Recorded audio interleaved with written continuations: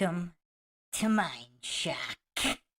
This is your host, Bruce McGuire. Today we are tackling Matt Walsh's defense of the moon landing. Is it fallacious? How fallacious is it? We are running the new MINDSHOCK logical analysis system, developed over several dozen hours with input from all the astute MINDSHOCK listeners. So I will play. This is the intro with all of the rules for the metrics. After I play the intro, we will get into the actual analysis. As always, if you find the MINDSHOCK podcast interesting and informative, want to help support logic and reason in a world where it is quickly going extinct, you can donate to our PayPal. Check the link in the description. Make sure you subscribe to the channel. Hit that bell for notifications. If you're not getting them, just like and comment on more videos. You could also become a YouTube member right here on YouTube. Help support the channel that way. Like and share Twitter, Facebook, Reddit, Patreon. Patrons do get priority for case topic, logical analysis, co-podcast, or requests. You could also be a guest on the podcast depending on your tier. Questions, comments, theories, thoughts, suggestions, rebuttals, debunkings of any kind. Leave them in the comment section, and we are rolling. This is the MINDSHOCK logical analysis, where debaters on any topic compete for Dunning-Kruger championships. The Dunning-Kruger effect is a cognitive bias in which people with limited competence in a particular domain overestimate their abilities. The Dunning-Kruger effect is usually measured by comparing self-assessment with objective performance. The initial study was published by David Dunning and Justin Kruger in 1999.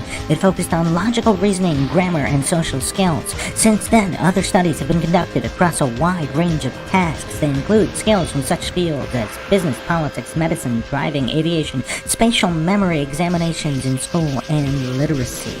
The statistical model explains the empirical findings are a statistical effect in combination with the general tendency to think that one is better than average. In these Dunning-Kruger championships, this logical analysis will be scored across many metrics to measure who is the Dunning-Kruger champion, the height of confidence and ignorance. The scoring will be based on logical fallacies committed.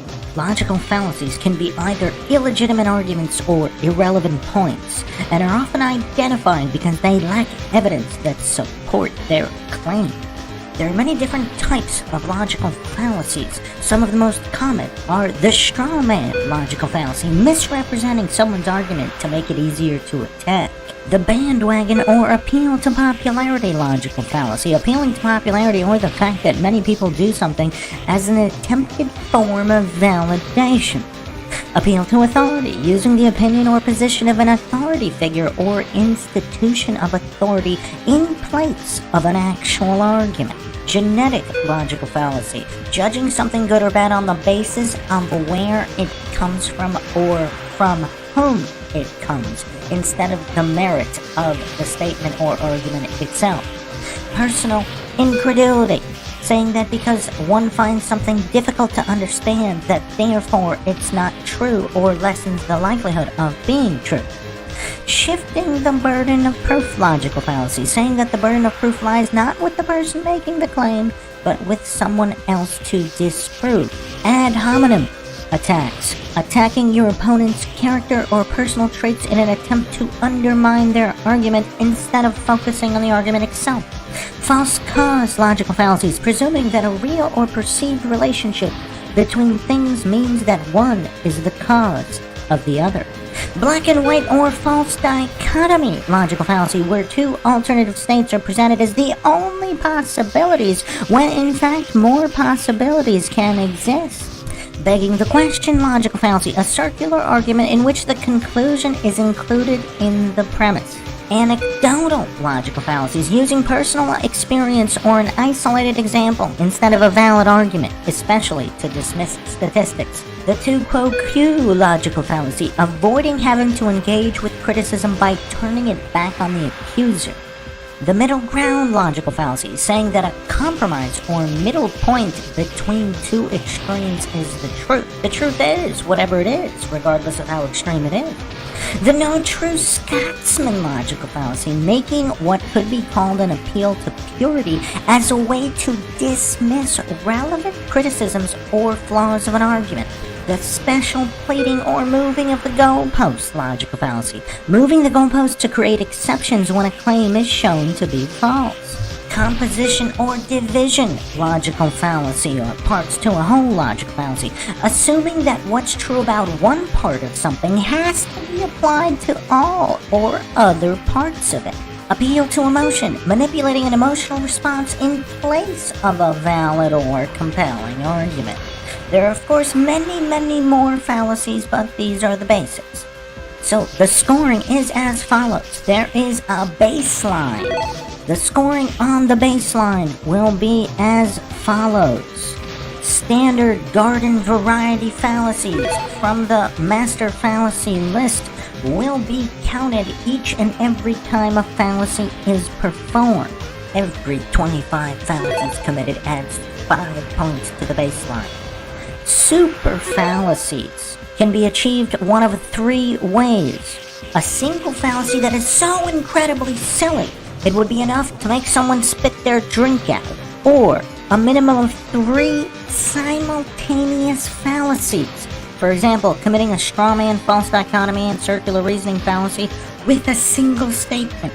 Or 2 or more identical fallacies simultaneously stacked, like a double false premise. 10 to 19 stacked fallacies in a single statement activates a 10x multiplier, which will count as 10 super fallacies plus 100 regular fallacies. Every 10 will activate another 10x multiplier. Every super fallacy adds 5 points to the baseline. Fallacy combos. Rapid, uninterrupted streams of fallacies qualify for fallacy combo points.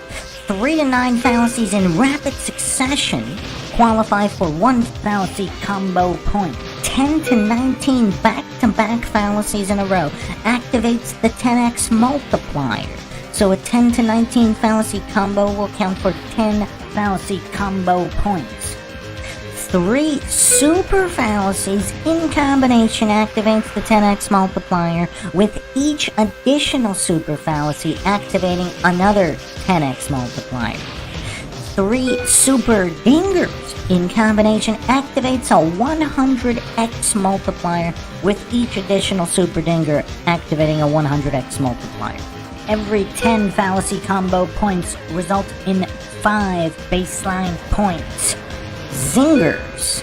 Zingers are quick, witty, or pointed remarks or retorts, demonstrating intellectual and comedic superiority. Every zinger subtracts 5 from the baseline. Dingers are the opposite of a zinger. It is a self-own, directing that at oneself. In order to qualify for a dinger, it would have to be something that would cause someone to spit their own drink out. A repetition of previous dingers is not counted as a new dinger unless repeated so many times it reaches the threshold once again for one to spit their drink out. Every dinger adds 5 to the baseline. Super dingers. Super fallacies are not necessarily dingers, and dingers are not necessarily super fallacies. But when both are committed simultaneously, this achieves a super dinger. The same repetition rule applies as for standard dingers. Every super dinger adds 10 to the baseline. The final score is tabulated based on a weighted average. The baseline score counts for 40%. The fallacy per minute rate, 40%. The FPM rate is calculated based on the total amount of fallacies committed throughout the entire duration of the debate. Super fallacies count for 10%. Regular fallacies, 5%. Fallacy combos, 5%. The weighted average determines the final score. Highest score wins. All right, today was a long time coming. We're going to cancel moon landing deniers, those who subscribe to the theory that the moon landing was fake. I am finally addressing the subject on the show because I was provoked, and it's very easy to do, baited into this conversation over the weekend. I happened to mention on Twitter that I watched and very much enjoyed, for the second time, the movie First Man. So we owe all of this to Matt Walsh watching the Hollywood film First Man. So this is the inaugural new system. We will be testing it out. Matt Walsh, right out of the gate, off to a good start with his circular reasoning, logical fallacies, possible false premise, and we will see what he will amass. Now, what I didn't say in the intro, there's two divisions. So there's the debate division, and this is the solo division. So this is the solo division since Matt Walsh is alone here. So obviously in the solo division, he might have a higher FPM than someone. How's that, Neil Williams? Is that better? So someone in the solo division will have might have a higher FPM, and being fair, they can't cross divisions because he has nobody else here to speak with. So obviously he's going to be talking a lot more than in a debate situation where there could potentially be 4, 5, 6, 10 people participating. Okay, so my experience with Matt Walsh, somewhat limited. I've seen little bits and pieces of this guy. He seems fairly logical, which is why I wanted to test run the system on him. But I'm not sure if this was the best test run, because we'll see. We'll see what happens. But this is the solo division. This is the very first solo logical analysis with the new system. So Matt Walsh, by default, will probably have to be crowned the champ, because there's no one else competing yet. Or we can actually hold off until one or two more people. I do a logical solo analysis on one or two more, and then we can see who is the Dunning-Kruger champion. So here he is defending, of course, the moon landing. He's already presupposed it's easy to debunk, prove wrong. He's already entered here with the goal of canceling so-called moon landing deniers. So he's not here to be objective. He's not here to be logical or neutral or scientific in any way. He's made that perfectly clear. His goal here, his agenda, is not the truth. It's to cancel. So it's also to shut down. Shut down people skeptically asking logical questions. All right, so let's continue here. Which is actually, we watched it with the older kids who really liked it as well. The excellent biopic about Neil Armstrong star.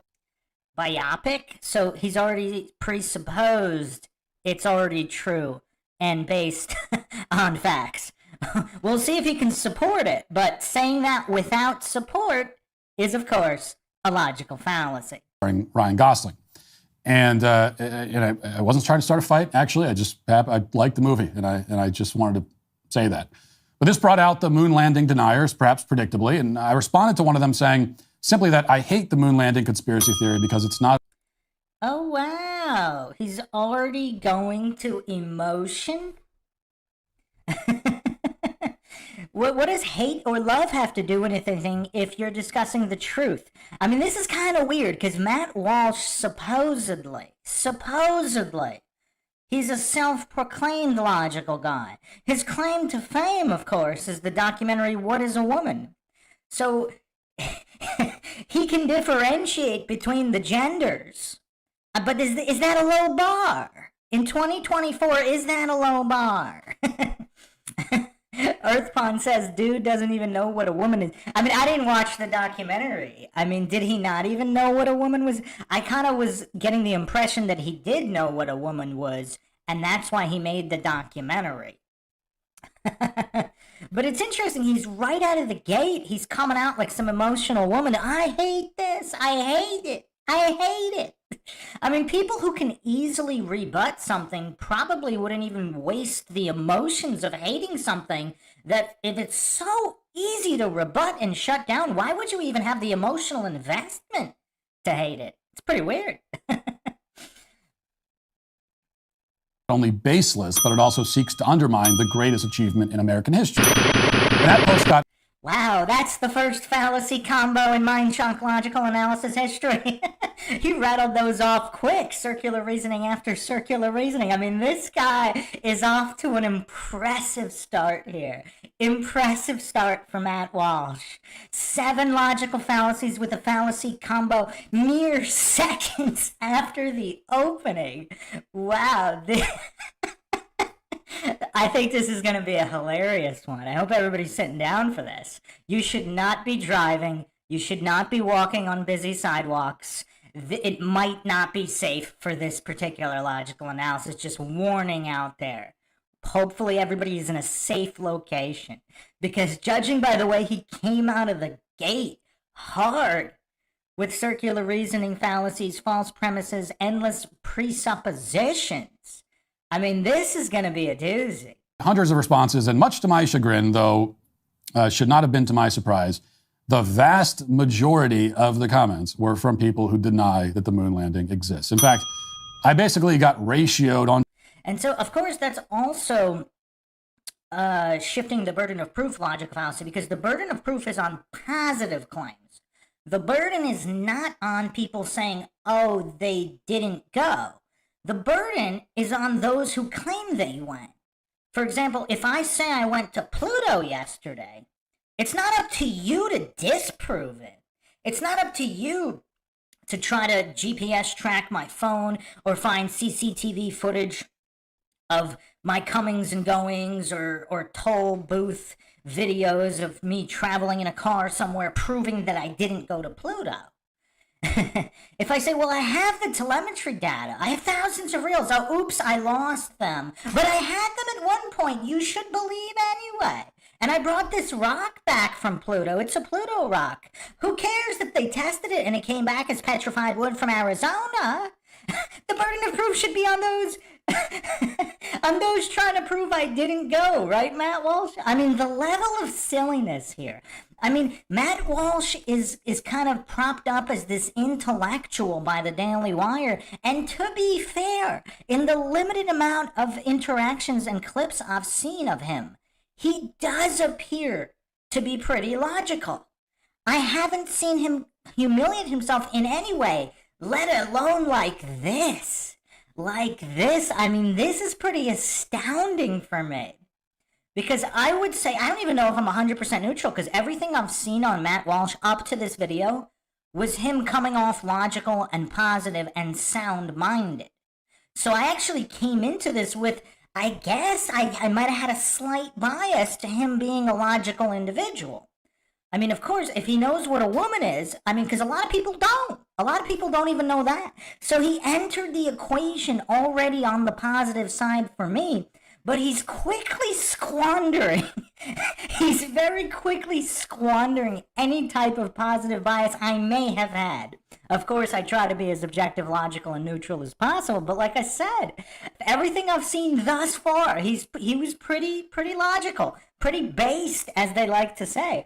But it seems like all of that has now been completely squandered. I mean, he's coming out of the gate fast with fallacies. Will he end up being a contender for the solo Dunning-Kruger championship crown? Twitter for saying that the moon landing happened. That's how bad things have gotten. Now, again, presupposing that it's bad based on the presupposition in the house of cards that it was already true. And not only that, but his own subjective opinion that it would be bad to be critical of something, even if it were true. How would that be bad? Because if they really did go, any scientific person would want people to be scientifically skeptical. Because if they really did go, they would welcome the opportunity to bring forth the evidence to prove so that nobody would doubt it. Because when you're proud of something and you did it for real, you don't hate people who want evidence. You'll be happy to provide overwhelming evidence so that they can share in your joy of a legitimate accomplishment. Is that what we're seeing here with the moon landing? Now, to be clear, I don't claim anything is true or untrue. I'm not claiming the landing did or didn't happen. This is just a logical, objective analysis on Matt Walsh's argumentation. How many fallacies is he committing? And how fast is he committing them? Because we have a lot of metrics now. I'd like to think that my Twitter comments are not representative of the general public, but polling... As if appeal to popularity is valid anyway. I mean, come on. Is Matt Walsh really this silly? I mean, this is insane. He thinks polling or popular opinion is representative of fact in any way. And if he doesn't, why is he bringing it up here? So again, if we're saying he is this high-level intellectual who's really smart, is he intentionally grasping at fallacies to try to deceive gullible people? Is that what's going on here? Again, I don't claim anything is true or untrue. This is MINDSHOCK, where the only thing we know for sure is that we don't know anything for sure. Says otherwise. The most recent survey I've seen, conducted in 2019, found that only about 60% of the public strongly disagrees with the theory that the moon landing was fake. And that leaves about 40% who do not strongly disagree with the theory that the moon landing is fake. 5% strongly agree with the theory. Another 6 or 7% agree with it less strongly. And the rest are, at least to some degree, apparently open to the idea that the moon landing never happened and was all set up on a soundstage somewhere in Hollywood, I guess. Presupposing, again, all these false dichotomy, fallacy, circular reasoning, as if it's fake, it could have only happened at a soundstage in Hollywood. As if it couldn't happen anywhere else. I mean, the level of goofery here, though, is that Matt Walsh, you could also say this is a misuse of statistics logical fallacy, as if being open to something is a bad thing, which he presupposed already, as that's how bad things have gotten. I mean, is this goof just this triggered? And if he is, you gotta give him credit, because he has a pretty poker face. Triggered, not triggered.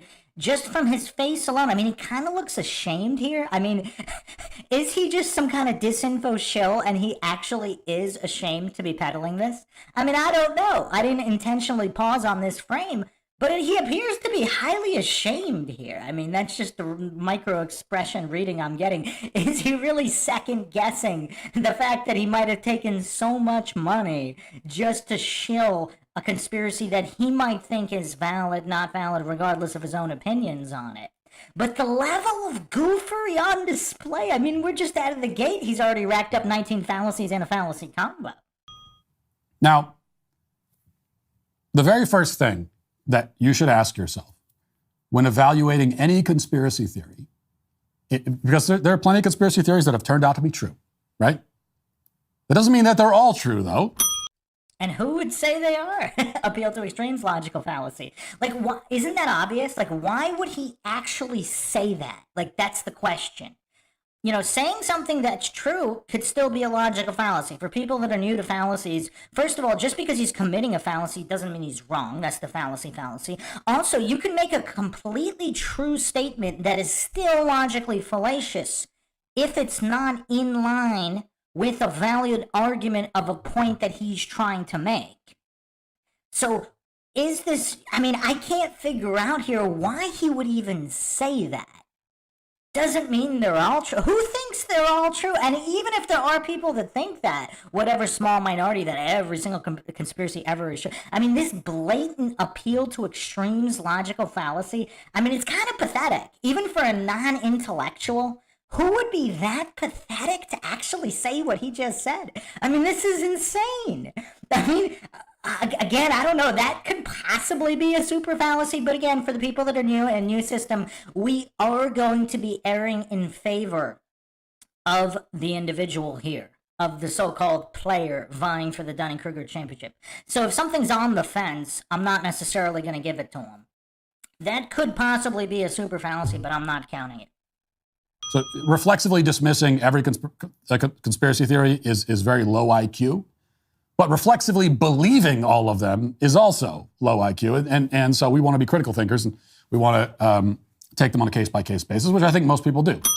So, looking at a conspiracy theory. Really? Most people take conspiracies on a case-by-case basis? The average indoctrinated Dunning-Kruger goof coincidence theorist authority-worshipping cultist.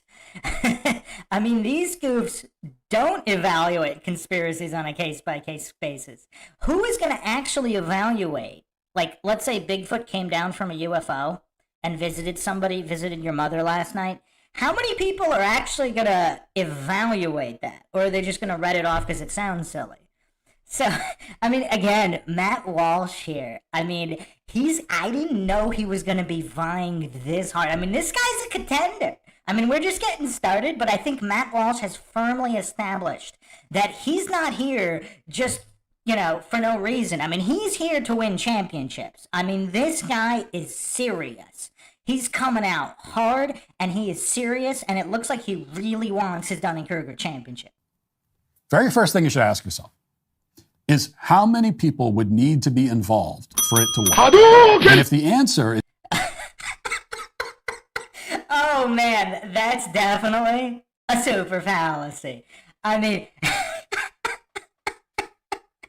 Yes, Rune Thorson. I mean, he's getting serious here. He didn't come to play around, man. This guy's serious. He wants his title, and he's making a good case. He's starting off making a good case. So, according to Matt Walsh, whether a conspiracy is true or not depends on how many people would have to be in on it. So, I mean, this level of gopher, because all of the successfully covered up conspiracies that we don't know about, we would have no idea how many people were in on it, not to mention a lot of people can support a conspiracy without knowing it, so they're not knowingly in on it, which theoretically could be millions of people. Because if most people, especially indoctrinated through government indoctrination facilities, they tend to just believe authorities, or in the military. You get an order from high command. If it's part of some kind of conspiracy or not, you have no clue. You're following the order. There are conspiracies we're just learning about from World War I and World War II that were successfully covered up. They were top secret. Nobody knew about them. So these hallucinatory, imaginary metrics that Matt Walsh is pathetically grasping for. I mean, again, if his goal here is to make the most ludicrous, fallacious defense of the moon landing, if his goal here is to create the most amount of moon landing skeptics possible, then we have to give this guy credit. I mean, he's succeeding quite well here. He's doing really well, if that's his goal. Is that a relatively small number of high-level, powerful people would have to be involved? Then your theory at least has a chance of passing the initial smell test. But if the answer is that the conspiracy would necessitate the close cooperation and secrecy of thousands of people across multiple agencies and institutions, then you're going to have to meet a very, very high evidentiary bar to make your theory even slightly credible. The one thing we know about... Again, I mean, this guy's rolling hard. This guy came out swinging hard. So, I mean, look at his face here. I mean, is this guy being serious? Is this guy being serious? He thinks it would have to be a multiple. Like, where is he pulling these false dichotomy fallacies out of? The conspiracy could only be true if there were multiple agency involvement, and there had to be few people. Based on what? Where are these hallucinations coming from? Like, what is the basis of anything? I mean, is he practicing like a stand-up routine? Yeah, Matt's getting high scores here. I mean, this is just the beginning. We're just getting started here. I mean, he's really going to put this new system to the test. Human beings in general, and human beings in government especially, is that they are very bad at keeping secrets. Wait, what? People in government are bad at keeping secrets? So people specifically hired in the high levels of CIA and the military, he thinks they're just going around telling everybody about their top secret operation? I mean, this clueless goof. I mean, he's spamming false dichotomies, circular reasoning, hasty generalization fallacies out the wazoo, hallucinating that all people are bad at keeping secrets.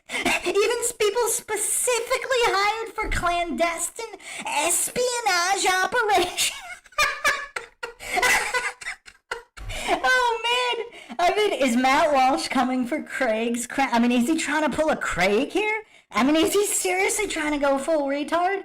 I mean, with a straight face? Look at his face! He's delivering this with a straight face. So he thinks that all top secret operatives, literally all spies, all military generals, the top levels of the CIA, NSA, they're all so horrible at keeping secrets? Is this guy just on a lot of drugs? Like, what's going on here? He thinks especially people in government can't keep secrets? I mean, what is wrong with this guy? I mean, we're just getting declassified documents now from 2-3 generations ago. And the chance of the secret being kept drops exponentially as you add more people to it. We all understand this. I mean, you tell one person. Wait, we all understand this? Again, is he hallucinating? Making this massive false equivalency logical fallacies about people gossiping around a about civilian goofs gossiping around a water cooler at the office or at lunch in high school. Is he equating that with military or espionage operatives who would literally die? They would literally die if they can't keep secrets. I mean, the level of goofery on display here. I mean, Matt Walsh is coming for the title hard. If anybody was doubting Matt Walsh's ability to compete for Dunning-Kruger championships, I think he shut a lot of people up here. For anyone doubting the goofery of Matt Walsh, I mean, we can doubt no more. We can doubt no more. The secret, it's very hard to get them to keep it. Tell 10 people, and it's extremely difficult to get them to keep it. 1,000 is basically impossible. So, what about the fake moon landing? I mean, again, is he talking about, him sitting around at lunchtime with his middle school buddies about who likes who in school? Is he equating that with people's literal jobs, not just NDAs, as Mr. DeWan pointed out? Forget about NDAs. CIA operatives, their life depends on them keeping secrets. All up through the chain of command. Same thing in the military. All the way up through the chain of command, their lives are depending on these secrets kept. And this goof is hallucinating that they have the same psychology. So these highly trained military personnel on salary, he's hallucinating they have the same psychology as him and his middle school buddies in the lunchroom, or some people gossiping around a water cooler. The level of gophery on display. Awesome Town Matt says, Matt Walsh is giving me tons of ideas for movies like What is an Idiot? Like I said, I hope nobody's driving while listening to this or even walking on a busy sidewalk. I mean, this logical analysis is definitely for someone in a safe, controlled space, because my sides are already hurting and we're just getting started. I was not expecting Matt Walsh to come out this hard. I mean, he's having like a Buster Douglas moment here. Well, this would require the coordination and absolute secrecy of the astronauts who are on these fake missions, and also everybody at mission control. It would also have to either involve everybody at NASA or a portion of people at NASA. And wow, what a genius. Where is he hallucinating? It would have to involve everybody. Like, is it also going to involve the janitor? The janitor who cleans the bathrooms at some kind of NASA office? It would have to involve him? Like, I mean, I don't understand. Like, is Matt Walsh just receiving so much money that he doesn't care that he's humiliating himself to this level? Or is he actually legitimately unaware? I mean, has he even watched his own video back yet? I know some people never watch their own videos. Some people have said that. They don't go back and watch it. I would love to see Matt Walsh not only have a camera on his face as you watch the playback of his own video, but this logical analysis. So according to Matt Walsh, this genius, this intellectual powerhouse, either everyone at NASA would have to be in on it, or a portion of people at NASA. I mean, what a genius. Who could have thought of that? I mean, it's either everybody or it's not everybody. Not to mention, where is he hallucinating that everybody in mission control would have to be on it? If they're watching a screen at Houston, how would they even know that it was fake? If the feed was coming either pre-recorded, or if they really did have some kind of live or delayed live feed from wherever they filmed it, if it's fake, why is he hallucinating that everybody at mission control would have to be in on it? Why would you have them in on it? That seems kind of risky. If the conspiracy is true, why would you have them all in it? It's just so bizarre. I mean, the level of gopher here. I mean, I would postulate Matt Walsh might have a mental disability, but I actually don't think he does. I don't think he does. He comes off so astute in these other topics. I mean, I don't know. Maybe it's like a strange type of Asperger's, or I don't know. Maybe he's an idiot savant and he's just savant at so many other things that it's not noticeable. I mean, I don't know. I mean, this is wild.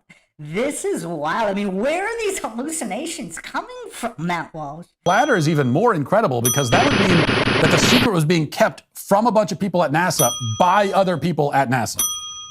You mean like every secret ever kept in every agency or military unit? I mean, like, what? He thinks it's incredible for people on the top of the food chain to keep things from people on the bottom. I mean, this level of goof, I mean, this is really something else. I mean, that might have actually been a super dinger. I didn't count it, but he thinks that people in high levels of the command or the top of a food chain can't keep things from people in the bottom within the same company. I mean, has he never heard of any company ever? Particularly government. Government's everything's need to know. I mean, even the president actually doesn't even have the highest security clearances. I mean, there's above top secret clearances. I mean, there's all different types of clearances. I mean, does he even not know what a clearance is? So he doesn't know anything about the way the government works. He's a political commentator. I mean, this goof's a political commentator. And he doesn't understand chain of command? He doesn't understand clearance levels? I mean, forget the government. I mean, take even a small mom and pop shop.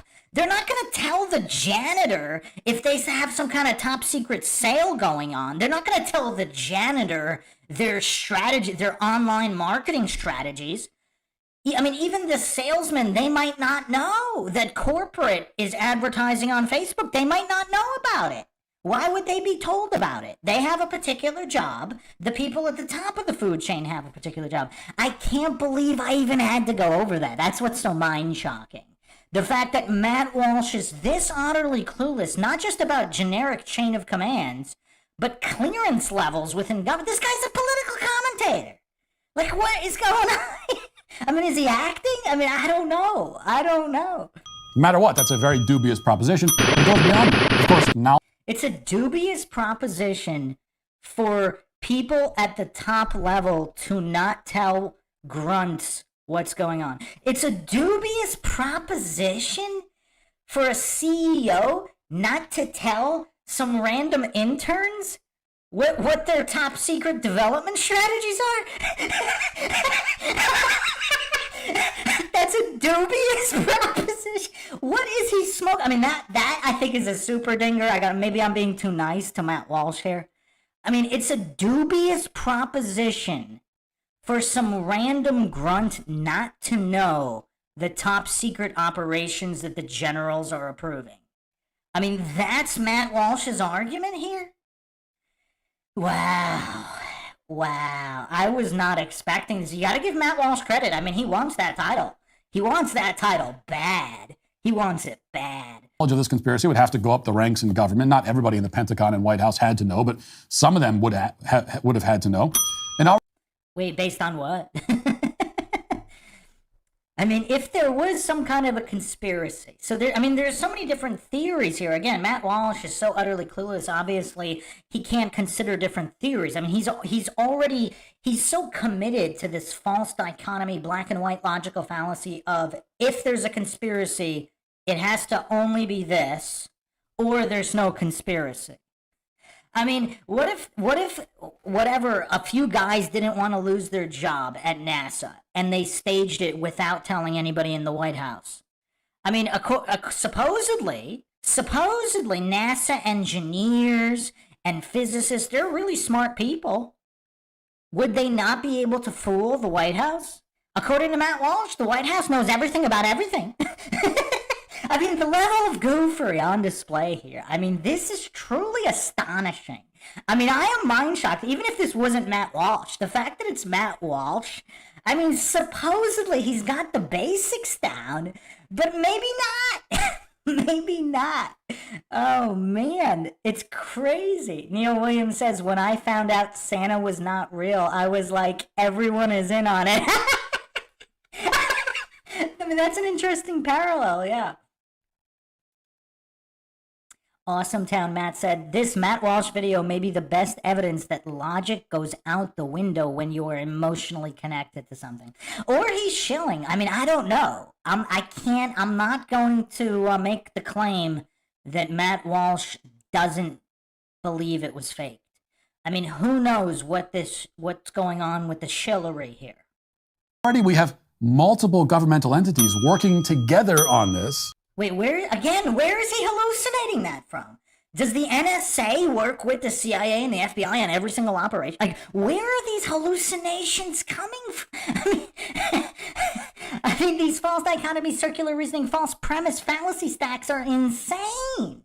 I mean, he's already up to 57 fallacies, 3 super fallacies, and 7 fallacy combos, and we're just getting started. And keeping the secret for decades.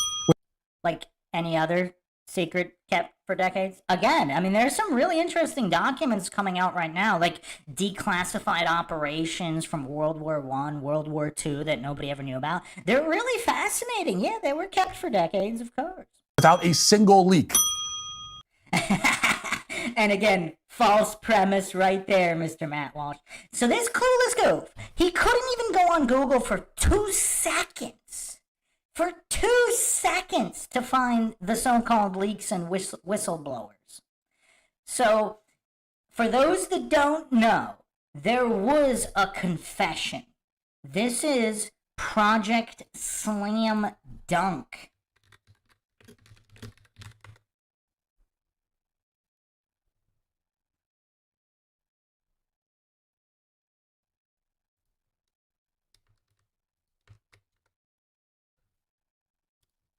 Actually, let me scratch that.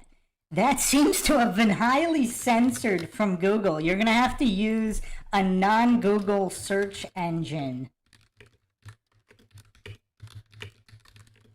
to find it.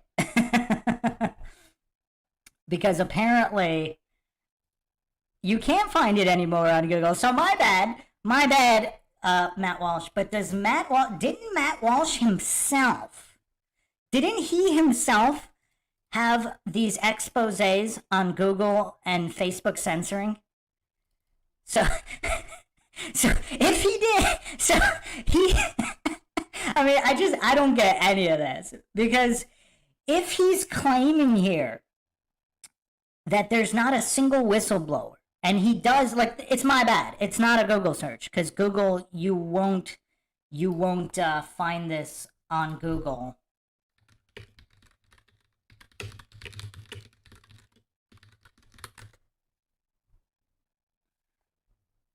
Huh. Let me get the link, though, because I do have it here. It's on the screen. Project Slam Dunk exposed. NASA insider confesses on deathbed. I filmed a fake moon landing in 1969.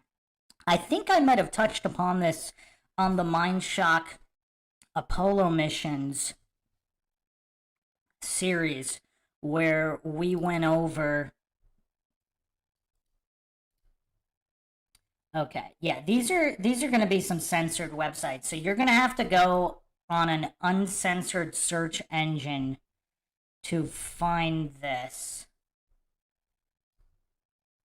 Let me get this guy's name.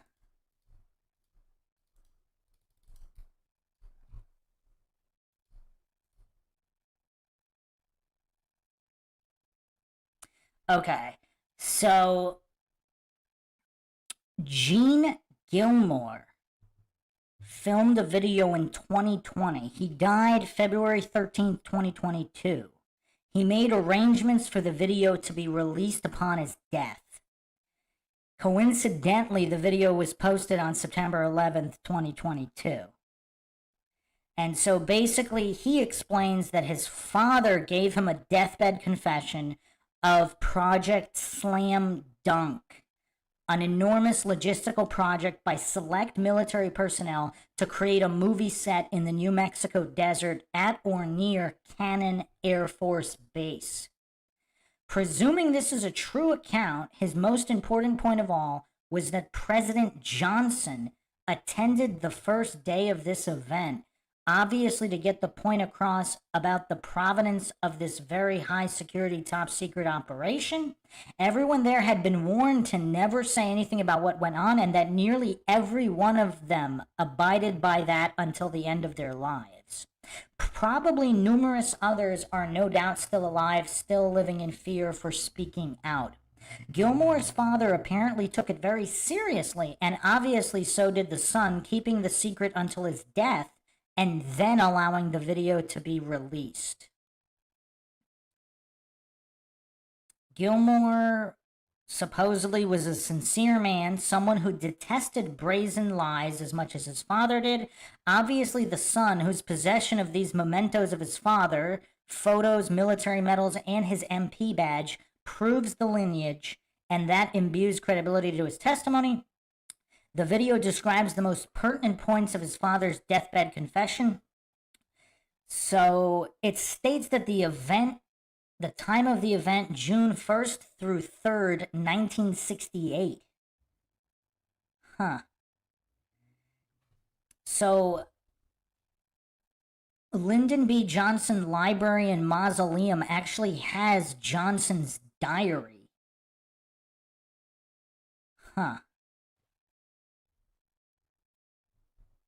That's curious. So, wow, okay.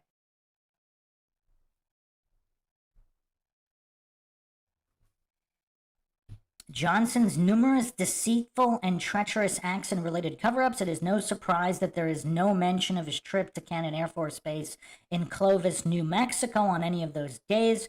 According to Gilmore's story, as passed on to him by his father, LBJ appeared on the first day of filming.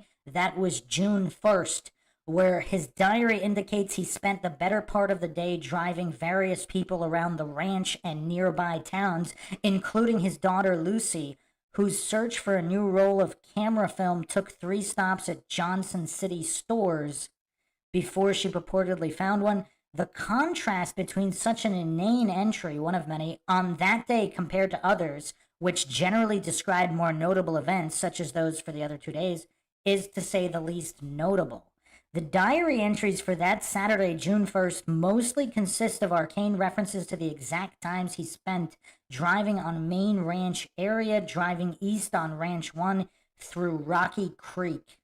While the pedantry was a general pattern of entries made, especially during his time on the ranch, it was much more prominent on that day. Practically the entire day was purportedly spent just driving around the ranch and on various roads, meeting neighbors and friends, including Judge A.W. Moorsund, for lunch, a longtime friend and business partner who eventually terminated that association for reasons he never explained. However, the story being told now might have something to do with it. Lyndon's well-documented penchant for deception and cover-ups might explain those ambiguous entries. As cover for several hours, while he left the ranch on the Air Force Jetstar parked on the runway behind the ranch house, he apparently left for a 90-minute flight, 450 miles, to Cannon Air Force Base. So Johnson had a personal government-issued Jetstar. He would not bother to spend very many hours there, just enough to make the point. Altogether, it would not require more than an hour or so for his appearance there, for perhaps 3 hours of flight time round trip, for a total of 4 to 5 hours minimum. The diary's mention of the dinner guests that evening included his Hollywood friends, Arthur Krim, Ed Weisel, Lou Wasserman, and special guests Gregory Peck and Henry Ford II. So keep in mind, this is his diary entry. This isn't part of the whistleblower video. So this is his own admission in his diary. Possibly actually occurred would have been unaffected by Johnson's possible presence between, say, 11 a.m. and 4 p.m. So close that they had become, with Johnson, Krim, and Wasserman, probably knew all about his trip, possibly even acted as facilitators to recruit Stanley Kubrick into the global scam back in 64 or 65, which is undoubtedly when Project Slam Dunk itself began, the building of the huge hangars which were described in the video as a movie set, obviously had to have started about the same time. Lyndon B. Johnson's presence at Cannon Air Force Base was not essential, of course, at least in the sense of supervising, micromanaging such an operation. His purpose in making such a midday trip would have been merely to be seen and heard by all the screen participants to signal the need for absolute secrecy, ensuring that such a brazen fraud would never be exposed. He probably did not need to personally elaborate on the severity of penalties that would be dealt to any whistleblowers, although doing so was certainly within his nature. Other Air Force brass would have already explained the nuances of the penalties to be exacted for anyone with loose lips. And given the inability to empathize with others or tell truths about anything, he would not concern himself about his orders to be kept silent, and outrageous actions ruined many lives throughout the force of government edict to keep such a major fraud pinned up forever. A sidebar: how military secret orders are delivered. Given the circumstance, it is fair to presume that the warnings were probably delivered along the lines of what Admiral Isaac Kidd, 2 or 3 days after the attack, told the USS Liberty survivors. In groups of 4 or 5 by rank, in low and sincere tones, he stated that he was just one of the guys, while taking off the 2 pairs of stars, both collars, and throwing them into a tin bowl to get their attention. After each surviving sailor or officer, many of whom were very seriously injured and on a hospital ship, also including sailors from other ships who saw the damage firsthand, explained in detail what he had experienced, Kidd returned back to the bowl to collect the stars and return them to the well-worn pinholes on his collar. It was at this point that his tone dramatically changed, suddenly, as he began delivering the following words in terse, passionate, and emphatic staccato-style delivery. Okay, fellas, I'm an admiral again, and I want each and every one of you to understand something. We're talking about national security here, not your personal feelings, not what you did or did not do. I could really give an expletive about any of that. You listen to me once, because this is the only time you're ever going to hear it.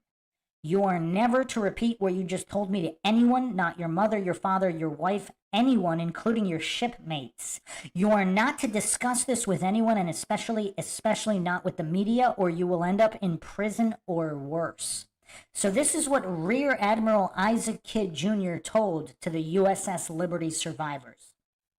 So again, Matt Walsh just utterly clueless about how anything works in government or clearance levels or anything shielded under the guise of national security.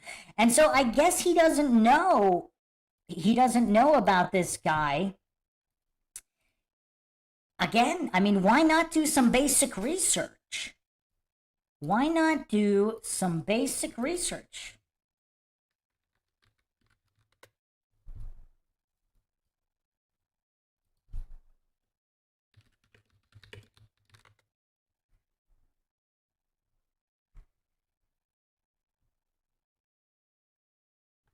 It is kind of tough, though, to find even these accounts. But him hallucinating that there are 0 accounts, obviously there are some.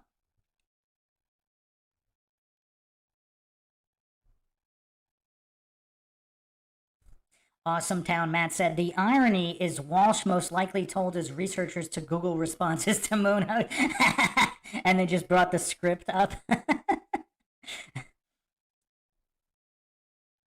Dr. Jimmy Gold II. Hey, Bruce, are we going to get an Oklahoma City bombing series? It's difficult to find a comprehensive breakdown of the theories and assumptions behind the event. Yes, I've actually been working I've been working on the Oklahoma City bombing for actually a few years now, so you can imagine how comprehensive that podcast will be.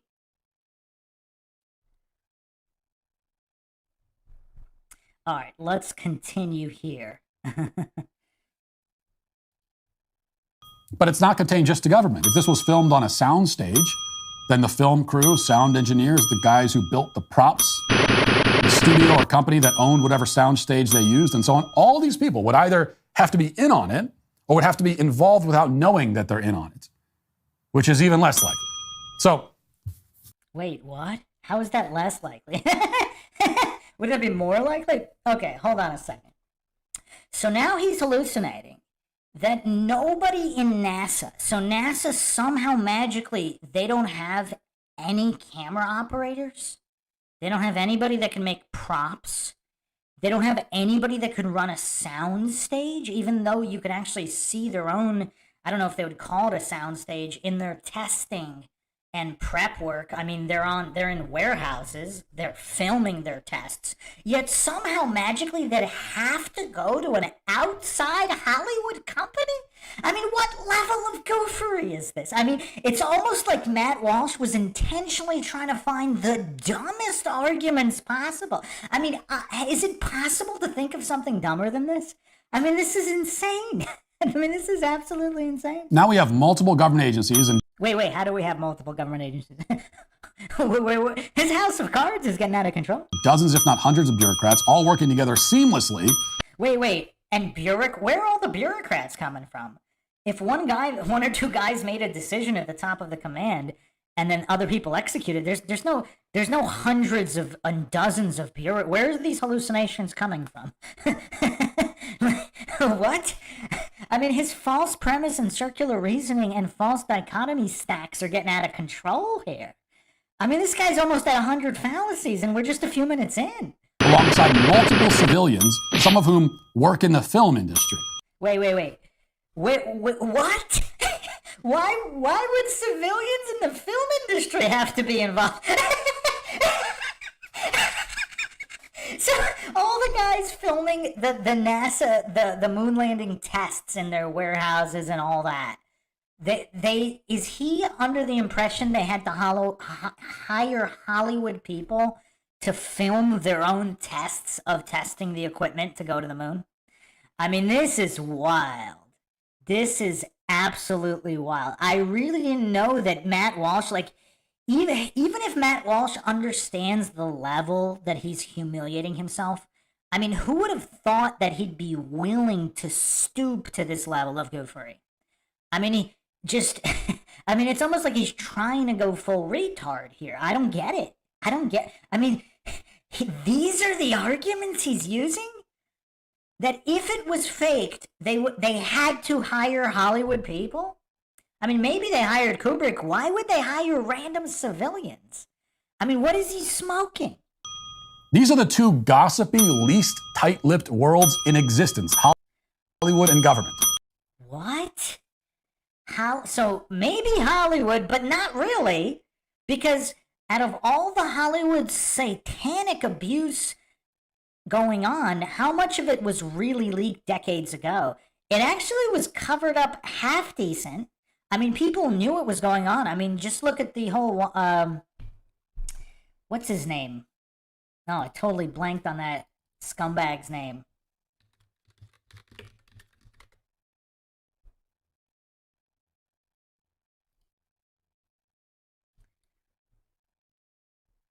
Oh, Harvey Weinstein. Harvey Weinstein. There were people who were actually shocked at that, especially people outside of Hollywood. I mean, was Weinstein specifically named? I mean, before the whistle was so-called blown on him a few years ago, did the average person on the street know about that going on in Hollywood? I mean, there were whispers and rumors, but there are certain things that are covered up. Now, this goof is hallucinating that government is the most gossipy. And again, this is also a false dichotomy, hasty generalization, because he's hallucinating all government employees are the same.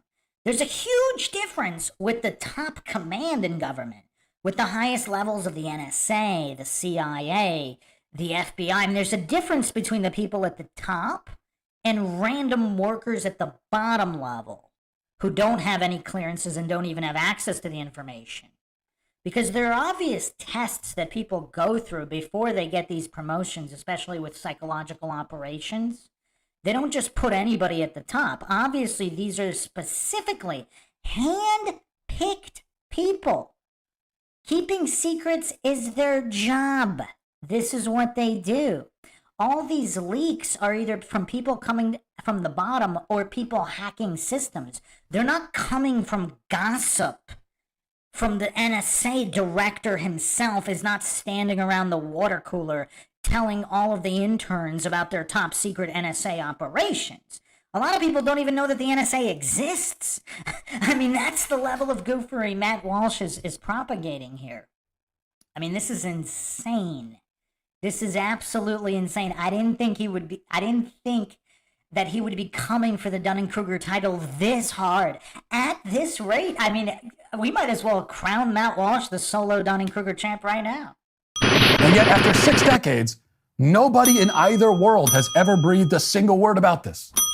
So, first of all, we have multiple people breathing a word about this.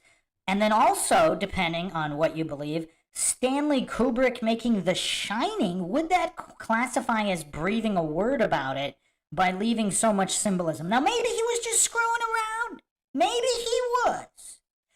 But if he wasn't, that would classify as breathing a word. I mean, the guy turned into an absolute recluse after in the years after. So, I mean, could have been for another reason, obviously. But to hallucinate that nobody is breathing a word of it when there are literal deathbed confessions. Now, I'm not claiming the confessions are real in any way. I'm just pointing out the complete goofery. I mean, look at Matt Walsh's face here. I mean, he's coming for that Dunning-Kruger crowd. I mean, he's coming. He's coming, he wants it, and he's probably going to get it. Ever. But it's even more fantastical than that. You may be aware that the moon landing occurred, or was fake supposedly, in the middle of the Cold War. And that's largely why it was faked, according to the theory. But the Soviets... According to which theory? I mean, there's so many different theories. Again, he's hallucinating. There's only one theory. I mean, that's the level of silliness we're dealing with here. We're monitoring our space program just as closely as we were monitoring theirs. Wait, he has all the high-level clearances to know exactly how closely the allegedly competing space programs were monitoring each other? Like, how would he know, like, the CIA is monitoring the KGB is monitoring the CIA, whatever, but why is he hallucinating to know the exact level of closeness of monitoring? I mean, even the highest people in there wouldn't necessarily know, because how would you compare unless you had all the top-level clearances on both sides? But apparently, I mean, I don't know. This guy's going full retard. It's kind of crazy. It's wild. I was not expecting this. Inconceivable that we could have planned, set up, and executed a fake moon landing and pulled this ruse over on the public without the Soviets being fully aware of what we'd done. And yet, they never accused us of faking the landing. Well, I mean, all these false dichotomies. First of all, how does he know they weren't aware? And what connection is there of making a public accusation, even if they were aware? I mean, this guy's a political commentator. I mean, is he that absolutely clueless? He thinks every government blows the whistle on every action of every other government, even if they know about it? What? I mean, that would have probably been a super dinger, too. I think I'm being way too nice to Matt Walsh. I think I'm just being way too nice to this guy. But, of course, Russians did claim that the landing was faked. Again, just Matt Walsh, apparently, and this is definitely on Google. You don't need to go to the uncensored search engines for this. The Soviet Union never denied the legitimacy of the landing one time. Multiple times. In fact, at this point, there are over 70 space agencies around the globe. Many of them have their own satellites, their own probes and telescopes and so on. If the most famous space-related achievement in history was completely fake, then it would seem nearly certain that at least some of the people and at least some of those other global space agencies would know it, or at least suspect it. And how does he know they don't? Like, Where's this hallucination that everybody who knows or suspects something has to go public with it? I mean, the level of goofery here. The level of goofery on display here. I mean, I don't know. Matt Walsh is coming for that title. I don't think he can be stopped. I mean, look at his pace here. His pace is impressive. I mean, he's cleared 100 fallacies. He's hit 3 fallacies with 12 fallacy combos. I mean, this guy's coming for the title hard. I don't know if he can be denied. I mean, his willpower to grasp that Dunning-Kruger title, I mean, his willpower here is just something to behold. I mean, the stream of fallacies here. I mean, again, it's like you have multiple churches in different countries, right? Are they all blowing the whistle on abusive priests? Of course not. Makes them look bad.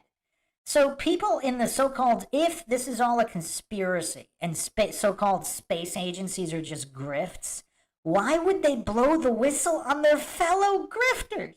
I mean, the level of gophery coming from Matt Walsh, I mean, it's absolutely insane. It's like him expecting mafias to blow the whistle on each other. Why would they do that if it threatens their own grift, if it threatens their money train?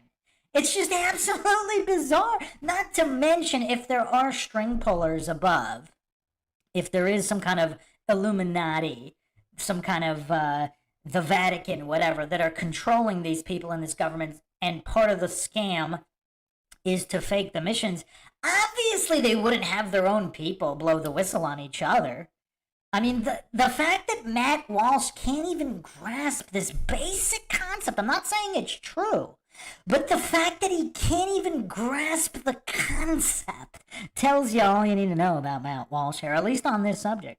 Yet no accusations have ever been made by anybody who would be in a position to actually know anything about this, which means either that many dozens or hundreds of conspirators in NASA, the White House, the Pentagon, and Hollywood were so brilliant and devious that they tricked even the Soviet spies who were monitoring them, along with every other global space agency, or these other agencies are in on it, which brings the conspiracy to thousands of people across dozens of countries and 6 decades. Now, this is all complicated by the fact that, according to the conspiracy theorists, the plot actually wasn't well executed at all. According to them, NASA did a shoddy job of pulling it off, made a number of extremely obvious mistakes. Mistakes that were so boneheaded that a bunch of people on Twitter can easily spot them just by a cursory glance at the photos. Well, I mean, it's not that hard to see a wire pulling up an astronaut in an alleged video. I mean, look at this guy's face. Does he even believe what he's saying? I mean, who thinks he actually believes what he's saying? Or is he just reading from a script? He couldn't care less if his handlers are correct about what's in the script. I mean, look at this guy's face. I mean, what does he believe what he's saying? He just hallucinated they would have to include all these people, which 1, obviously it didn't. 2, even if it did, if they're all peddling the same grift, obviously not going to blow the whistle on each other. Like, what is going on? Does he actually think this is a good defense? I mean, this is possibly worse than Neil deGrasse Tyson's defense of the moon landing. So this was a brilliant scheme pulled off by the most powerful entities in human history that anyone on Twitter... Wait. He thinks that NASA, a couple people at NASA are the most powerful entities in human history? What? He thinks they're more powerful than Roman emperors, Genghis Khan, all these random kings and queens. I mean, heck, even random generals have more power than a couple of guys at NASA.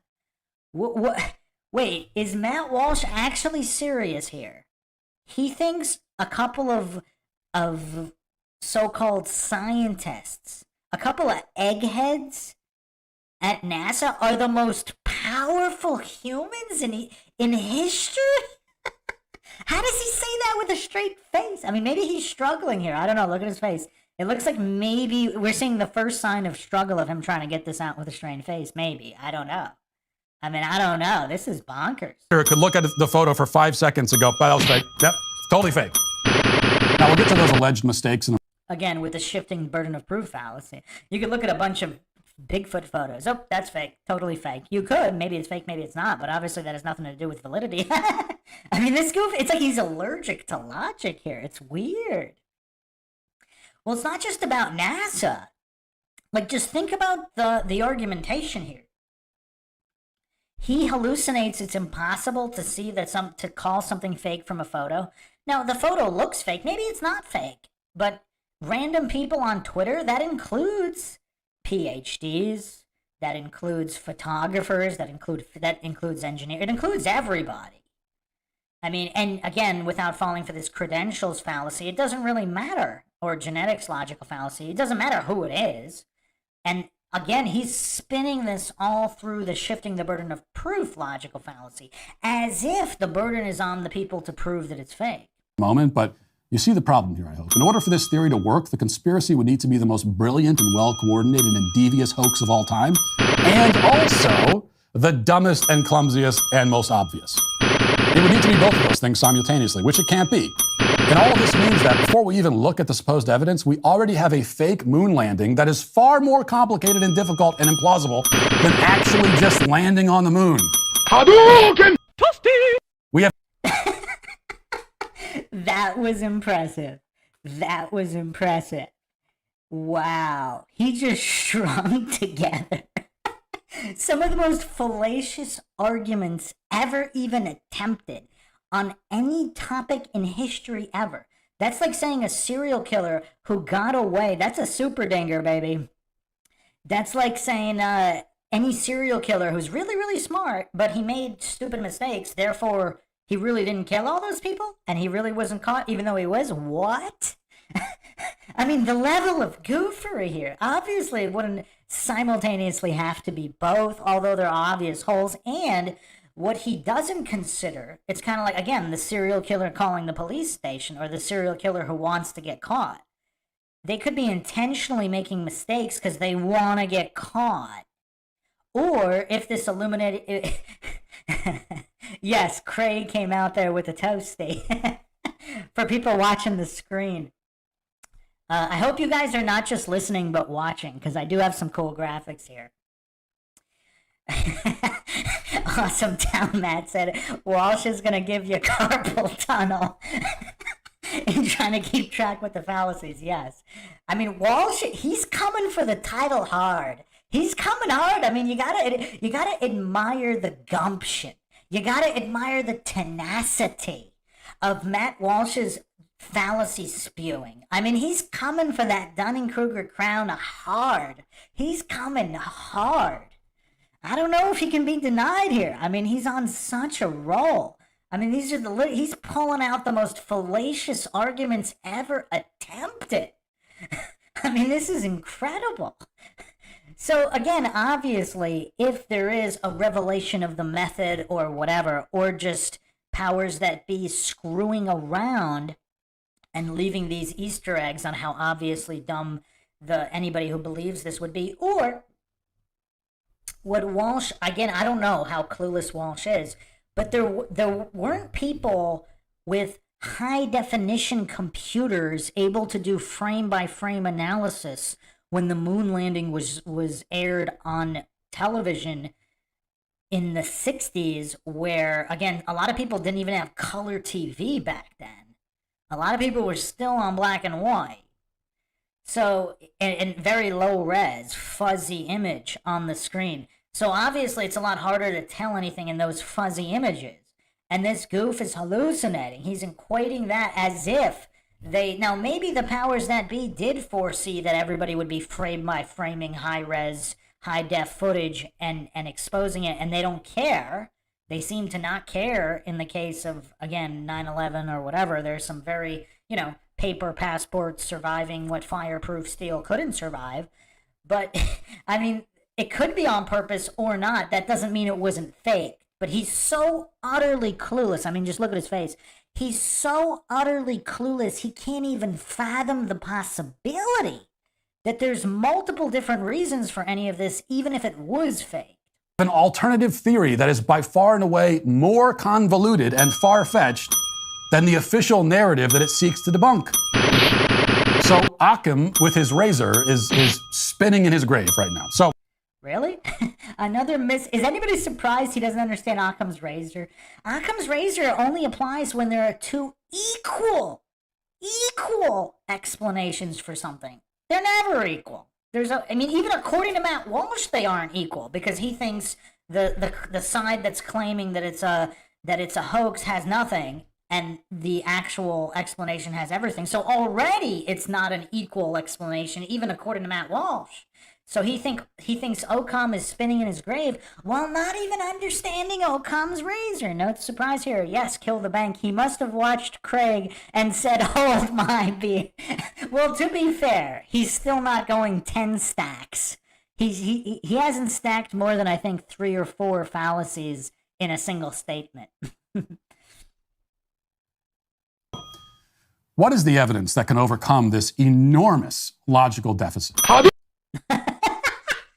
The logical deficit is that he doesn't understand what's shifting the burden of proof fallacies. I mean, just look at his face. He doesn't seem to understand anything.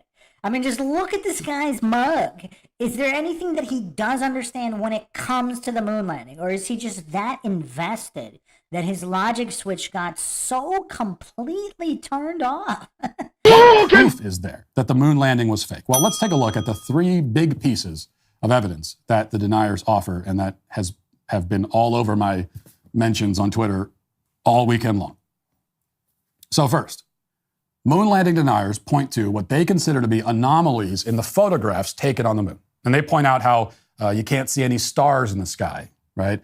And you should be able to, because they were in space. They say that the shadows are coming in at weird angles rather than straight and parallel, as they should be if all the shadows are cast by a single light source, which would be the sun.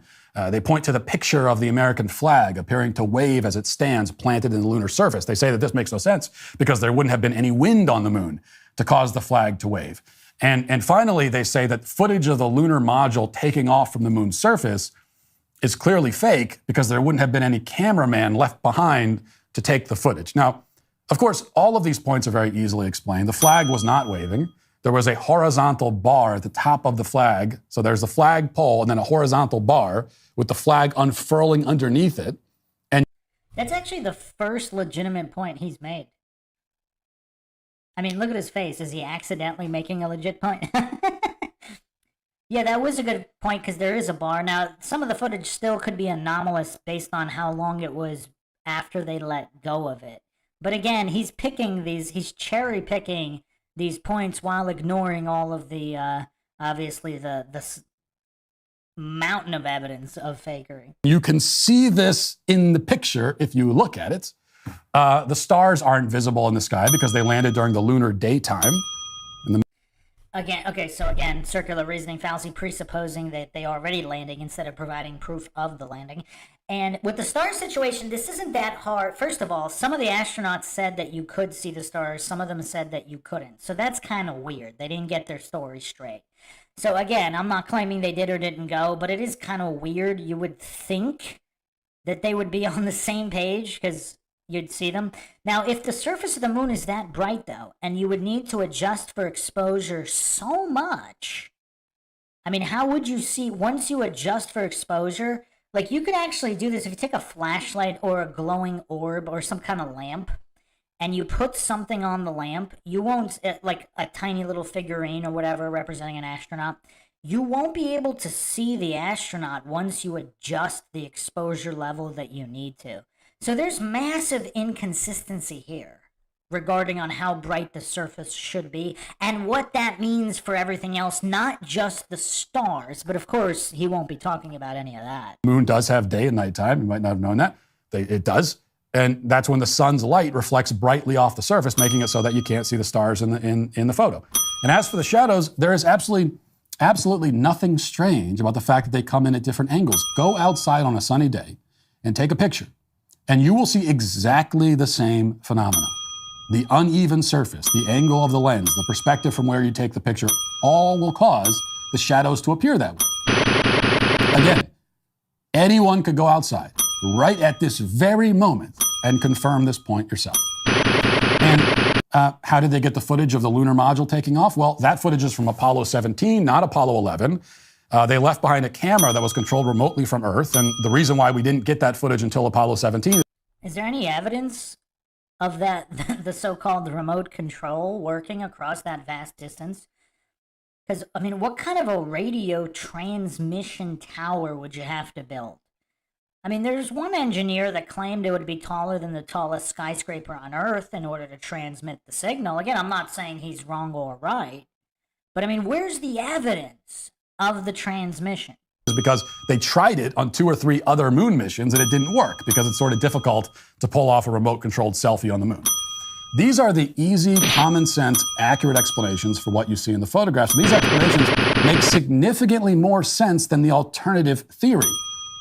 Okay, if they were going to go through all this trouble to fake the pictures, why would they neglect to add stars to the sky? Like, wouldn't that be the first thing you do if you were faking a picture?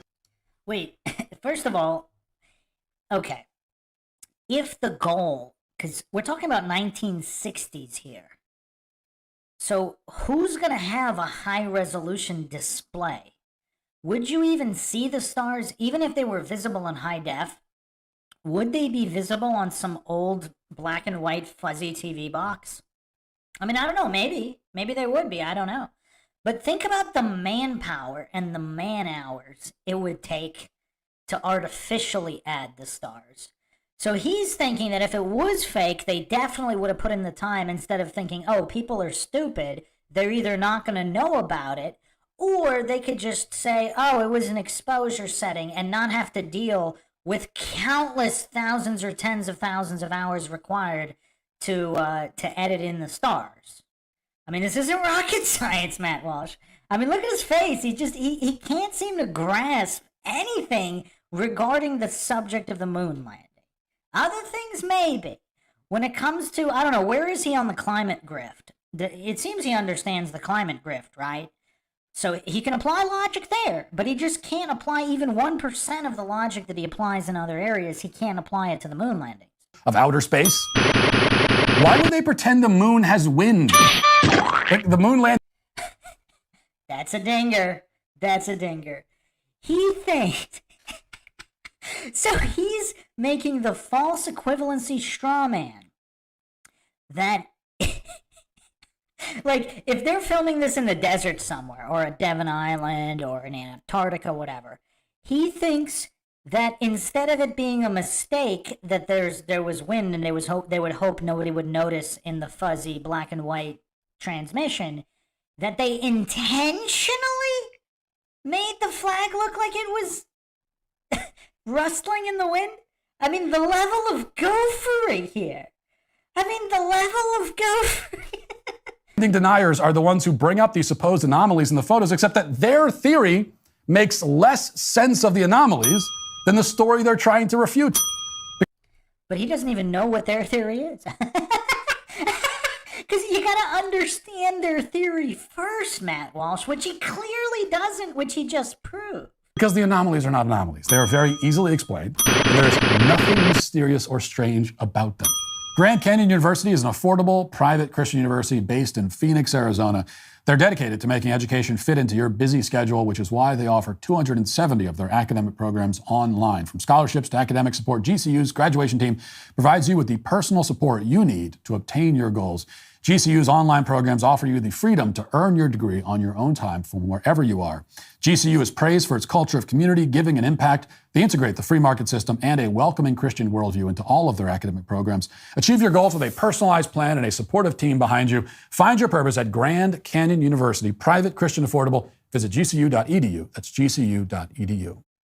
I just wanted to leave that in there so you can see how it sounds when somebody's talking without making a ton of logically fallacious statements.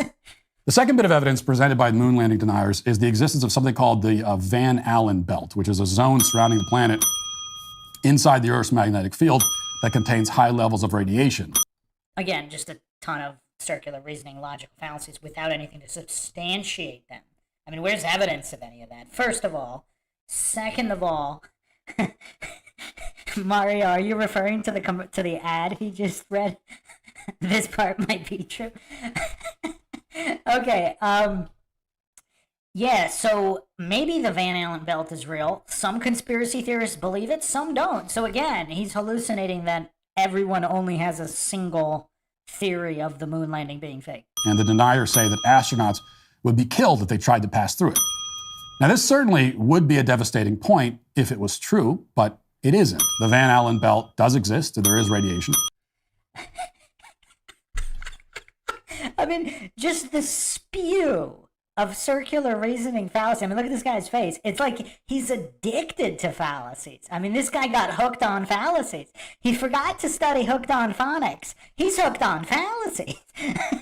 And of course, even if you go to nasa.gov, I mean, clearly, radiation is a major issue. I mean, this is right from the NASA.gov article, Artemis 1 Space Radiation Research to Help Moon and Mars Explorers. Scientists are working to understand space radiation as NASA prepares to take astronauts beyond Earth's protective atmosphere and magnetic field to the moon and beyond. So in February 23rd, 2022, NASA is preparing to take astronauts to the moon. So I don't know what you want to read into that, whether they did before or they didn't. Regardless, NASA's own scientists are admitting that they are working to understand space radiation, but maybe they should just ask Matt Walsh, because apparently he's got it all figured out already.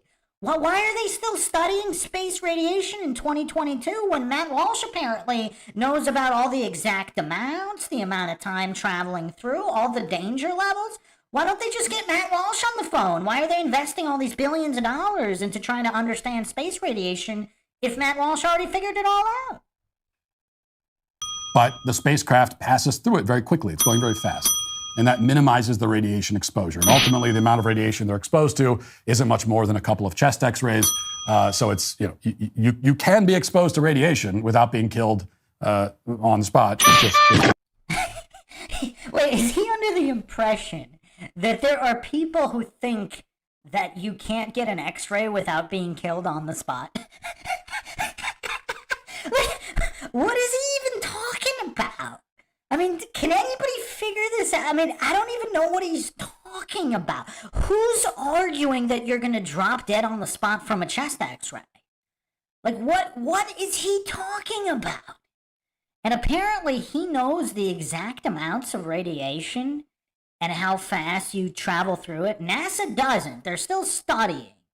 They're still working hard to understand as of February 23rd, 2022. But Matt Walsh doesn't need to work to understand because he already knows it all. He knows the exact amounts of radiation. He knows the exact shielding required, the exact timing to go through. He knows everything. NASA doesn't. They're still studying. They're still working to understand. But Matt Walsh has it all figured out already. I mean, the level of goofery on display here. And he thinks it's necessary. Like, who thinks that you're going to drop dead from a tiny dose of radiation? I mean, this is just insane. He's coming for the Dunning-Kruger title hard. Radiation is mitigated and minimized. Third, and perhaps most commonly cited piece of evidence to support moon landing denialism is that we haven't gone back. As many people have argued to me over the weekend, if we really landed on the moon, then why haven't we ever gone back? Well, the first answer is that we did. We went back 5 additional times. So if you deny that we've landed on the moon, you are actually claiming 6 moon hoaxes. You are saying that this whole vast conspiracy... Well, I actually missed the fallacy there. Again, another false dichotomy. There are some conspiracy theories that claim the first one was faked, and then they figured out how to go for real, and then they went for real later. But again, this goof, just the mental capacity is not there to comprehend that there could be several different conspiracy theories. Was spun up and planned and executed 6 times in a row. So why didn't we keep going to the moon in reality? Well, how many times do you think we should have gone? I mean, would you find the story more credible if we went 10 times, 20 times? If you deny the first 6 times, will you suddenly believe it if we go another 6 times? Like, it's completely arbitrary. Well, we only went 6 times. How many times should we have gone? I don't know. 17. I mean, the goof is just this utterly clueless. It has nothing to do with the claims of how many times you go. Although, comparatively, there have been hundreds and hundreds of so-called spacewalks. Now, maybe the spacewalks are fake, maybe they're not. But there's hundreds of them. And it has nothing to do with how many claims. It's what evidence is being presented. So if you claim 10 and you provide conclusive evidence of 1, then people might agree that you went 1. If you provide irrefutable evidence of 1 and you claim 10, people might only believe 1. So again, I mean, this is also a diversion fallacy and a red herring fallacy, because he's spinning all these other fallacies to make it appear that people wouldn't believe if there wasn't overwhelming evidence. Where's the overwhelming evidence? Why hasn't Matt brought it up? The real reason we stopped going to the moon is that it's expensive. Whoa. Let's stop this right now. It's expensive. I mean, it's expensive to go to Antarctica, but they kept going. Then all these other countries went. Then they started building bases on Antarctica.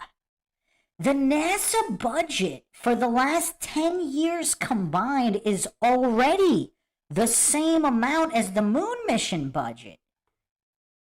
They're doing even more expensive things.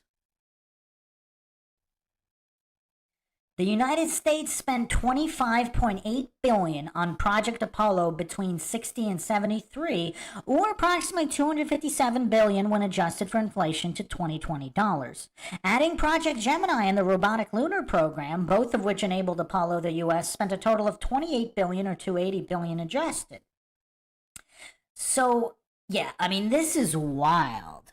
I mean, these claims are, I mean, it's like Matt Walsh is intentionally trying to come up with the absolute dumbest arguments possible. So if he's arguing they're trying to save money, they're still spending more money than ever before. So clearly, that's not an issue. And not to mention that they've invested so much money in going back to the moon anyway. There have been so many proposed moon missions to return to the moon. I mean, there have been many different rockets developed. I mean, they're supposedly going to go next year, right? I mean, that's the plan. They're always kind of saying that. But they already allocated the budget to already go again. Many times, every few years, they've already allocated the budget. So clearly, it's not because it's expensive or not expensive. That's not a factor. So what's kind of bonkers is this goof. He doesn't even have the basic budget numbers. I mean, this guy is so utterly clueless about the basic budget numbers. Furthermore, SpaceX, according to Weinsler and Sarang, 2021, on NASA's COTS-CRS program, SpaceX is 10 times cheaper with 30 times lower cost overrun than NASA. So 10 times cheaper with 30 times lower cost overrun. So they should already have bases on Mars if it's just a simple budget issue. Furthermore, is it possible Matt Walsh is this utterly clueless? He doesn't know what Moore's law is. Moore posited a log linear relationship between device complexity, higher circuit density, at reduced cost and time. In a 2015 interview, Moore noted of the 65 articles, so the Moore's law was known well into the 60s and before. I just did a wild extrapolation saying it's going to continue to double every year for the next 10 years. One historian of the law cites Stigler's law of epinomy to introduce the fact that the regular doubling of components was known many to working in the field. So higher circuit density at reduced cost. So not only is it cheaper, all of the circuitry is cheaper. all computer tech is cheaper than ever before. So first of all, NASA's budget, they have the money. They've already invested the money. It's already been budgeted. It's already done. So the money is already out of the question. It's already, that question has been answered. They have the money. And everything is so much cheaper now. For example, look at a basic smartphone today is so many times cheaper than it was 10 years ago, just like a regular computer. This isn't rocket science. I mean, literally, it's not rocket science. Yet this goof thinks they didn't go back because it's expensive? I mean, they're supposedly landing rovers on Mars. Not to mention, SpaceX operates at 10 or 30 times cheaper. I mean, just the level of goof. Can you imagine, like, how is he not embarrassed to even bring this up? But let's continue. And it's complicated. It's complicated. Wow. Because sending rovers to Mars, that's not complicated at all. And it's dangerous. Now, and there's the first 10 and 100x multiplier. Walsh just hit the 100x multiplier. It's expensive, complicated, and dangerous. So going to Antarctica is expensive, complicated, and dangerous. And instead of stopping, they sent more people than ever before and then put bases on Antarctica. So the level of goofery on display here, I'm actually, like, I don't know. I mean, Matt Walsh is going for all-time great status here. I mean, he's trying to get in the history books for Dunning-Kruger championship here. I mean, it's expensive, complicated, and dangerous. As if it wasn't the first time, if they really went. All human progress is built on cost, complexity, and danger.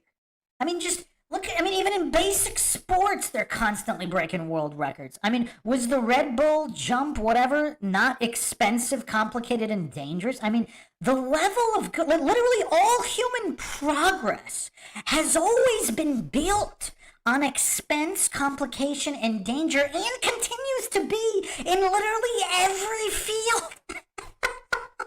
I mean, is anybody else in complete disbelief that Matt Walsh is sinking to this level of goof? I mean, this is beyond full retard. This is full vegetable. I mean, he's going full vegetable status. I mean, he's going more of a full vegetable than Craig. I don't know if Craig would make these silly arguments this silly. It's not as complicated as pulling off a moon landing hoax 6 times. He thinks it's more complicated to film some kind of Hollywood type movie, but not even as good, not even near as good. Some kind of crappy film is more complicated than going to the actual moon 6 times.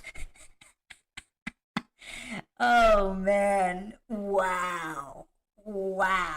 I mean, if Matt Walsh is going to be this dedicated to going for the Dunning-Kruger title, I mean, maybe he might be unbeatable. I mean, he's entered the conversation to be among the Mount Rushmore of Dunning-Kruger greats. I mean, people thought Craig had this on lockdown. Matt Walsh has entered the chat. But it's still, it's complicated. People died to get the Apollo program off the ground. People died to explore every single place ever explored and continue to die.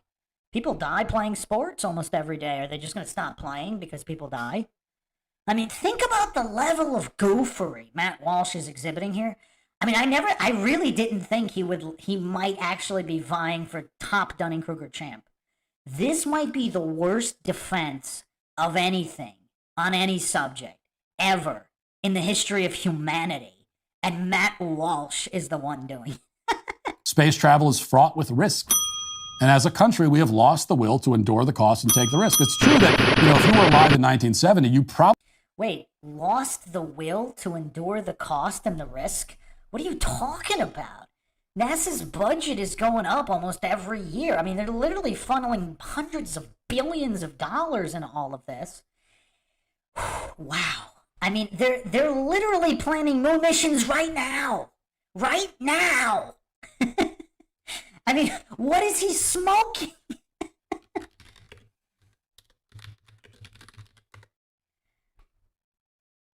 I mean, NASA, the Artemis program, is planning to land people on the moon right now within the next year or so. That's their plan. That's already been budgeted.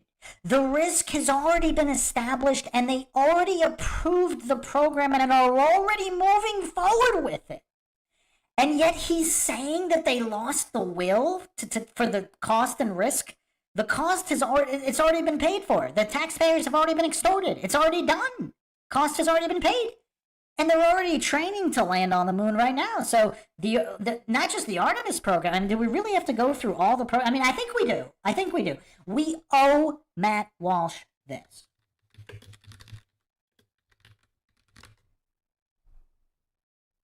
Oh, they just pushed it to 2026. Well, that's crazy. When I looked at this, I don't know, maybe weeks ago, they pushed it to 2025. Now, Artemis 3 2026 is planned to be the first crewed lunar landing. So the plans are already there. They already built all the equipment. They're already testing it. The will is there. The budget is already there. So what is Matt Walsh smoking? I mean, this is insane. And I mean, you could go on, there's various government websites. I mean, there were even 5, I mean, some of these are fun to look at. 5 lunar missions were planned for 2023. I mean, literally every year there are plans for further moon landings. They already extort the taxpayers, so the money's already stolen. They claim it's going into Program A or Program B for the moon landings. So let's look at this. I mean, there were so many moon missions budgeted and planned since the first alleged mission. And I guess Matt Walsh is just so utterly clueless. He couldn't even do a quick, again, this is Google. These aren't censored. All of these were openly admitted plans. I think there was even a Wikipedia article. Yeah, list of missions to the moon. So let's look here.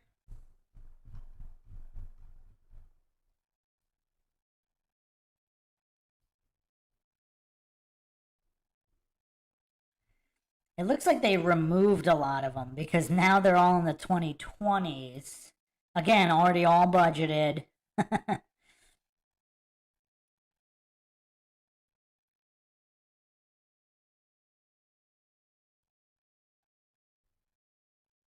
A lot of them also apparently got canceled at a certain point, but they already got funded and planned. So there was no loss of interest, there was no lack of budget, nobody cared about the risks. So literally everything Matt Walsh is saying here is demonstrably false. I mean, the level of goofery here is so stratospheric. I mean, it's insane. I'm trying to find the official list because there were quite a few funded missions that they ended up not making it. But again, the budget was there, the desire was there, they already assumed the risk. Okay, here we go. So space, oh, this was interesting. So the Space Exploration Initiative had, the plan was to establish a permanent moon base by 2010 and landing a crew on Mars. So these were the plans. These were at least partially budgeted because they always say they need a certain amount of money, then they say they need more. The risk was already assumed. The interest was there. Countless man hours put into this. The Space Exploration Initiative was a 1989-1993 space public policy initiative of George H.W. Bush. On July 20th, 89, the 20th anniversary of the Apollo 11 moon landing, U.S. President George H.W. Bush announced plans for what would be known as the Space Exploration Initiative, the SEI. In a speech on the steps of the National Air and Space Museum, he described plans calling for the construction of Space Station Freedom, sending humans back to the moon to stay, and ultimately sending astronauts to explore Mars. He proposed not a 10-year Apollo-style plan, but a long-range continuing commitment based on the three above elements, with a journey into tomorrow, a journey to another planet, a manned mission to Mars. So again, this is what it would have looked like if it was legit, even according to Moore's law. This is what it would have looked like. So if they went in the late 60s, early 70s, so then yeah, this looks about right. So late 80s, early 90s, there would be a moon base. By 2010, a permanent moon base and landing on Mars. Yeah, this plan looks pretty. It looks pretty reasonable. And so Matt Walsh is this utterly clueless? He didn't even know about all these other planned missions and planned bases? I mean, this is bonkers. I mean, he's this utterly clueless he can't check Wikipedia for 5 minutes? I mean, this is on Wikipedia. I mean, the level of gopher. This is just look up Space Exploration Initiative, and this is one of many. There were actually a whole bunch of other ones also. So, from the George W. Bush White House archives, so this is his son. This is the 2004 release. Our second goal is to develop and test a new spacecraft, the Crew Exploration Vehicle, by 2008, and to conduct the first manned mission no later than 2014. And you can go to, this is George Bush-whitehouse.archives.gov. So this is the January 14th, 2004 Office of Press Secretary release. President Bush announces new vision for space exploration program. So all these programs were already in place and budgeted, at least partially budgeted. So the interest was there. The budget was there. The assumption of risk was there. So, I mean, is it possible to make dumber arguments than Matt Walsh just made? I mean, he's up to 5 super dingers. Probably would have assumed that by the year 2024, we'd be landing humans on the moons of Jupiter, right by now. But just watch any science fiction film from the 60s and 70s to get an idea of where people thought we'd be. Well, do you need to watch a sci-fi movie? Why not just look at these NASA press releases? By the 2000s. We didn't get there. Why? Well, because we lost interest. Nobody lost interest. I just read through all of there's a bunch of programs that were budgeted, planned, countless hours of research and development. What is he smoking? There was no loss of interest. Not to mention, I mean, here's a couple other ones. Space.com, NASA's first Mars rover touchdown 25 years ago. The Sojourner touchdown July 4th, 97. So all of these space exploration plans all continued, real or fake. Here's another release here from space.com. NASA has early plans to send astronauts to Mars for 30 days. So there was no loss of interest. I mean, there's so many different programs that were budgeted and planned. What is this loss of interest he's hallucinating? And we slipped into decadence and boredom and decadence and boredom? Loss of interest, decadence, and boredom. Now, by decadence, what decline is he talking about? Civilization has made these giant leaps in technology. Internet tech, computer tech, even rocketry, even for those that don't believe anything is exiting the Earth's atmosphere, just here on Earth, flat or not, just the advancements of tech. What decadence is he talking about? What is he smoking? I mean, maybe morally, but technologically? Like, what is this guy smoking? I mean, this is insane. I mean, he just went back to back to back super dingers. I mean, I thought Craig was the only one who could do these. I mean, this guy just hit a 10x and 100x fallacy combo multiplier. He just went 3 super zingers back to back, and this is his second time doing 3 super zingers back to back. Craig still has the record with 4, and he topped off the 4th one with an 11 fallacy stack. Obviously, you know, Walsh isn't quite at that level, but he's still hitting 100x multipliers. I mean, this is astounding. This is astounding. Boredom? He cited boredom as a reason to not going back to the moon. So, ignoring all of the planned moon missions and moon bases, clearly they weren't bored. They were actually budgeting for moon bases and planning them, going through all of this work to get them done. Now, they didn't get it done, but it clearly wasn't because of a loss of interest, decadence, or boredom. I mean, can anybody think of dumber reasons than that? I mean, I really can't. We gotta hand Matt Walsh's, yeah, his baseline's off the charts. He's going crazy on the baseline. He's racking it up like crazy. Keep in mind, fallacies, 25 fallacies is +5. Super fallacy +5, dinger +5, super dinger +10, fallacy, every 10 fallacy combos +5. But he keeps hitting these 10x, 100x multipliers. I mean, this is bunk. Can anybody think of dumber reasons? Not just dumber reasons, but clearly false dumber. I mean, this is false premises out the wazoo.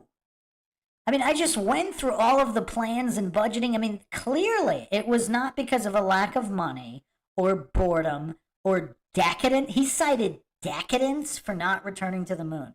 I mean, if this goof believes that they're landing rovers on Mars, he's claiming decadence while simultaneously believing they're landing rovers on Mars? Like, what kind of a goof is this? I mean, this is a unique goof. We have to hand it to him. He's a unique goof. He really is. Now, to top it all off, IQ scores are declining. And IQ scores are declining. Okay. Wow. Wow. I mean, this is bonkers. So this would be a red herring, diversion, false dichotomy, logical fallacy stack. That's a super fallacy. I didn't give it to him here, but wow. So here's the thing. IQ scores are declining for the bottom, let's say 99%. But the top 1%, the ones that are driving every single field, the ones that are allegedly landing rovers on Mars and planning all this, theirs are not declining, and they're the ones driving the industry up. So this is completely non-applicable. So this is a red herring and diversion fallacy. I mean, it's also one of the most extreme ones I've ever seen. That's like saying the average human is getting slower. Even though Usain Bolt is breaking world records, it is accurate to say that humans are getting slower. They're getting fatter and slower. But that doesn't mean that Usain Bolt and other people aren't shattering world records being the fastest humans in history. So the level of goofery on display here, I mean, it's astounding. Just like the strongest power lifters just breaking records, lifting the greatest weights, while the average human is getting weaker. Both of those are true statements. But is Matt Walsh just bored? I mean, is he really this much of a vegetable that he can't understand that the bottom 99% whose IQ scores are declining, they're not the ones in the field of space exploration. So it doesn't matter. Just like the bottom 99% of humans getting slower and weaker, that's irrelevant because people are still setting records in speed and strength. Just like if the moon landings were legitimate, according to Moore's law anyway, there'd already be bases on the moon and Mars. People are generally becoming less competent and less skilled. In 1970, we were... Again, less competent and less skilled. Yes, the average person, which has nothing to do with pioneers of every field. Just like computers are getting faster and cheaper, even though people are getting dumber. What's the connection? Sending rockets to the moon. That's true. Do you know what else we were doing? We were flying commercial supersonic passenger jets that could make it from New York to London in 3 hours. And if you were on one of those jets 50 years ago, you would have assumed that by 2024, we'd have the technology to go from New York to London in 3 minutes. Right? No, not right. Not 3 minutes, but way faster. And there are records being shattered all the time. I mean, is this goof really hallucinating that technology went backward just because they retired the Concorde? This is a real, I mean, at this point, I'm not surprised that he brought this up. But I mean, there are literal records being made here. So supposedly, Virgin Galactic is launching suborbital space, commercial space flights in 2023. And is he this clueless he doesn't know about Virgin Galactic? I mean, this is a political commentator talking about the news. Is he this utterly clueless? He doesn't know that there have been commercial so-called space flights. I mean, obviously, some people are disputing exactly how high they went, whatever. But, I mean, supposedly it was clocked at these incredible speeds. I mean, let's look at the exact speed here. While Matt Walsh hallucinates, progress has not been made in commercial flights. So space.com here, November 2nd, 2023. Galactic 05 was the company's 6th space mission in as many months. Altitude 44,701 feet. Space plane reached a top speed of Mach 2.96, nearly 3 times the speed of sound.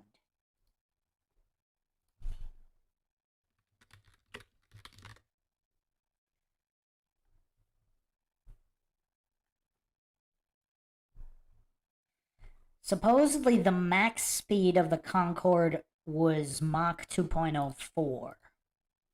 So, marked improvement in speed. So, commercial flights getting faster and faster. Just because the Concorde doesn't exist doesn't mean that records aren't being smashed. Space.com, NASA's Parker Solar Probe smashes record for fastest human-made object, October 18, 2023. NASA's Parker Solar Probe has reached a record-breaking speed as it gets a gravitational assist from Venus to fall closer to the sun's scorching surface. Previous speed record was 364,660, November 2021. September 27th, it reached 394,736. So some people think that's all fake, which is fine. But Matt Walsh is a true believer. So according to his own religion of scientism, according to his Church of NASA, they're smashing records. So he's hallucinating that they're not? Yes, kill the bank. I would like to see Steven Seagal confront Matt Walsh and his goofery here. Like, I just don't understand what he's smoking. So because the Concorde is they retired the Concorde, he thinks technology went backwards when it demonstrably went forwards, even according to his own Church of NASA? Instead, we went the other way. The fastest passenger jet today that's operational will get you there in about 7 hours. So this is a cherry-picking logical fallacy because he's only looking at the distance between New York to London on a regular passenger flight. He's not looking at all this other incredible technology like Virgin Galactic and just all of this new rocket technology. I mean, just the progress that has been made since then is insane. But he's obsessed with hallucinating that this cherry-picking fallacy at only looking at a regular commercial flight between New York and London or whatever, regular commercial flights, he's only looking at those few flights and using that as a metric to hallucinate that somehow technology went backwards here on Earth. What? I mean, I have to appreciate his ability to seemingly get dumber and dumber. Okay, our technology seems to have regressed. By regressed, he means all these new records? Does he even know what the word regressed means? To go backward. So he has this one cherry-picked example, this one anecdotal logical fallacy. And he's hallucinating that means all technology went backward? What?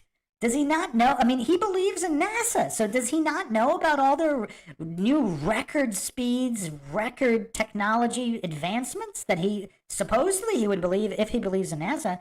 I mean, is anybody surprised that this goof doesn't even have logical consistency? I mean, this is insane. He doesn't even have basic consistency. But NASA aside, I mean, Virgin Galactic is doing commercial space flights now. And all he can mention is the one Concorde flight? Is that proof that the Concorde never existed? Does that mean that supersonic air travel was a hoax? No. What? He just compared the Concorde, which had 50,000 flights, with 2.5 million passengers over 27 years, with countless empirically verifiable evidence and documentation, with 12 guys that allegedly walked on the moon between 1969 and 1972 for 6 missions. So this goof just equated almost 50,000 flights, 2.5 million passengers, 2.5 million empirically verifiable documented passengers, with 6 alleged moon missions and 12 guys, while strawmanning that people are saying that commercial, that they, what? I mean, wow. All I could say is wow. I mean, this guy's going to have the solo title, and he's going to deserve it. Now, the question is, does anybody think someone can make dumber arguments as quickly as Matt Walsh just did here? He just racked up 240 fallacies like it was nothing. 11 super dingers. I mean, he's firmly entered Craig territory. I mean, this is wild. This is wild. Did anybody else anticipate this level of goofery? Who's denying supersonic travel? I mean, if you're of a certain age, you probably knew people that took the Concorde. I mean, even took videos of it while they were on it. I mean, who's denying that? I mean, he just compared 2.5 million people to 12. I mean, the level of goofery here. I mean, I didn't anticipate this. I mean, hats off to Matt Walsh. Hats off here. I mean, this is his Buster Douglas moment. Oh, it just means that the supersonic air travel was, again, expensive and difficult and cumbersome. Cumbersome? What? The Concorde was smaller and more nimble than an average airliner. I mean, right from the press release here, unlike its subsonic predecessors, the Concorde does not require heavy investment by the airports in runway extensions and improved terminal facilities. The Concorde's modest size have ensured virtually total compatibility with existing equipment. So, this is the opposite of cumbersome. Does this goof not know what the word? He doesn't know what the word cumbersome means. I mean, what? Was anybody else expecting Matt Walsh to go this? I mean, this is beyond full retard. He's going full vegetable. He's going full vegetable over the Concorde. I mean, I was possibly expecting some kind of wild antics over some kind of space claims. He's going full vegetable over the Concorde. Does he not even know the size of the Concorde? I mean, this is bonkers. I mean, this guy's going on the Mount Rushmore of Dunning-Kruger. And it came with extra risks. Well, actually, how do you know it came with extra risks if the average risk assessment, I think, is based on 100,000 flights and the Concorde never made 100,000. So if it continued to fly and didn't have any other issue, if that was a one-off issue, it could have possibly been safer than a 747. I mean, we don't know because it never made the amount of missions, the amount of flights to know that. Because 740, plenty more people have died on 747s than Concorde. Now, that doesn't mean it's safer or not safer, because there's not enough of a sample size. That's a question mark on whether or not it was riskier. They decided to not take the risk to find out if it's riskier. That's a completely separate issue. But again, I mean, Matt Walsh it seems like he's completely forfeited the use of all logic and reason because of this subject. One crash of a Concorde jet, which eventually happened, was all it took. And the whole supersonic air travel industry was thrown on the scrap pile, and that is where it has stayed up until now. What? It was never put on the scrap. What? Oh, man. Wow. All right, well, again, I mean, just a couple minutes on Wikipedia would have saved this goof so much humiliation. Let's look at supersonic transport. By the way, the Concorde wasn't even the only one of its kind. The desire for second-generation supersonic aircraft has remained within some elements of the aviation industry. Several concepts have emerged since the retirement of the Concorde. According to Aviation Week, the market for supersonic airlines costing $200 million could be $1,300 over a 10-year period, worth $260 billion. Development and certification is probably $4 billion operation. I mean, that's a really good margin there. Previous concepts: in November 2003, EADS, the parent company of Airbus, announced that it was considering working with Japanese companies to develop a larger, faster replacement for the Concorde. So pretty much immediately as it was retired, there were already plans going. So what scrap pile is Matt Walsh hallucinating? In October 2005, JAXA, the Japan Aerospace Exploration Agency, undertook aerodynamic testing of a scale model of an airliner designed to carry 300 passengers at Mach 2. It pursued to commercial deployment. It would be expected to be in service around 2020 to 2025, so they're still working on it. Again, there's no scrap pile. They've been actively working on it since 2005. In May 2008, it was reported that the Air Corporation had $3 billion of pre-order sales. So they already had $3 billion of. I mean, if that's not the complete opposite of scrap pile, I don't know. I mean, we're not just talking about concepts. We're talking about this is already getting funded. This was on the Ariane SBJ supersonic business jet. In late 2010, the project continued with a testbed flight of a section of the wing. The Ariane AS-2 was proposed as a 12-tier trijet with a range of 4,750 miles. Or 5,470 miles, rather, at Mach 1.4, or 6,100 miles, Mach 0.95 over land. Although boomless, Mach 1.1 flight was claimed to be possible. Backed by Airbus with 20 launch orders from FlexJet, the first deliveries were pushed back from 2023 by 2 years when GE Aviation was selected May 2017 for a joint engine study. In May 2021, the company announced that they would be ceasing operations due to inability to raise capital. So again, there's no scrap pile. They actively are trying to do this. Now, in this one particular company couldn't get it done, but they tried and they put a ton of money into it first. I mean, that's not a scrap pile. The SAI Quiet Supersonic Transport is a 12-passenger design from Lockheed Martin that is to cruise at Mach 1.6 and create a sonic boom only 1% as strong as that generated by the Concorde. I mean, that's definitely a step back. The supersonic Tupolev Tu-444 or Gulfstream X-54 have also been proposed. 26 to present, March 26 boom. 2016 Boom Technology revealed that it is in the development phases of building a 40-passenger supersonic jet capable of flying Mach 1.7, claiming that the design simulation shows that it'll be quieter and 30% more efficient than the Concorde, and will be able to fly LA to Sydney in 6 hours, planned to go into service 2029. For its economic viability, NASA research since 2006 has focused on reducing the sonic boom to allow supersonic flight over land. So again, it's not a black and white issue like Matt Walsh is hallucinating, because it's getting more and more efficient, and they want to be able to travel over land.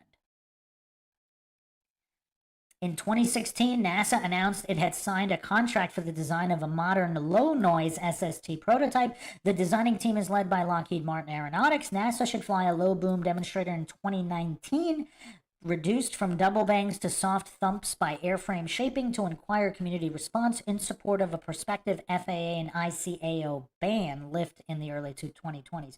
So again, the other thing is there have been all of this oversight and bureaucracy that has been holding back some of this tech. That's another thing Matt Walsh is too clueless to understand.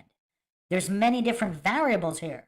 And this is, of course, would be a reductive logical fallacy, pretending and hallucinating all these variables don't exist, so he can just hand wave, oh, people got dumber, or whatever he's trying to claim here. The Lockheed Martin Q-59 QUESST X-plane will mimic the shockwave signature of Mach 1.6 to 1.8, 80 to 100 seat airliner for 75 PNLDB compared with 105 for the Concorde.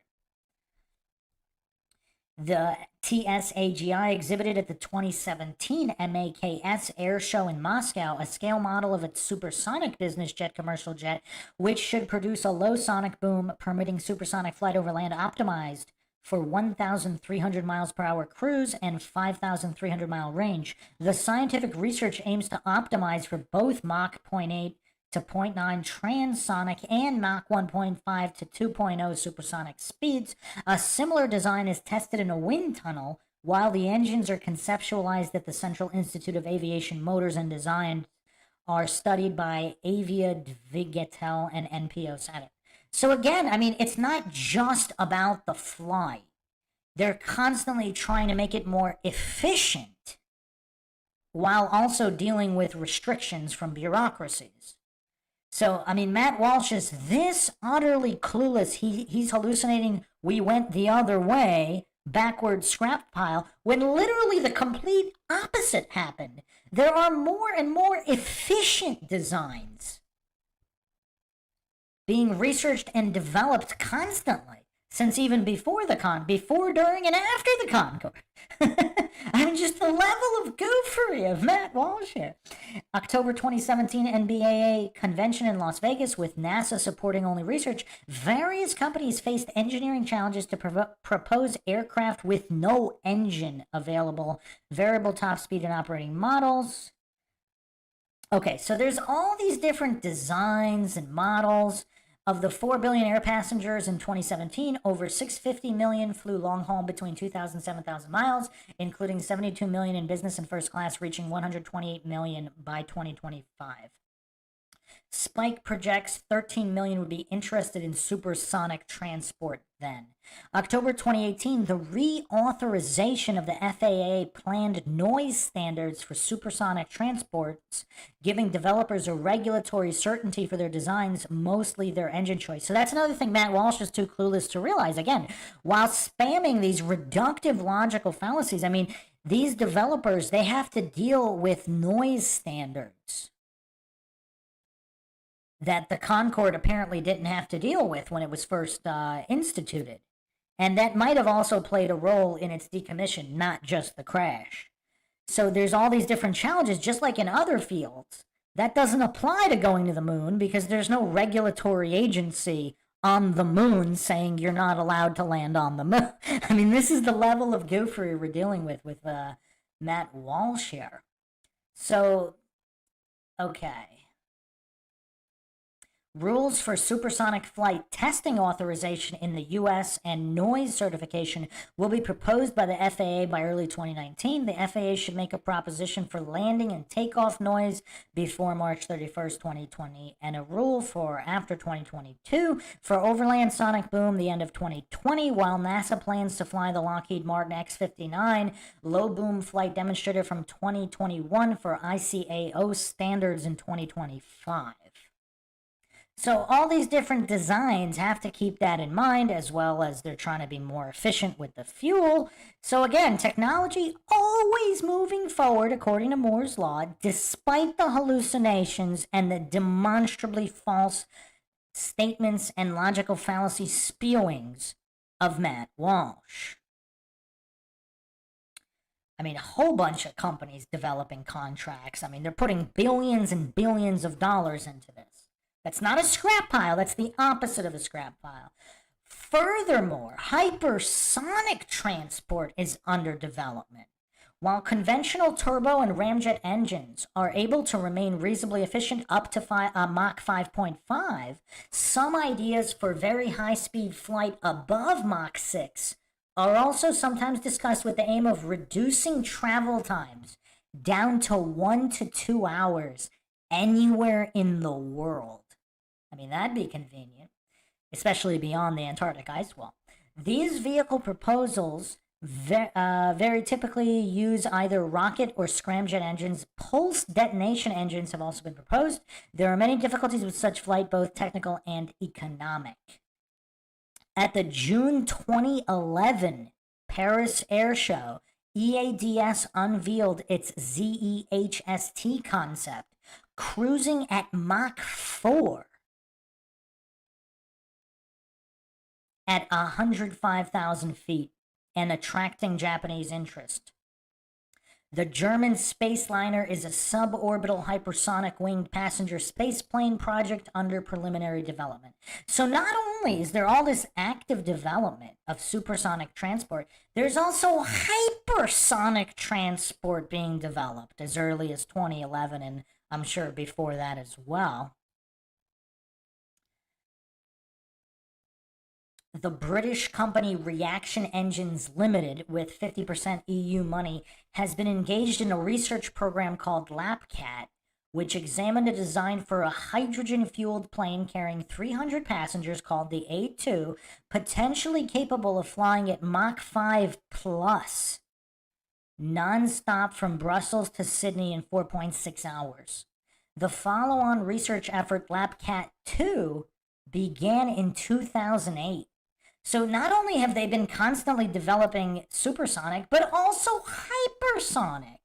But I guess Matt Walsh is just too utterly clueless to just spend a few minutes researching this.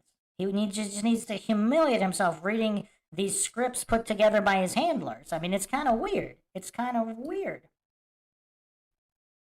I mean, there's a whole bunch. I mean, Boeing 2018 conference, Mach 6 passenger airliner, crossing Atlantic in 2 hours, Pacific in 3.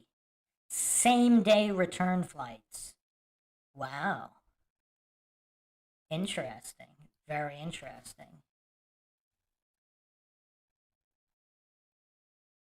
Yeah, I mean, this is wild. Mach 6 constantly being developed. So again, if these go into service, let's say in the 2030s as proposed, or even the 2040s for the hypersonics, I mean, it's just such a mass increase from the Concorde, it would all line up, unlike going to the moon or Mars. I just wanted to spend some time on that just to demonstrate the complete and utter goofery that Matt Walsh is spewing. Matt Walsh would have you believe they haven't always been developing supersonic and even hypersonic planes. I mean, insane, just insane. I mean, they're dumping billions upon billions of dollars into research and development for this. There's no scrap pile. We did not build off of it. Well, clearly we did. I just went over that. We didn't continue in that direction. We just went backwards. Well, not only continue in that direction, but even faster in that direction with the hypersonics on the way. It's a sad story. It's a story of societal paralysis and decay, but it is not evidence that one of the most well-documented events in human history never happened. In fact, there is no evidence that the moon landing never happened. There is, again, zero evidence of this elaborate cinematic hoax.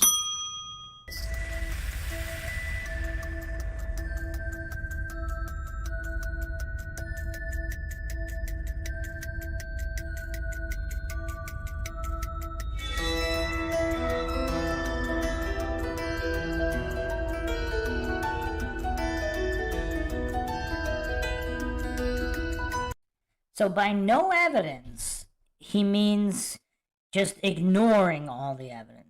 I mean, this is what Matt Walsh is going with now.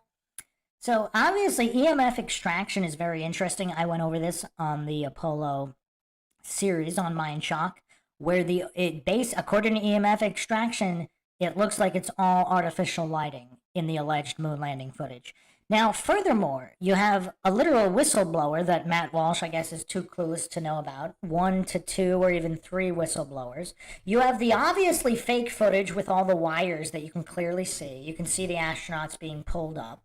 You have the supposed moon rocks turning out to be petrified wood from Arizona. You have NASA admitting that they lost thousands of reels of telemetry data. You have the actual alleged raw video where the communication time delay doesn't even line up. You have actual simulations of what it would look like to walk or jump on the moon with 1/6 gravity, and you have what the purported moon footage is, which looks exactly like it was filmed on Earth at a different frame rate.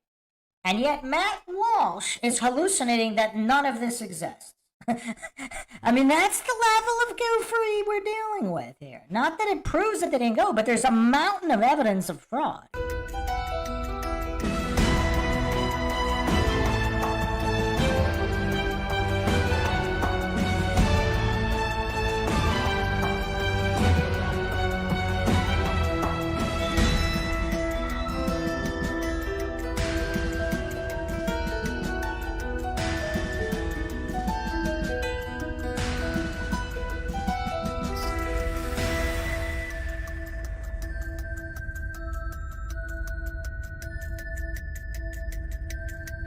I said that I was responding to their evidence, but what you may have noticed about their evidence is that it is not evidence.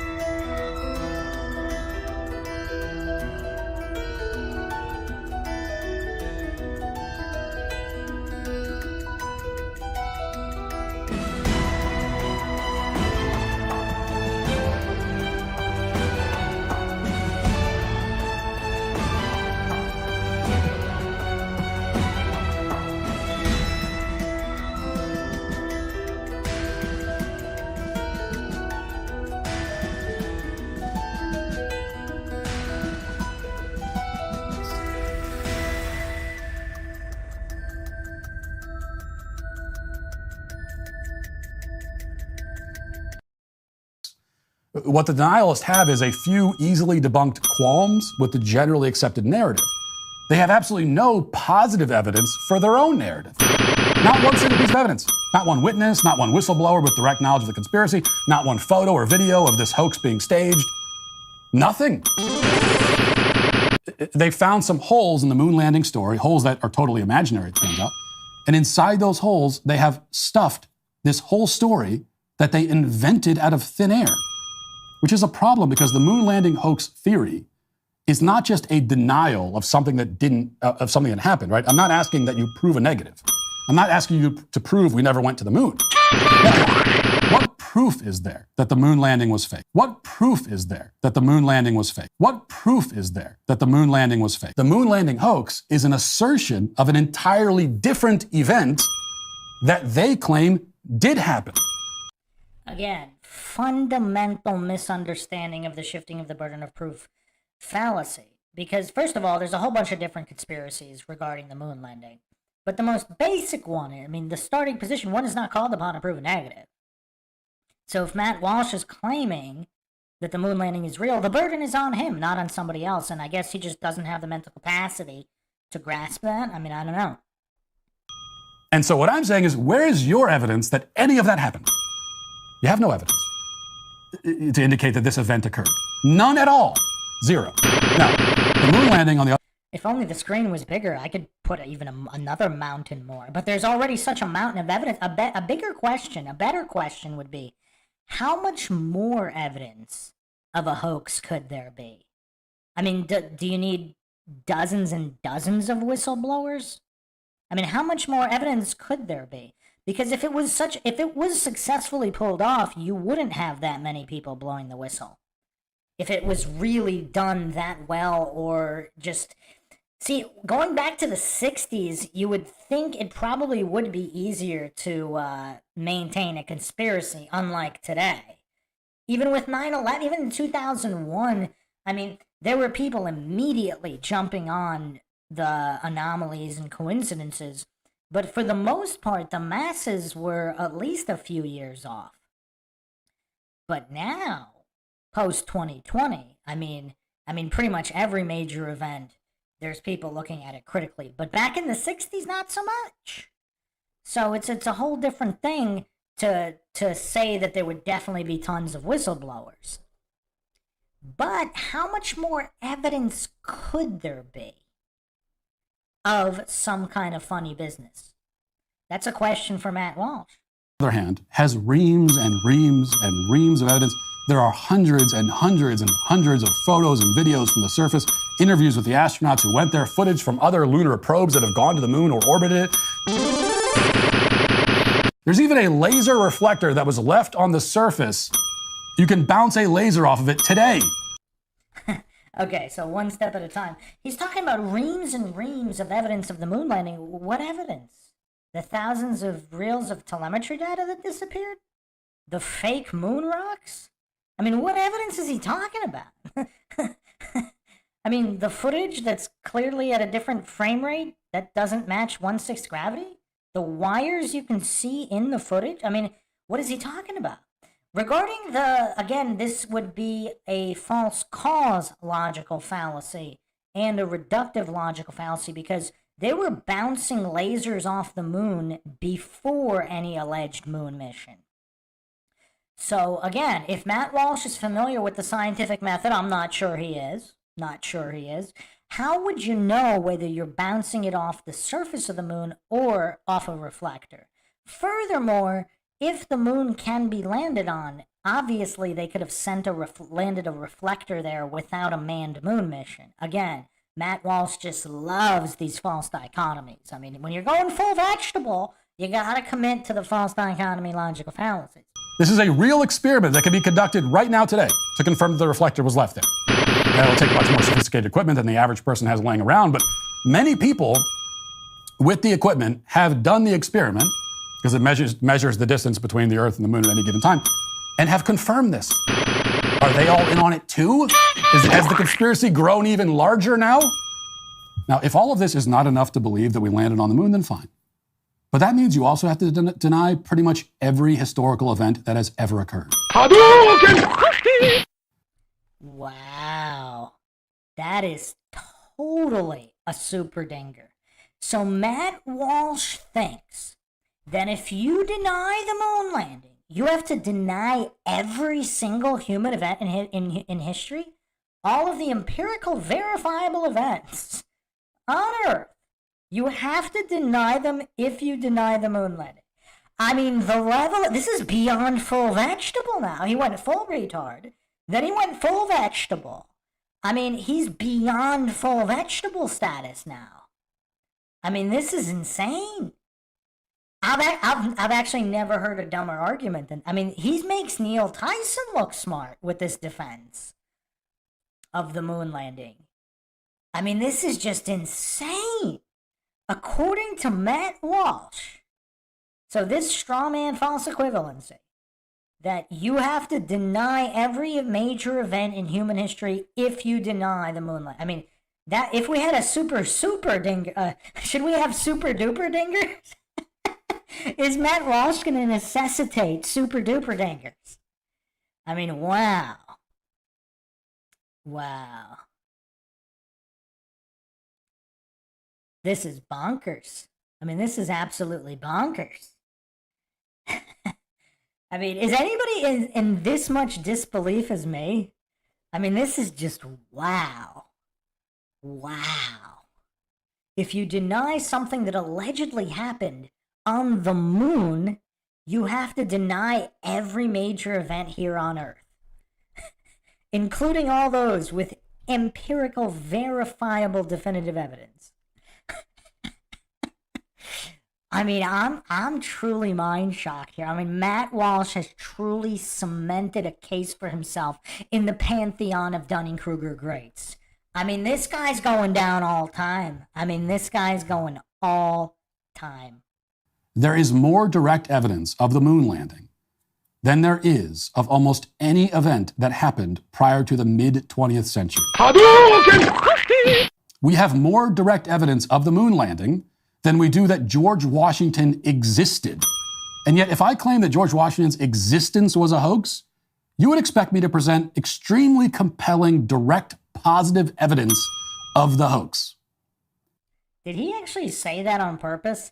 Because there is a conspiracy theory that Adam Weishaupt of the founder of the Bavarian Illuminati, actually took George Washington's identity. And there's maybe I'll do a podcast on that. There's actually quite a bit of evidence for that based on at a certain year, I forgot the exact year, George Washington's paintings he has a completely different face. So supposedly the guy on the dollar bill is Adam Weishaupt and not George Washington. But anyway, again, here Matt Walsh is here proving that he doesn't understand the burden of proof logical fallacy. Whoever's claiming that George Washington was real, the burden is on them. I'll give this example one more time. If someone claims there's an invisible flying spaghetti monster in the sky and we have to pay taxes to the invisible flying spaghetti monster or we'll all be destroyed, it's not up to anybody to prove that the invisible flying spaghetti monster doesn't exist. It's up to whoever is peddling the positive claim. It's up to them to prove it.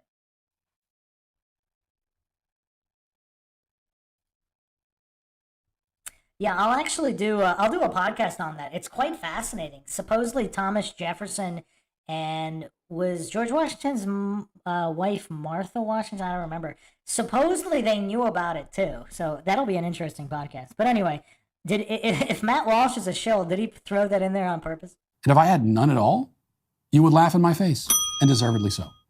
Skepticism is healthy, but flatly denying a historical event in favor of a pet theory that has infinitely less evidence to support it than the event you're denying is not skepticism. It is dogmatism, which is the opposite of skepticism. Wow, solid psychological projection from Matt Walsh. I mean, Matt Walsh, his subconscious accurately revealed his dogmatism, because no matter how much evidence is presented, it seems like he'll always keep the faith that the moon landing was real. I mean, no matter how much evidence, no matter how many thousands of reels of telemetry data are lost, no matter how many moon rocks are tested and found to be petrified wood from Arizona, no matter how many EMF extraction images people bring forth showing artificial lighting, no matter how many inconsistencies in the footage, no matter how many wires clearly sighted, no matter how many unnatural movements, no matter how much, just literally anything presented, Matt Walsh is going to dismiss it because his psychological projection here is on point. On point. Yeah, his baseline's getting crazy. And that's why there is no evidence of the moon landing that will ever convince the deniers. There's no evidence of it being hoaxed that will convince the true believers, like Matt Walsh, the NASA cultists, the NASA dogmatists, as he accurately psychologically projected. No matter what you show them, they can explain it away with some totally ad hoc, arbitrary wave of the hand. Man, his projection is so accurate. He clearly described what he did this entire video. Photos won't convince them. Video won't convince them. First-hand testimony won't convince them. Eyewitnesses won't convince them. Lasers bouncing off of freaking reflectors planted on the moon's surface won't convince them. Nothing will. They have chosen to deny everything ahead of time. And in this case, what's being denied is one of the greatest achievements in human history. An achievement claimed by Americans for America. Well, at least he got that right. Claimed. An achievement claimed. But yeah, his fallacy spew is impressive. Is anybody else impressed by his combo points? He's at 403 combo points. He hit the 10x and 100x multiplier a couple times. He's pretty impressive. I'm impressed. I didn't think he was going to be coming for the title this hard. He came hard. The history of the West is constantly being rewritten by bored, spoiled people so as to diminish the accomplishments of our ancestors and deny their many incredible contributions to mankind. And in the end, This is all part of that agenda. Again, circular reasoning, fallacy, false premise. But here's the issue with all of that. I mean, what he said is true. History is always being rewritten, but how does he know that the moon landing being faked wasn't part of the false history? Hallucinations? Blind faith in the corrupt? I mean, again, very silly, Matt Walsh, but he finished strong here. His psychological projection very accurately exposed him. If there's any conspiracy going on here, there it is. And that is why the moon landing deniers are, with a great vengeance, canceled. The final score is tabulated based on a weighted average. The baseline score counts for 40%. The fallacy per minute rate, 40%. The FPM rate is calculated based on the total amount of fallacies committed throughout the entire duration of the debate. Super fallacies count for 10%. Regular fallacies, 5%. Fallacy combos, 5%. The weighted average determines the final score. Highest score wins.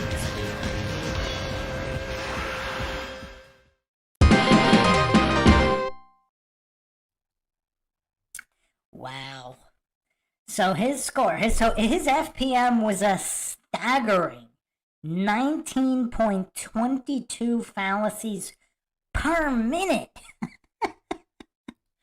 I mean, absolutely staggering.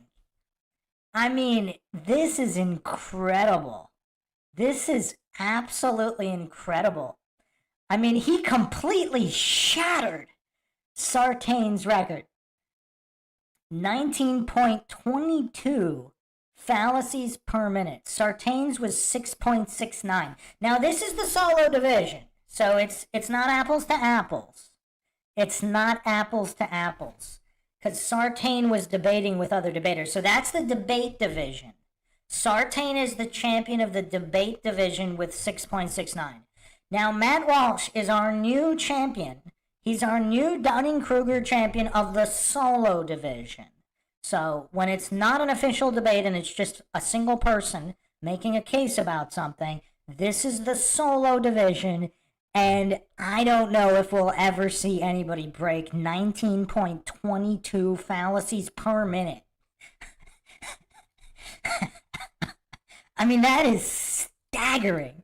Also, his non-fallacy streak, his longest time without a fallacy was 54 seconds. So out of over 18 minutes, in over 18-minute presentation, the longest he went without a fallacy was 54 seconds. I mean, we got a new contender. I mean, he's in the running for all-time great with this one. I mean, this has truly elevated him into the top echelon of Dunning-Kruger champions. I mean, this is truly impressive. I mean, this is truly impressive. So that his, I didn't do a fallacy per second, but it would be 0.32 fallacies per second.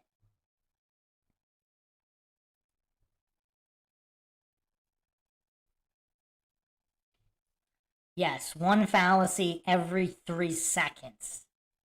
Well, also, I allowed him to keep that advertisement for that Christian college in there, which was probably close to a minute.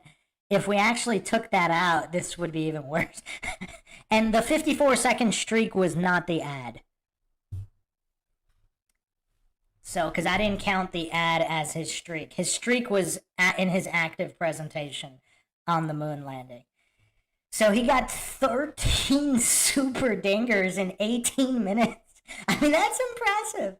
So he got 346 fallacies in 18 minutes, 19 super fallacies, 21 dingers, and 403 fallacy combo points. Yeah, let's give a round of applause. Let's give a round of applause for Matt Walsh.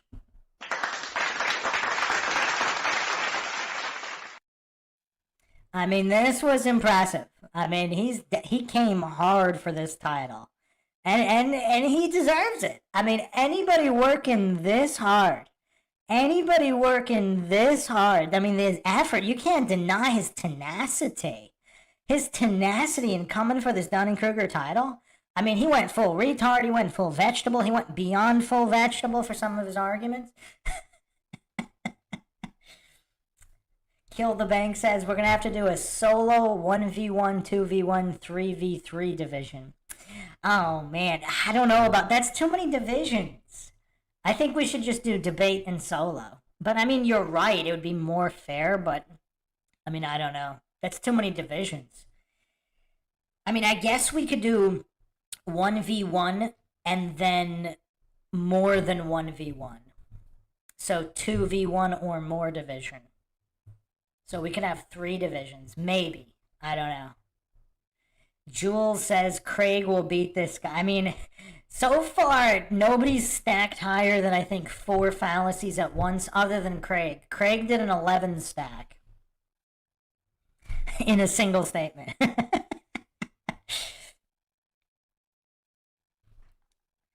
The weird thing is Matt Walsh is actually fairly intelligent. If you watch any other... I've never seen him humiliate himself even a little bit. I mean, this video was just complete demolition of himself. But he actually looks pretty good in other debates. Mr. One-to-One said, Craig solo will destroy him. I mean, look at his baseline score. I actually never even thought anybody would be clearing maybe 200. But, I mean, Walsh hit that multiplier a number of times. I mean, I thought Craig would be the only guy hitting multipliers. But, I mean, Matt Walsh hit some multipliers. I mean, it was impressive. Impressive. I mean, absolutely impressive. So what are the final thoughts here?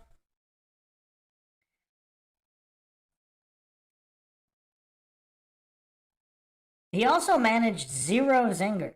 I mean, 0. That's kind of astonishing. I actually thought he probably would get a couple of zingers in there. He's usually pretty good at those. Yeah, I mean, I don't know. I mean, this was just bonkers.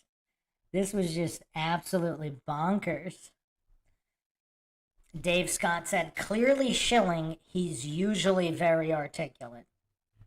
I mean, at the beginning, there was definitely, looked like there was some looks of shame on his face, but maybe he just got better into character. Mr. One-to-One said, Craig tying his shoelace deserves some recognition. Oh, man, Craig is truly one of a kind, but we have to appreciate Matt Walsh here. I mean, this 287 score, I mean, it's just astonishing. I mean, I could bring up Sartain's estimated score based on the new system. I didn't have an actual... Because this is the first time the new system was implemented. But let me look at Sartain's estimated score from his debate with Flat Earth Dave and Jeranism, where he earned his Dunning-Kruger title.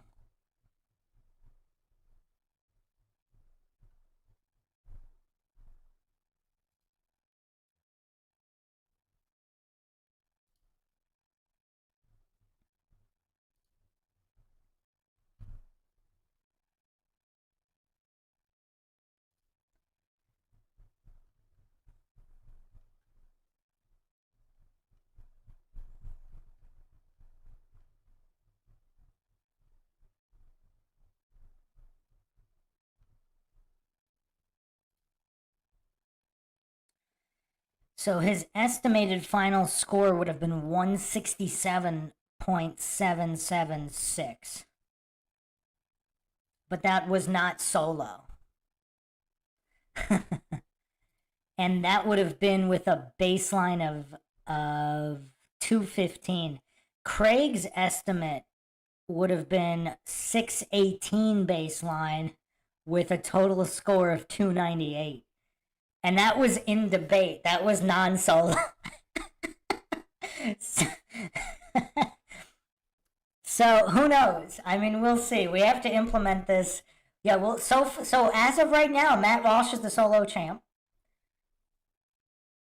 and we'll probably, yeah. I mean, maybe I'll redo some of the old ones with the new system, but for right now, I'm gonna be doing some new debates with the new system. A lot of people requested Austin Whitsitt, so we'll have to. We'll have to do a lot of Austin Whitsitt debates. I do have 2 or 3 other debates that I almost finished going through that I might not use the new system for just because they were almost done anyway. So we'll see what happens there. But I don't know. Based on the weighted averages, I think this is a good metric. And I think most people will never be hitting that 100x multiplier anywhere near as much as the Matt Walshes and Craigs of the world. But who knows? Some people think PhD Tony or that Leo goof from Modern Day Debate, or even T-Jump. I mean, and Destiny, of course. I mean, those guys could probably all give Matt Walsh and Craig a run for their money. So we'll see. We'll have to see. And of course, the reigning, defending, undisputed Dunning-Kruger champion, Michael Sartain. So that's it for now. Plenty more to come. Hope everybody found another edition of the MindShock podcast interesting and informative. If you want to help support the channel, help logic and reason return to a world where it is quickly going extinct, you can donate to our PayPal. Just check the link in the description. Make sure you subscribe to the channel. Hit that bell for notifications. You could also become a YouTube member right here on YouTube. Help support the channel that way. Like and share Twitter, Facebook, Reddit, Patreon. Questions, comments, theories, thoughts, suggestions, rebuttals, debunkings of any kind. Leave them in the comments section. This is Bruce McGuire signing off. Catch you guys next time.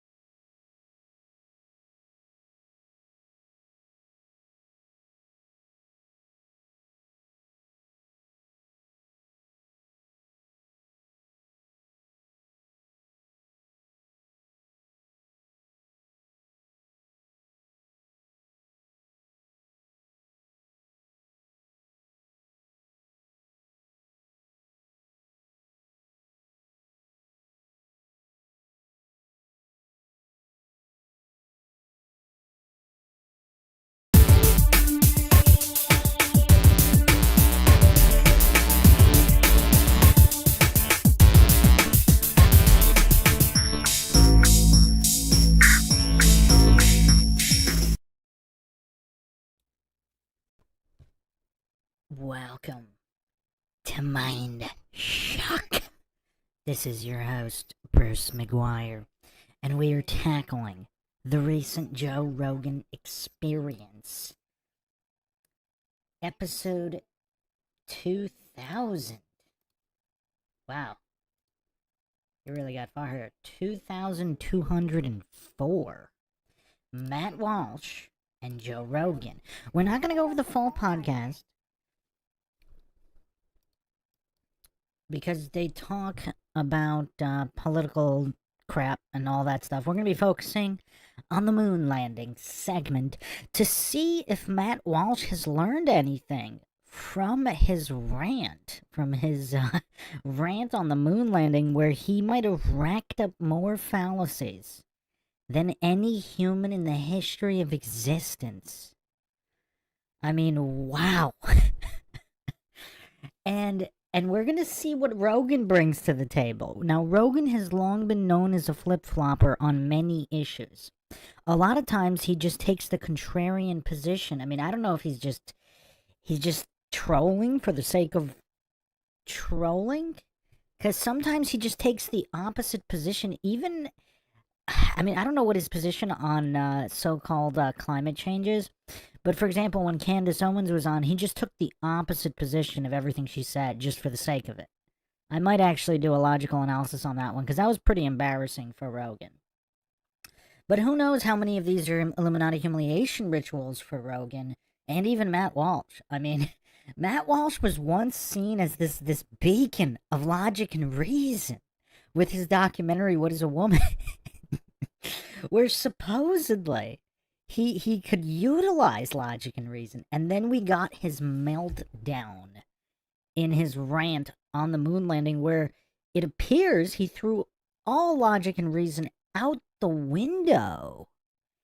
I mean, he used worse arguments than people claiming men can be women by sheer force of will and imagination. So, it was quite interesting.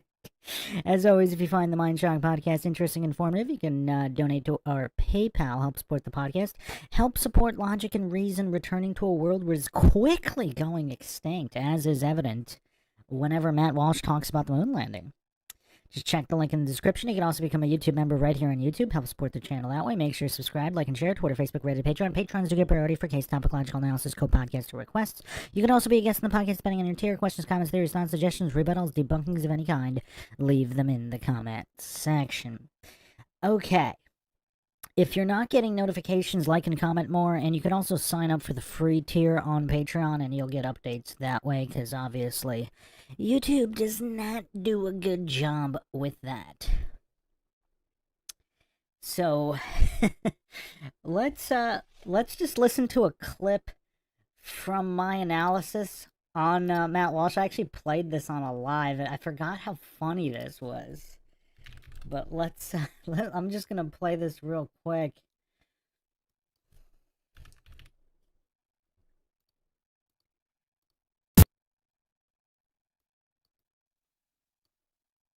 And it seems, I mean, I don't know, I skipped through it, so it's not completely a blind first-time listen, but it appeared Walsh did not watch this MindShock video, or he did. And he just doesn't really care about the truth, and he just wants to push his religion of scientism. Which is quite curious, because in other areas pertaining to, let's say, the FDA or the CDC, he actually wants to use logic and reason and critical thinking. But when it comes to NASA, he's just incapable. It's quite curiosity. Should we just start calling it the NASA blind spot? Because a lot of, I mean, apparently a lot of logical people who are aware of conspiracies, they have a NASA blind spot.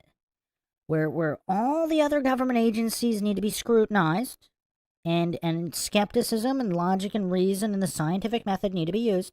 But when it comes to NASA, blind faith is fine. When it comes to an organization literally named after deception, importing Nazis from Operation Paperclip, when it comes to that particular organization, everybody should just blindly trust. Everybody should just blindly trust this organization named after deception. Importing Nazis from World War II. They don't need to be scrutinized. There should be no logical scrutiny for this organization. All right, so check this out. For those, has anyone here not seen my logical analysis with the new logical analysis system on Matt Walsh? I'll just play through a few segments here.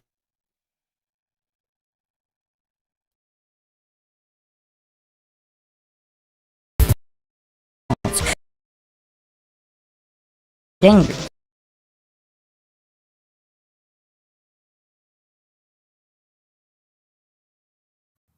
But if the answer is that the conspiracy would necessitate the close cooperation and secrecy of thousands of people across multiple agencies and institutions, then you're going to have to meet a very, very high evidentiary bar to make your theory even slightly credible. The one thing we know about human beings in general, and human beings in government especially, is that they are very bad at keeping secrets.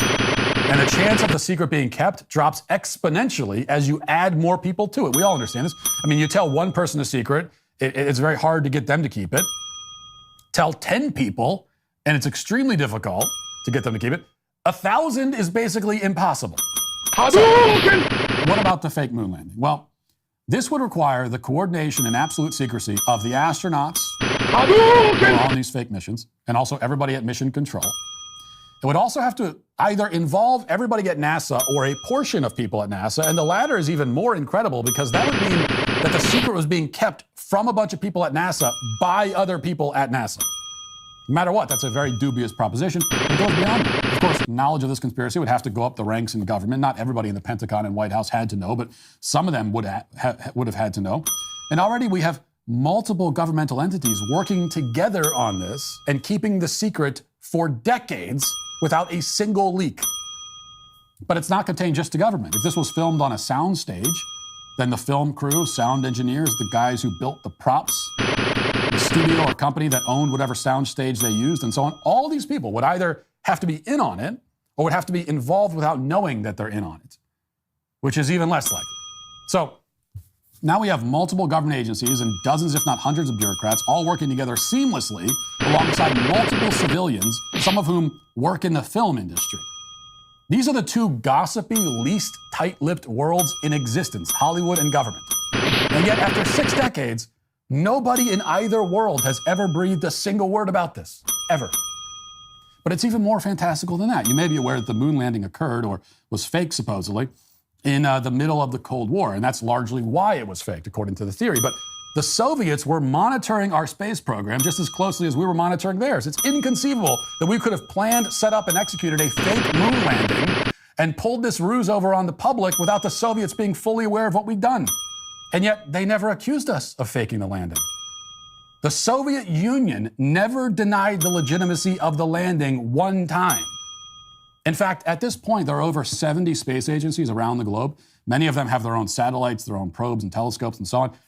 If the most famous space-related achievement in history was completely fake, then it would seem nearly certain that at least some of the people and at least some of those other global space agencies would know it, or at least suspect it. Yet no accusations have ever been made by anybody who would be in a position to actually know anything about this. Which means either that many dozens or hundreds of conspirators in NASA, the White House, the Pentagon, and Hollywood were so brilliant and devious that they tricked even the Soviet spies who were monitoring them, along with every other global space agency, or these other agencies are in on it, which brings the conspiracy to thousands of people across dozens of countries and 6 decades. Now, this is all complicated by the fact that, according to the conspiracy theorists, the plot actually wasn't well executed at all. According to them, NASA did a shoddy job of pulling it off, made a number of extremely obvious mistakes. Mistakes that were so boneheaded that a bunch of people on Twitter can easily spot them just by a cursory glance at the photos. So this was a brilliant scheme pulled off by the most powerful entities in human history that anyone on Twitter could look at the photo for 5 seconds and go, that was fake. Yep, totally fake. Now, we'll get to those alleged mistakes in a moment, but you see the problem here, I hope. In order for this theory to work, the conspiracy would need to be the most brilliant and well-coordinated and devious hoax of all time, and also the dumbest and clumsiest and most obvious. It would need to be both of those things simultaneously, which it can't be. And all of this means that before we even look at the supposed evidence, we already have a fake moon landing that is far more complicated and difficult and implausible than actually just landing on the moon. Hadouken! We have an alternative theory that is by far and away more convoluted and far-fetched than the official narrative that it seeks to debunk. So Occam, with his razor, is spinning in his grave right now. So what is the evidence that can overcome this enormous logical deficit? What proof is there that the moon landing was fake? Well, let's take a look at the 3 big pieces of evidence that the deniers offer and that have been all over my mentions on Twitter all weekend long. So first, moon landing deniers point to what they consider to be anomalies in the photographs taken on the moon. And they point out how you can't see any stars in the sky, right? And you should be able to because they were in space. They say that the shadows are coming in at weird angles rather than straight and parallel as they should be if all the shadows are cast by a single light source, which would be the sun. They point to the picture of the American flag appearing to wave as it stands planted in the lunar surface. They say that this makes no sense because there wouldn't have been any wind on the moon to cause the flag to wave. And finally, they say that footage of the lunar module taking off from the moon's surface is clearly fake because there wouldn't have been any cameraman left behind to take the footage. Now, of course, all of these points are very easily explained. The flag was not waving. There was a horizontal bar at the top of one could go outside. Absolutely nothing strange about the fact that they come in at different angles. Go outside on a sunny day and take a picture, and you will see exactly the same phenomena. The uneven surface, the angle of the lens, the perspective from where you take the picture, all will cause the shadows to appear that way. Again, anyone could go outside right at this very moment and confirm this point yourself. And how did they get the footage of the lunar module taking off? Well, that footage is from Apollo 17, not Apollo 11. They left behind a camera that was controlled remotely from Earth, and the reason why we didn't get that footage until Apollo 17 is because they tried it on 2 or 3 other moon missions and it didn't work because it's sort of difficult to pull off a remote-controlled selfie on the moon. These are the easy, common sense, accurate explanations for what you see in the photographs. And these explanations make significantly more sense than the alternative theory.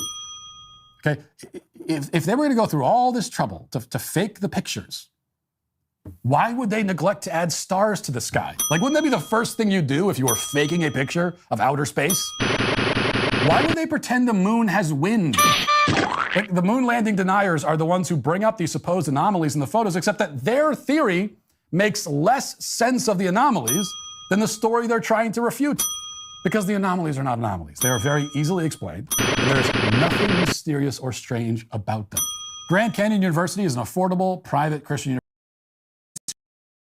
They're exposed to the surrounding the planet inside the Earth's magnetic field that contains high levels of radiation. And the deniers say that astronauts would be killed if they tried to pass through it. Now, this certainly would be a devastating point if it was true, but it isn't. The Van Allen belt does exist, there is radiation, but the spacecraft passes through it very quickly. It's going very fast, and that minimizes the radiation exposure. And ultimately, the amount of radiation they're exposed to isn't much more than a couple of chest X-rays. So it's, you can be exposed to radiation without being killed on the spot. It's just if the radiation is mitigated and minimized. Third, and perhaps most commonly cited piece of evidence to support moon landing denialism is that we haven't gone back. As many people have argued to me over the weekend, if we really landed on the moon, then why haven't we ever gone back? Well, the first answer is that we did. We went back 5 additional times. So if you deny that we've landed on the moon, you are actually claiming 6 moon hoaxes. You are saying that this whole vast conspiracy was spun up and planned and executed 6 times in a row. So why didn't we keep going to the moon in reality? Well, how many times do you think we should have gone? I mean, would you find the story more credible if we went 10 times, 20 times? If you deny the first 6 times, will you suddenly believe it if we go another 6 times? Like, it's completely arbitrary. Well, we only went 6 times. How many times should we have gone? I don't know. 17. The real reason we stopped going to the moon is that it's expensive. And it's complicated. And it's dangerous. Now, it's not as complicated as pulling off a moon landing hoax 6 times. But it's still, it's complicated. People died to get the Apollo program off the ground. Space travel is fraught with risk. And as a country, we have lost the will to endure the cost and take the risk. It's true that, if you were alive in 1970, you probably would have assumed that by the year 2024, we'd be landing humans on the moons of Jupiter, right, by now. But just watch any any science fiction film from the 60s and 70s to get an idea of where people thought we'd be by the 2000s. We didn't get there. Why? Well, because we lost interest. And we slipped into decadence and boredom. And now, to top it all off, IQ scores are declining and people are generally becoming less competent and less skilled. In 1970, we were sending rockets to the moon. That's true. Do you know what else we were doing? We were flying commercial supersonic passenger jets that could make it from New York to London in 3 hours. And if you were on one of those jets 50 years ago, You would have assumed that by 2024, we'd have the technology to go from New York to London in 3 minutes, right? Instead, we went the other way. The fastest passenger jet today that's operational will get you there in about 7 hours. Okay? Our technology seems to have regressed. Is that proof that the Concorde never existed? Does that mean that supersonic air travel was a hoax? No, it just means that the supersonic air travel was, again, expensive and difficult and cumbersome. And it came with extra risks. One crash of a Concorde jet, which eventually happened, was all it took. And the whole supersonic air travel industry was thrown on the scrap pile, and that is where it has stayed up until now. We did not build off of it. We didn't continue in that direction. We just went backwards. It's a sad story. It's a story. And for those that can't read the screenshot, I can't believe he went to the Concorde. That's like saying because some random smart car comes out that's so much slower than a Ferrari or a Bugatti, that means technology is going backwards.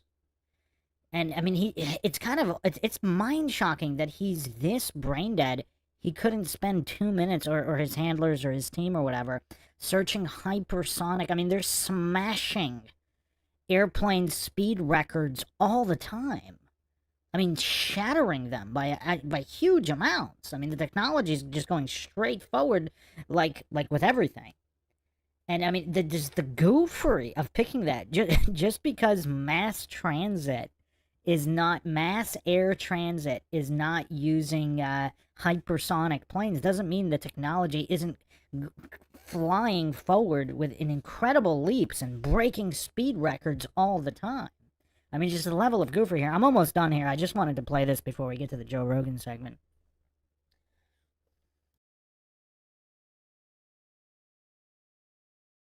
Of societal paralysis and decay, but it is not evidence that one of the most well-documented events in human history never happened. In fact, there is no evidence that the moon landing never happened. There is, again, zero evidence of this elaborate cinematic hoax.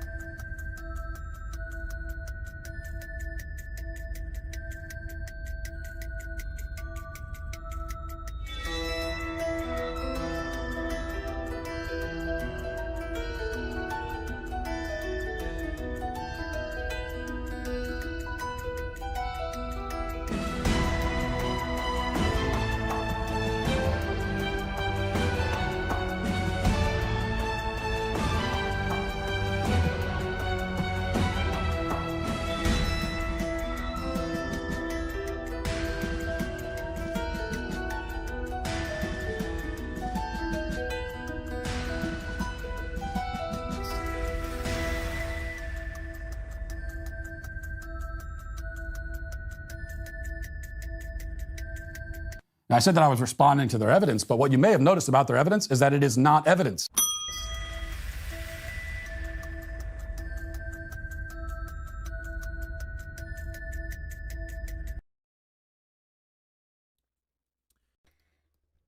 And for those new to the subject, I mean, is there any of it? Obviously, he's shifting the burden of proof here. One is not called upon to prove a negative.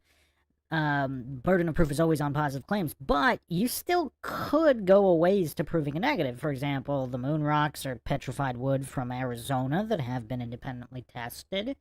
You have the EMF extraction. I did a whole episode on that in the Apollo series on MINDSHOCK, where it looks like it's artificial light in all of the footage.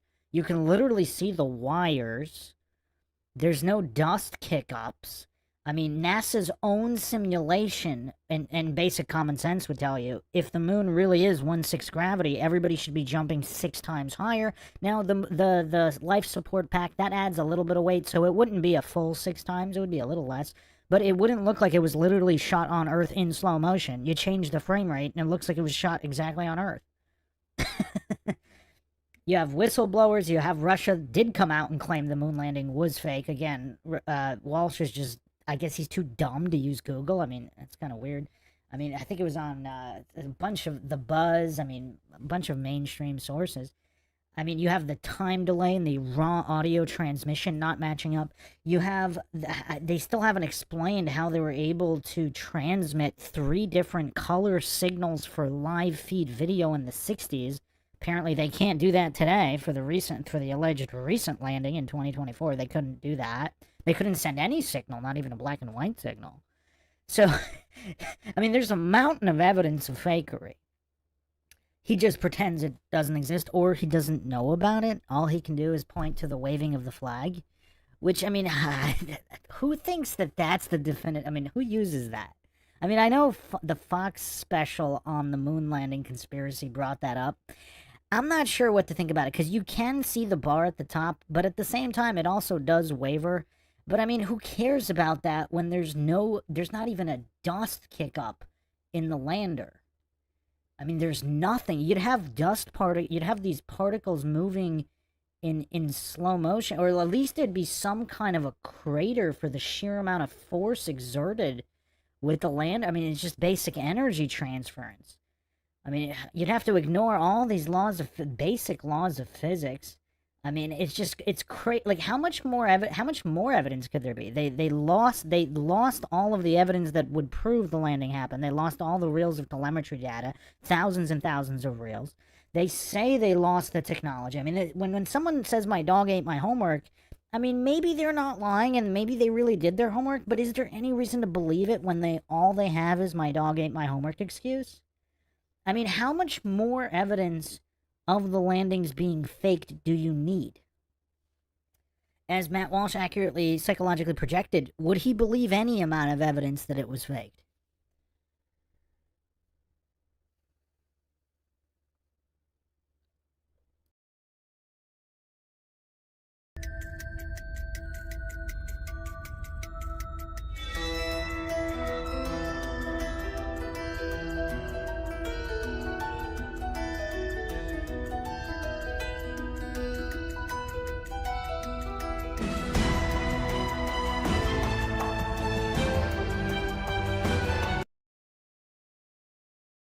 Analysts have is a few easily debunked qualms with the generally accepted narrative.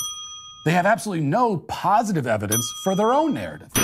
Not one single piece of evidence. Not one witness, not one whistleblower with direct knowledge of the conspiracy, not one photo or video of this hoax being staged. Nothing. They found some holes in the moon landing story, holes that are totally imaginary, it turns out. And inside those holes, they have stuffed this whole story that they invented out of thin air.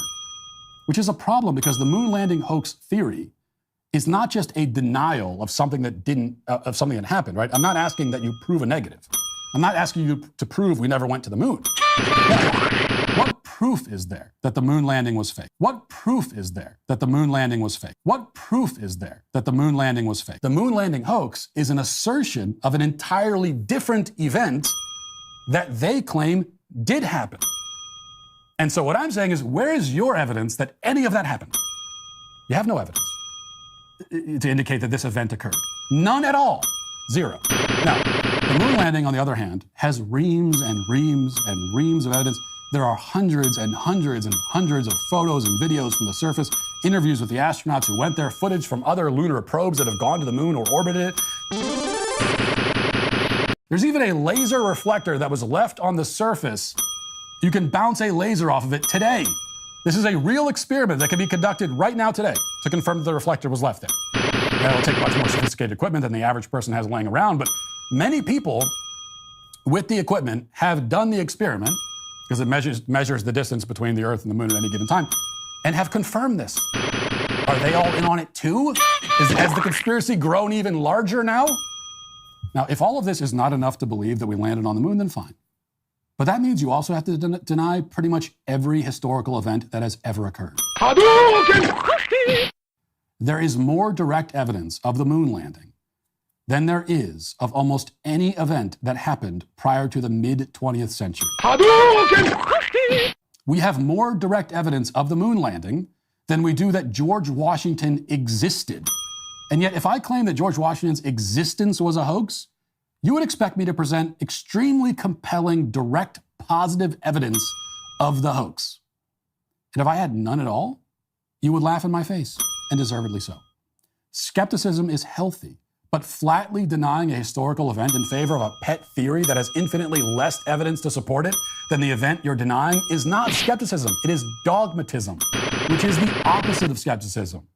And that's why there is no evidence of the moon landing that will ever convince the deniers. We do have to give Matt Walsh's subconscious credit here, because his psychological projection is so accurate. Because there's so much evidence that they faked it. I mean, he's so clueless, he doesn't know that they were bouncing lasers off the moon prior to the moon missions. Like, he's this utterly clueless about just basic history of alleged moon exploration. Now, obviously, we don't know what exactly they were bouncing off of, but even according to the official narrative that he believes, the official narrative is that they were bouncing lasers off the moon prior to any manned moon missions, first of all. Second of all, if the moon is a solid object that can be landed on, you don't need humans to send if the probes are legit. I'm not claiming they are, but he's claiming they are. The NASA fanboys and the scientism cultists, they claim that probes are legit. So they could easily have sent probes to leave the reflectors on the moon. That's not evidence of a manned mission. But I mean, he's such a zealot. As he accurately projected, this is dogmatism, because it's his dogma, it's his religion that the moon landing had to have happened. So he will not accept any evidence, no matter how many moon rocks are tested and found to be petrified wood from Arizona. No matter how many wires are in the moon footage. No matter how many thousands of telemetry data reels are lost. No matter how many manned moon missions that are supposed to happen get canceled. No matter how many whistleblowers come forward, like there's Project Slam Dunk. I went over that. There was a whistleblower on the faked mission. Russia did claim the moon landings were fake. No matter how much footage doesn't line up to the simulations of 1/6 gravity. No matter how many EMF extraction comparisons are showing artificial lights in the moon landing footage. No matter how many laws of violation of the laws of physics there are regarding the audio transmissions, timing, regardless of no matter how much evidence of the fakery is presented, he will never accept it because of his dogmatism.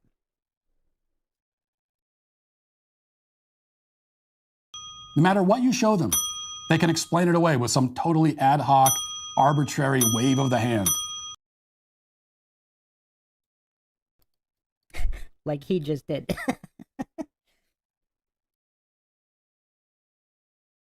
Photos won't convince them. Video won't convince them.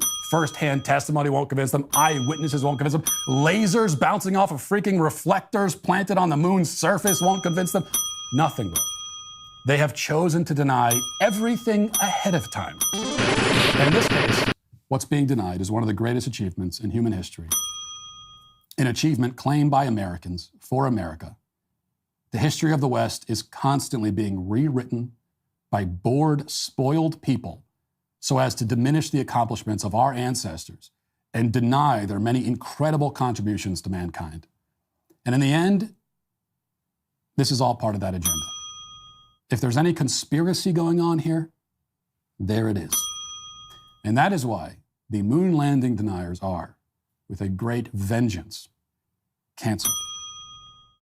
The final score is tabulated based on a weighted average. The baseline score counts for 40%. The fallacy per minute rate, 40%. The FPM rate is calculated based on the total amount of fallacies committed throughout the entire duration of the debate. Super fallacies count for 10%. Regular fallacies, 5%. Fallacy combos, 5%. The weighted average determines the final score. Highest score wins.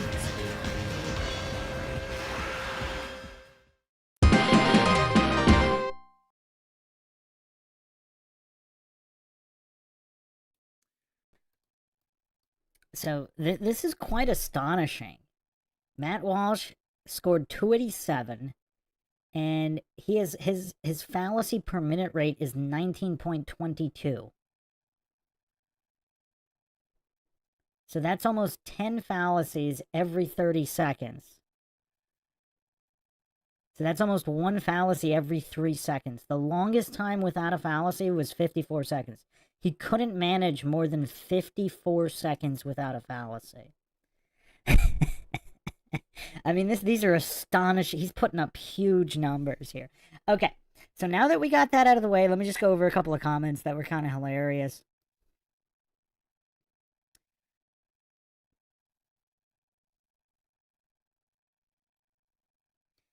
Awesome Town Matt says, Walsh acts like the lefties he makes fun of when it comes to emotional issues. Ironic. Hypocritical, also.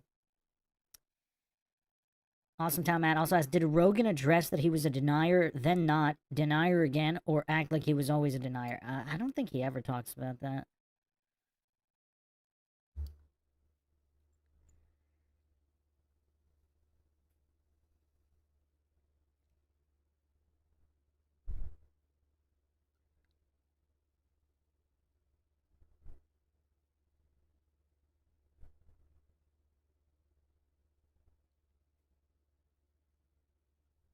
Some people talking about concave Earth in the chat.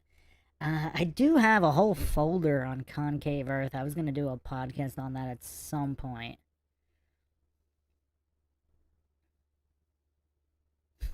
Awesome Town Matt says, Bruce, didn't you hear Matt? There is zero evidence, so stop showing evidence. I mean, it's just kind of astonishing how supposed... I would like to actually hear like guys like Ben Shapiro. I wonder what... If somebody told Ben Shapiro to make a video in support of the moon landing, I would actually be surprised if he used arguments this dumb. I'm kind of curious as to what arguments he would use, though. Because even in his pro-injection stance, I mean, he uses dumb arguments, but nothing this flatlined like Matt Walsh.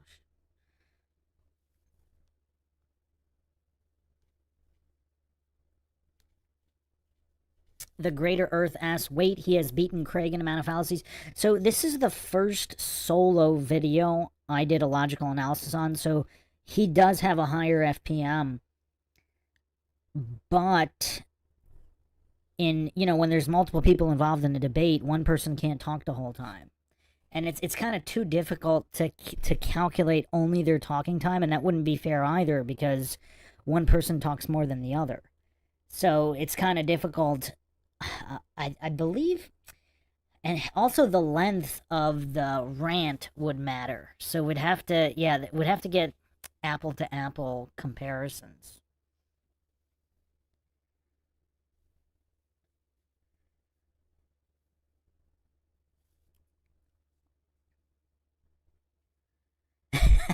Greater Earth says, is this the final boss of fallacious reasoning? I'm not sure. I don't know whether it should be him, Craig, Sartain.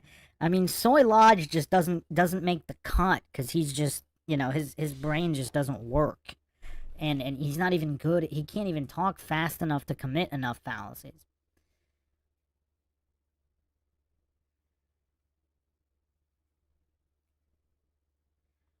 Greater Earth says, he doesn't seem like a dumb guy. I think he's just lying.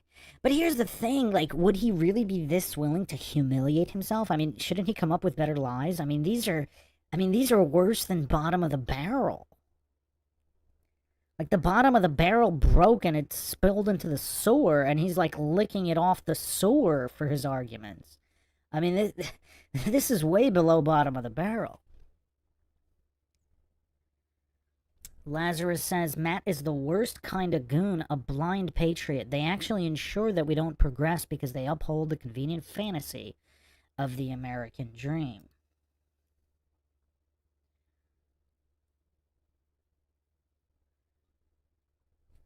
The Greater Earth says, there's no way Matt is as dense as Craig. It's suspicious to use this many fallacies and still be breathing. Oh, man. Okay, hold on a second. It's possible Craig is a super genius who's just the greatest actor ever. and he's the only actor who can successfully go full retard. It's possible. I'm just throwing it out there. Let's not dismiss that possibility. Because if he was just too good of an actor for Hollywood, and there are just some deep pockets here to promote Flat Earth, so they want to create as many Flat Earthers as possible, why wouldn't they hire a guy like Craig? Because if he's just that good at going full retard, I mean, Craig is going to create more Flat Earthers than anybody out there. So if there is some kind of concerted effort to sow strife and discord to facilitate a one world government, a new world order coming on the heels of some kind of societal collapse where people don't trust any government entities at all, did they call upon the one and only Craig of Fight the Flat Earth for their cause? All right, let's get into the Joe Rogan segment here. What everybody's been waiting for. But that's the background here. So we'll see if Walsh doubles down on his goofery or not. Greater Earth says Craig is partying at Bohemian Grove. You know what would be hilarious? If a video came out of Craig, Alex Jones, and Joe Rogan partying at Bohemian Grove. Would anybody be surprised at this point? Maybe Trump's with him, maybe he's not.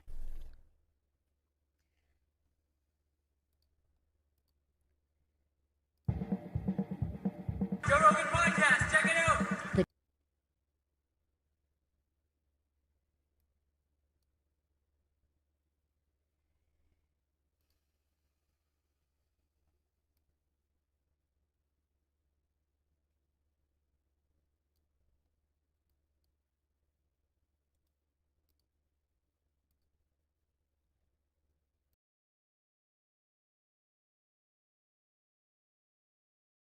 Get a computer that keeps making new accounts, and you run a program. It's not the most difficult thing to do. For people that know how to actually code operating systems, you don't think there's someone out there that can code a computer program that can operate millions of different Twitter accounts, and you run it through some sort of AI that you've developed, some large language model on things to say about MAGA, or things to say about abortion, or things to say about conservatives, or things to say about liberals, and you put a fucking American flag in your little bio, or you put a pronoun thing, he, her, Zer, whatever it is. And then you just flood the internet with fake anger and fake discourse. And you lie about people, and you, anytime there's a post about anything controversial, you insert something in there that gets people even more riled up.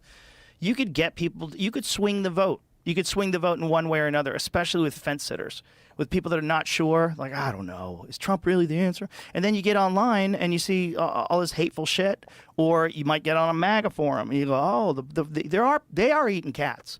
He was telling the truth. ABC's biased. And you could swing it one way or the other. And I think they're all trying to manipulate it.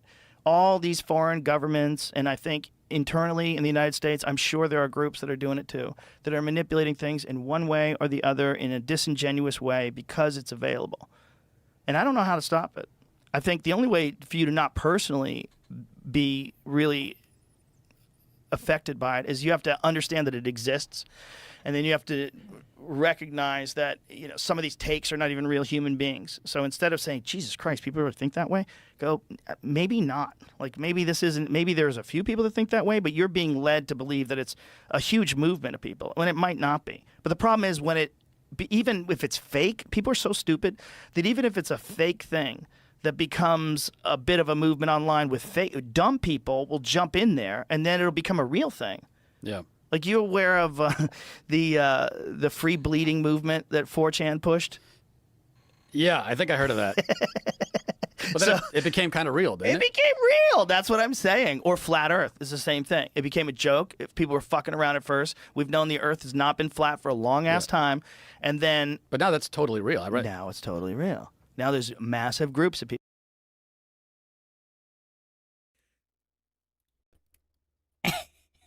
I mean, look at this goof. I mean, just look at this goof. You know what's funny, though? What's really funny is in Rogan's deranged mind, unless he's also like a bad actor in this situation, some people think he's a flat earther and he actually wants to increase flat earth membership by talking down on flat earth and with such horrible arguments like Matt Walsh did with the moon landing. If you haven't checked out Joe Rogan vs. Eddie Bravo, I did a I don't know, was that 6 hours or something, dissecting all of Rogan's horrible arguments. I mean, the level of goofery is astounding. I mean, Rogan borders on mental disability for that entire conversation. So, for him to rope this in here and pretend that flat earthers jumped on something fake, let's say it was fake, though. Let's say the people that pushed it out, and that's actually a fascinating topic on how it was so-called let out of the bag. I actually talked to, I talked to Whitset about it in his chat, on one of his streams in the chat at one point, and he had some interesting thoughts about how it was all let out of the bag. Not that it's relevant in terms of a logical physics perspective, but I find it interesting. I think, I mean, anybody who's curious about conspiracies and government and all of that, on how it was supposedly let out of the bag. And either way, whether it's true or not, let's say it was fake. Let's say people thought it was fake and they released it as fake. But if it's real, which again, you have people out there doing infrared, you have people out there doing laser tests, you have people going out there doing all sorts of things. So even if the people that released it thinking it was fake for the lulz, that doesn't mean it's fake. But obviously, Rogan's deranged feeble mind, I said female mind. Oh, wow. Was that a Freudian slip on my part? I assure you, listeners, I do not know anything about Rogan's true gender. I don't know how he identifies. I don't know how he was born. That was not a Freudian slip. I just misspoke. That doesn't happen often, does it? But yeah, no, I assure you, I have no insider knowledge if Rogan's gender is truly female or not. Thanks, Tara Jackson, for the support, by the way. I just saw that. Okay. So, yeah, he obviously couldn't consider the possibility that even if it was released by people who thought it was fake, that doesn't mean it's fake. Like people making intentionally fake Bigfoot or ghost videos. If Bigfoot or ghosts really are real and people go and find the evidence, even a person who thinks it's fake, releasing it as fake, that wouldn't be relevant to whether it's fake or not. But obviously, yeah, the mental capacity's just not there. Just look at this goof's face.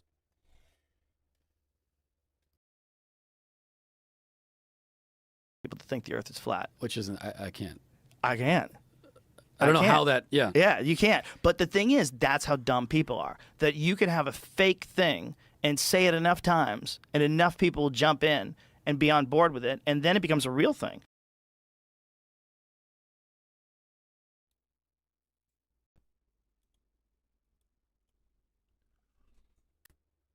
Kind of like the moon landing.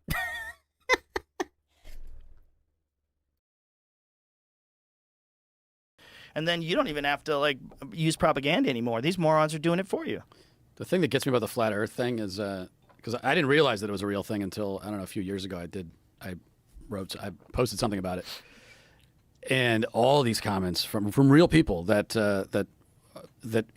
gets me is, well, you get the people that say, yeah, I think the Earth's flat, and that's you're just really stupid. But what I was more fascinated by the like 80% of people who. 80% of the flat Earth crowd, 80% of them, their take was, well, I'm not saying the Earth is flat, but I'm open to it. So I'm open to the possibility. How are you? I get it if you're just completely stupid and you got sucked into this cult thing, but what I don't get is how can you be on the fence about the shape of the Earth?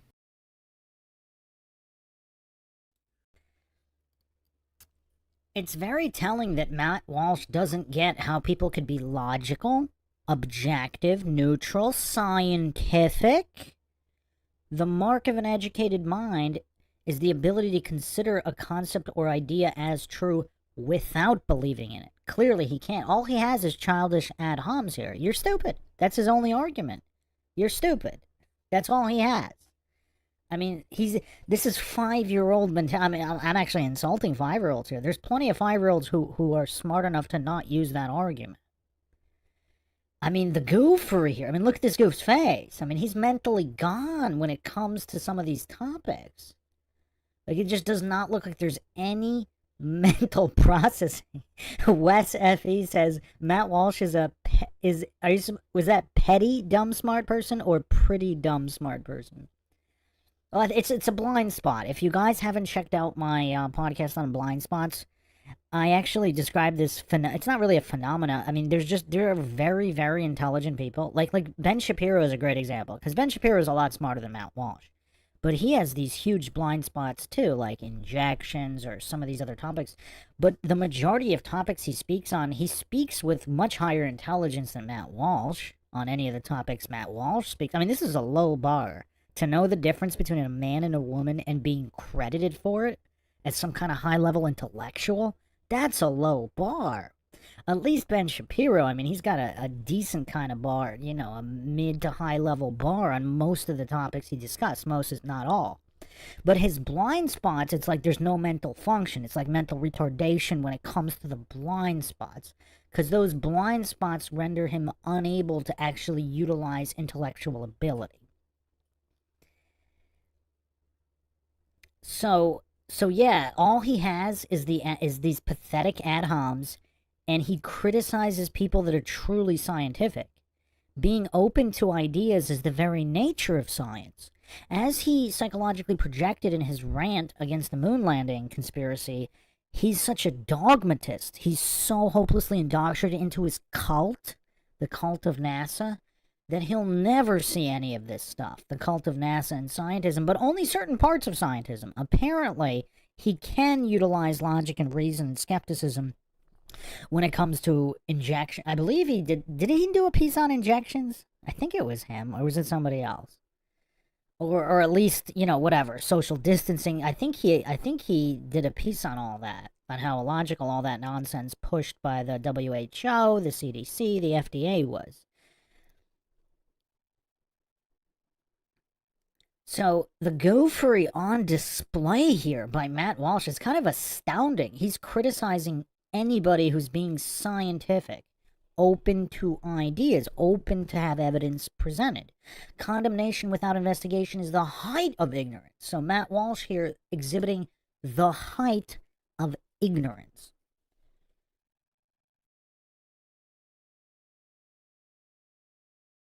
Well, it's just people that really are not educated. That's number one.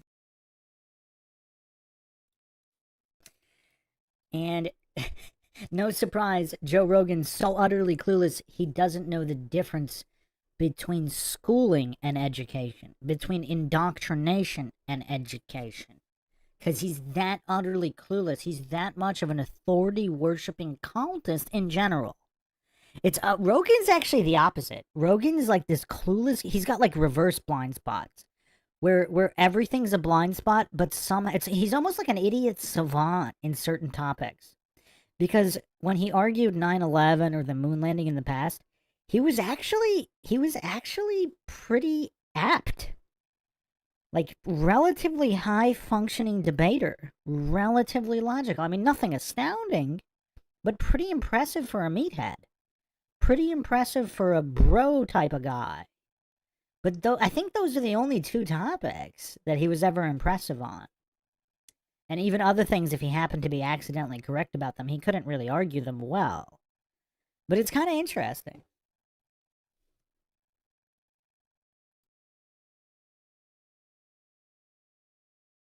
And people that believe that there's a collusion that's so large that all of the space agencies from Japan, from China, from Russia, all of them are liars.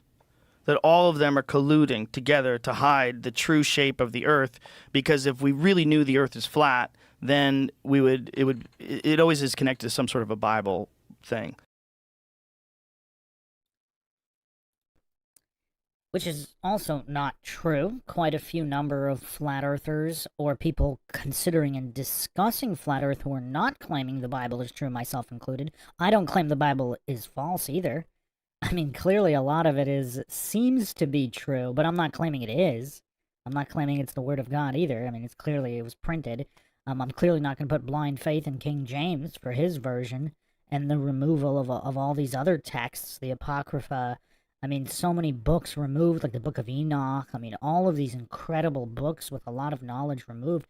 So clearly I'm not claiming any of that. But the goofery here, I mean, is it possible Rogan is this dumb? We need to do a poll. We need to do a poll. Because I'm not sure, is it really possible Rogan is this utterly clueless, or is he acting? Let's do a poll. I'm curious as to what everybody thinks here.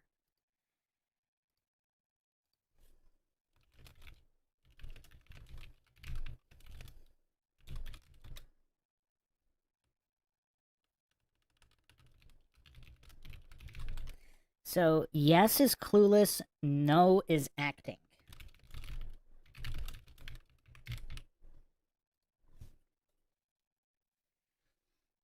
What do we got, people? 'Cause, I mean, it's so hard. It's so hard to determine whether he's genuinely this dumb or he's acting.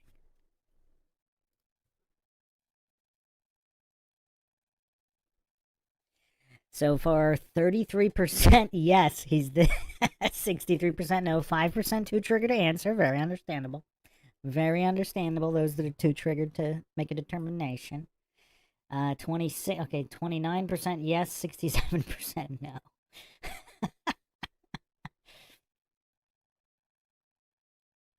Wes FE says Matt has potential if he remains honest. Well, you think Matt Walsh is really this clueless as well? We need to do one on... Well, at the end, we'll do one on Matt Walsh.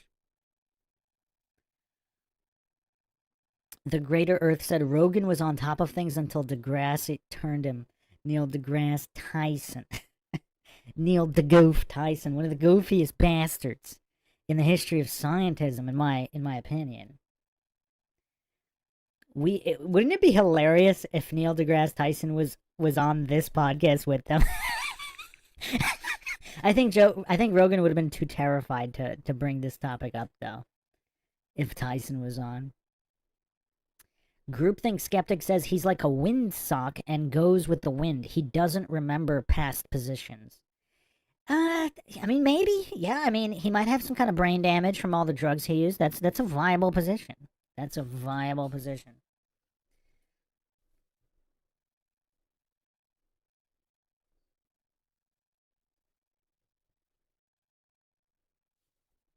Alan J with very difficult question. Who's dumber, Joe Rogan or Matt Walsh? That's a tough one, my friend. Oh, that's a tough one. Beastly in the chat says Rogan knows it's flat. Just look how stressed he gets when Bravo brings it. Well, I think that's because first, Rogan knows that Bravo would beat him up. Secondly, which Eddie Bravo's so nice. He should have choked out Rogan a long time ago for the level of disrespect that Rogan spits on the podcast. But I think he gets stressed out because he knows he's too dumb to argue with Eddie Bravo. Regardless of whether the true shape is, regardless of whether Rogan believes one or the other, Rogan knows he's too dumb and he looks horrible whenever engaging with Eddie Bravo. I think that's why he gets stressed.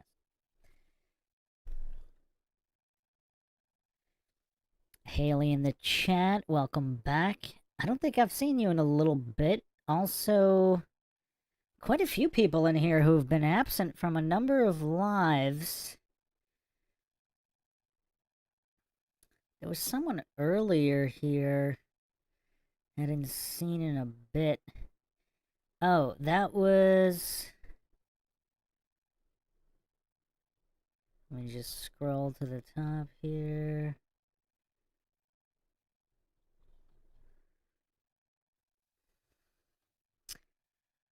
Okay, so I'm going to close the poll here. 24% think Rogan is genuinely clueless, or 25%. 73% no, he's acting dumb, and 3% too triggered to answer. South to West in the chat. South to West. I haven't seen South to West in a bit.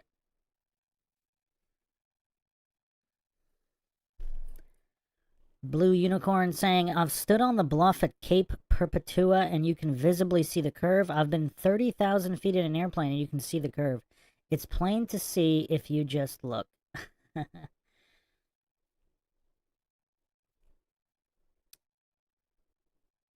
Blue Unicorn, was that like a satirical post? Because nobody claims that you can see the curve at that height in an airplane, because that would be too close to the surface. And you're also looking through curved windows. there's cameras mounted on 100,000 plus feet hot air balloons where there's zero curvature, first of all. Second of all, the true horizon is not the apparent horizon. So what, even whether it showed a curve or not, that wouldn't prove anything because that's not the true horizon. Just like you can see train tracks touch in the distance. Have you ever stood in between train tracks and looked towards the horizon? You can see them touch, right? They touch because you can see them touch. You realize how silly that kind of an argument is?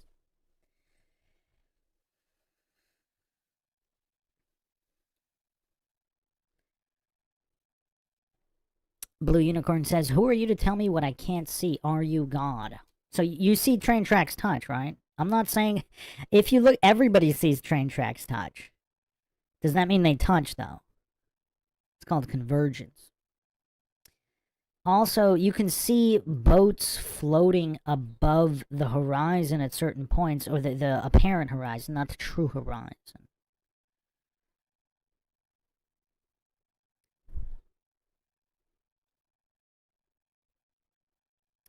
Blue Unicorn, if you're interested in the topic, check out the logical analysis I did with Bryant Myers.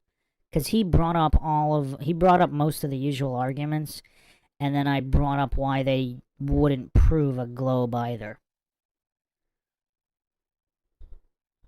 Or the globe is just incredibly larger.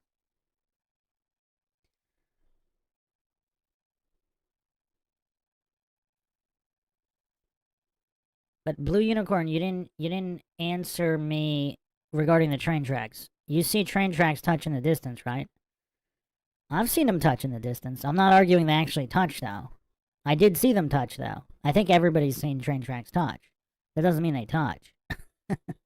So what you see doesn't mean that that's what reality is. I think a lot of people see it's convergence. It's the same thing. Just instead of horizontal, it's vertical. But a lot of people can see a slight curve in the through the curved window. Just like if you ever wear a helmet or something, depending on the visor, everything will look slightly curved, and it'll exaggerate the perspective.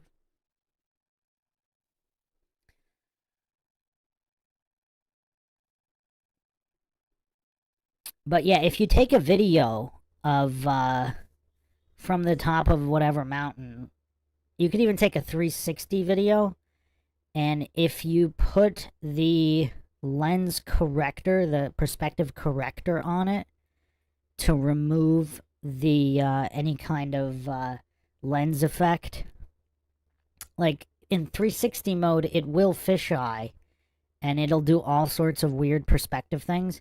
But there's a corrector. I think even the GoPro software has that built into the software, where it removes all those effects to give you the natural view. And people have done this, so you can do it pretty easily. It'll still show 180 degrees. Now, the argument, that doesn't prove a flat Earth, obviously. It could theoretically still look like that on a globe Earth, because you always see in a circle, right? Because let's say, for the sake of argument, if you can only see 1 mile in every direction, that would map a circle around you.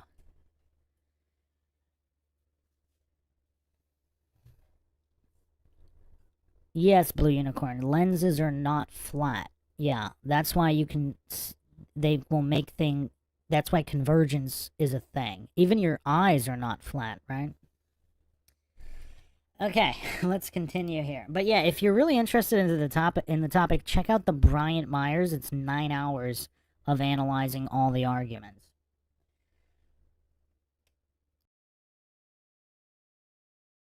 Like it's the firmament, and they believe that we're hiding the fact that God is real, and somehow there's some mass conspiracy that all these world governments and every person that ever was involved in the space agencies, they've all hid from us. Yeah, and the moon landing. You're not you believe in the moon landing, right? I used to believe in the moon landing. You don't anymore? I had a joke in my act about it, that before COVID, I would have told you vaccine's the most important invention in human history, and after COVID, I'm like, I don't think we went to the moon.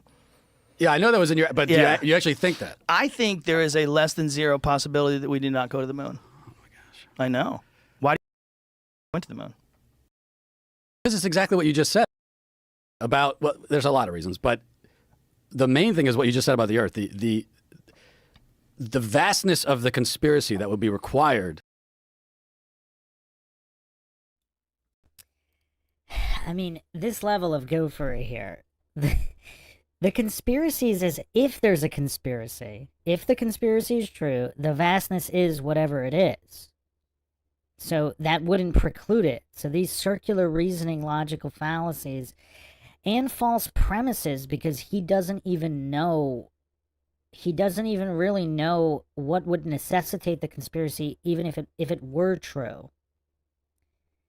If there's a good enough reason. I mean, look at the conspiracy of thinking governments are required. And look at all the people in on it, thinking that governments are necessary and everybody needs to pay taxes, despite all the evidence to the contrary, or at least income tax.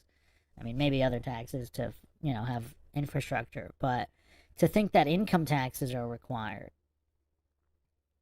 So the level of goofer here, the only real, and it's very telling that they go to this, that he goes to this argument first. It really shows how weak his position is. Because if he can only appeal to incredulity stacked on a circular reasoning fallacy, stacked on a false premise, I mean, how solid is his argument? And this kind of presupposition and assumption that all these other conspiracies, all the conspiracies that you don't know about, that are executed by the amount of people involved that he's alleging, cross countries, etc. If they're successfully carried out and nobody knows about them, how can he appeal to incredulity here? Because nobody knows how many secrets are truly kept. You can only keep track of the ones that are broken. I mean, this is logic 101, but Walsh just can't grasp it, which is very interesting.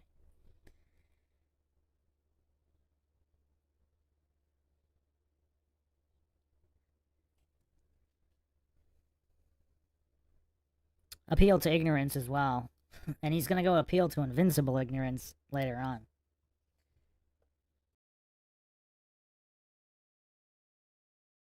To fake that, it's so vast that it's a lot more incredible to believe that we faked it than to believe that we just went and going to the moon. It's a massive achievement, but I think the greatest human achievement of all time. But even so, to fake it would be even more massive.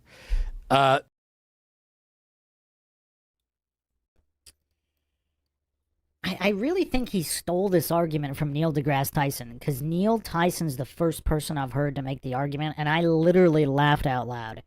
I did a blind reaction video to Neil Tyson on a few different conspiracies, and if you just go to the MINDSHOCK channel, you can look up Neil deGrasse Tyson logical analysis, or Dunning-Kruger champions Neil deGrasse Tyson. His arguments are just so ludicrous. It's easier to go than to fake it. So my question is this. If that's true, why don't they shoot Ghosts of Mars on location? Or is it only easier to fake going to the moon and it's not easier to fake going to Mars? But in that case, why don't they shoot all of the movies set on the moon? Like that Superman movie, what was that? Superman 4? The Quest for Peace? Do they fight on the moon? I'm not a big fan of the Superman movies. I don't remember. Does anybody in the chat know? Is Superman 4 The Quest for Peace the one where they fight on the moon? Why didn't they shoot that on location if it's so much easier to go than to fake it?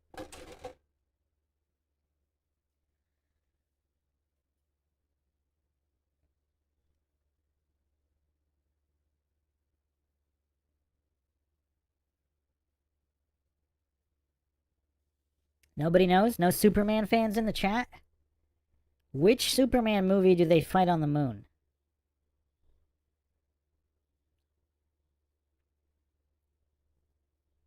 Superman is dead? Okay, am I gonna have to look this up?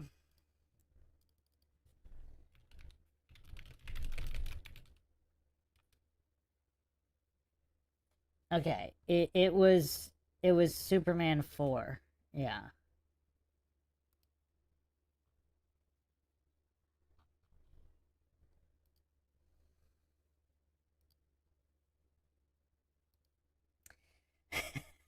So why didn't they just shoot it on location if it's so much easier to do it for real?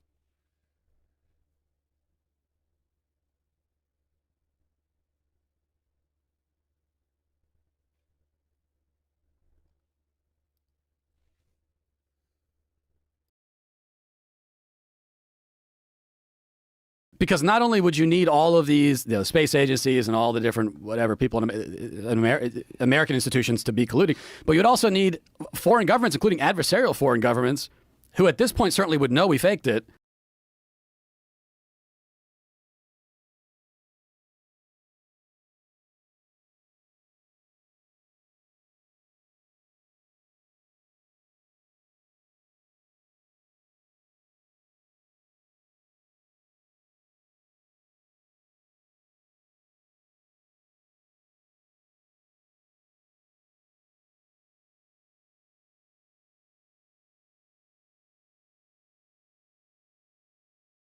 And for some reason haven't blown the lid on it. So they're letting us like take this achievement that they know. Like, why haven't the Russians come out and said all those things you're saying are true? Right. I don't argue with any of the things you're saying. But one of the things that I think you have to consider was, if it's not possible for human beings to safely go through the Van Allen radiation belts and out into deep space without much protection, and face the temperatures that are on the surface of the moon, which get up to 250 degrees and 250 degrees below zero in the shadows. There's no environment there. It's hostile beyond belief. Micrometeorites are flying into the moon all the time. They're flying through space all the time. We've never had a single biological organism go out into deep space, past the Van Allen radiation belts, and then come back to Earth and come back alive, except human beings during the Apollo missions. Every single space station mission, every single space shuttle mission, all of them are inside 350 miles from the Earth's surface. The only time human beings have ever been past that and through the Van Allen radiation belts was the Apollo missions. And we were the only humans that were ever able to do that. The Russians never figured out how to do it. No one else figured out how to do it but the Apollo astronauts. And we did it 7 times, 6 successfully, from 1969 to 1972. If you said to me, do you think that they could fake the moon landing today? I would say no. I would say no. People are going to be able to track it. It's very easy. They have satellites.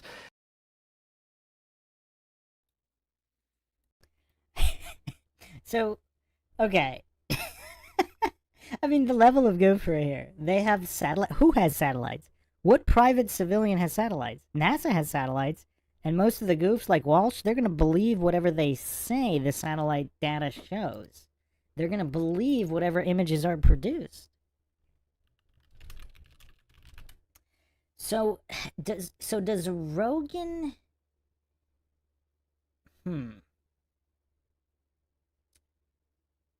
So does Rogan think that the February 2024 remote landing that allegedly happened, that for some reason they couldn't get the live feed working, so he thinks that's real? So I'm guessing he thinks all non-manned missions are real. So he thinks all the Mars stuff is real, and I'm assuming, because he's saying that they would get caught faking it.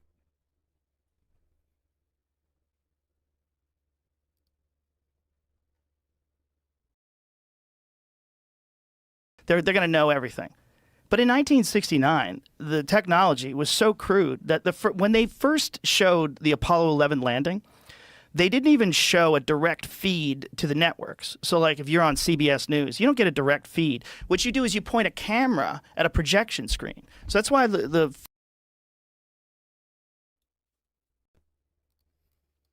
You know what's kind of hilarious? Even when Rogan is technically on the logical side of something, he's still wrong about all the details. There were multiple feeds, including a microwave transfer. Some of them actually went to Australia and London, I believe.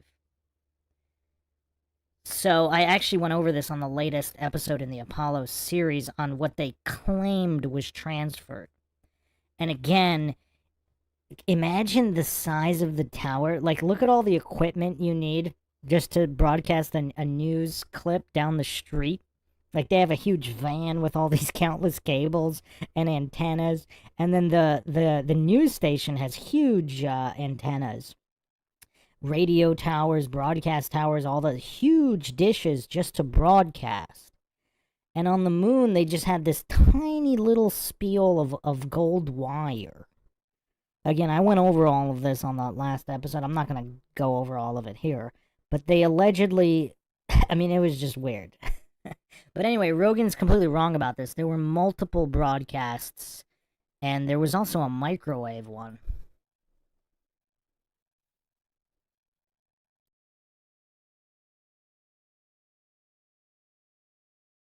Film looks so shitty. The camera is pointed to a projection screen where you see the astronauts jumping around on the moon. And you see this weird, grainy, third generation image, right? And we did it, and we have never done it since. And we've always said we're going to do it, and no one's ever even come close. No one's ever even gone into deep space since 1972. We also haven't been trying. We haven't been trying.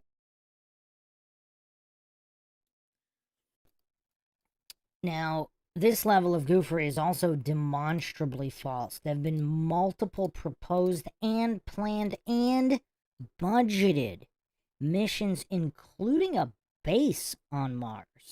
On the moon, actually. And Mars, too, but... I mean, actually, check this out. There's even plans for a city on Mars. I mean, we all know how quickly that's going to happen. But there were so many proposed moon landing program and fully budgeted. That's what this goof is so clueless about. They have been trying and planning.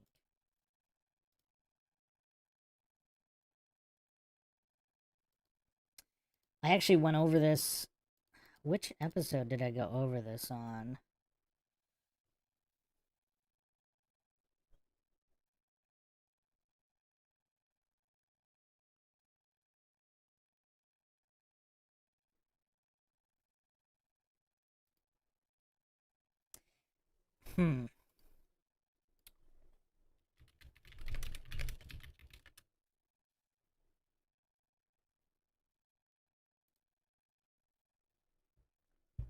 So again, the level of goofer here, Matt Walsh is so dumb. He can't even go to Wikipedia.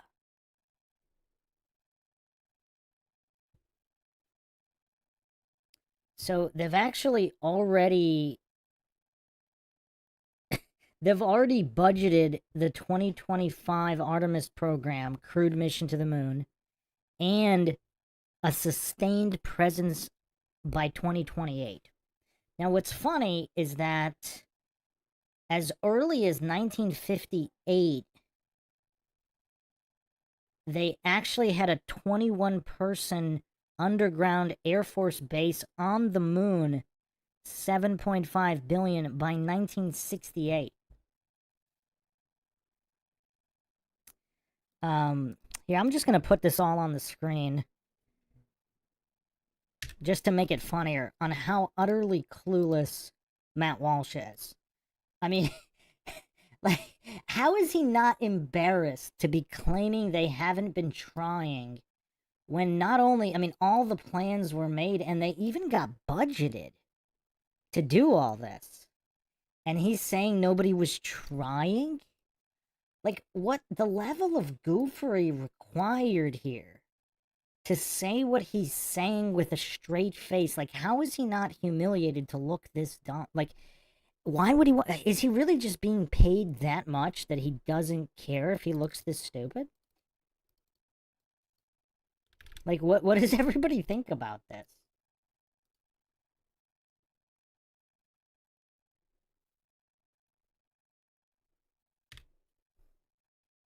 They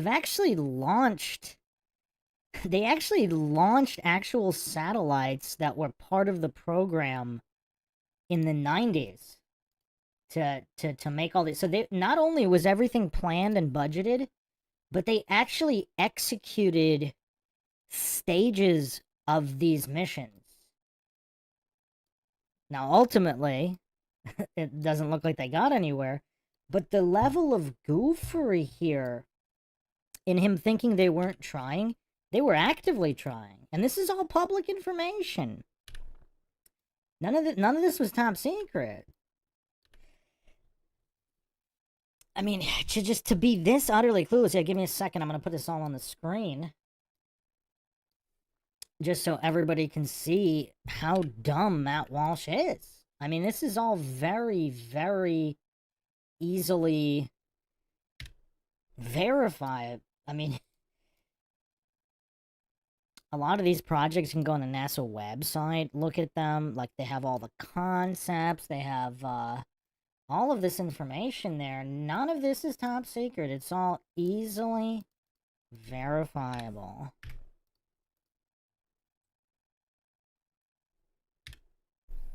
All throughout the 90s, early 2000s, or even 80s. It's actually, there have been all these planned missions and that got budgeted. I mean, where'd that money go?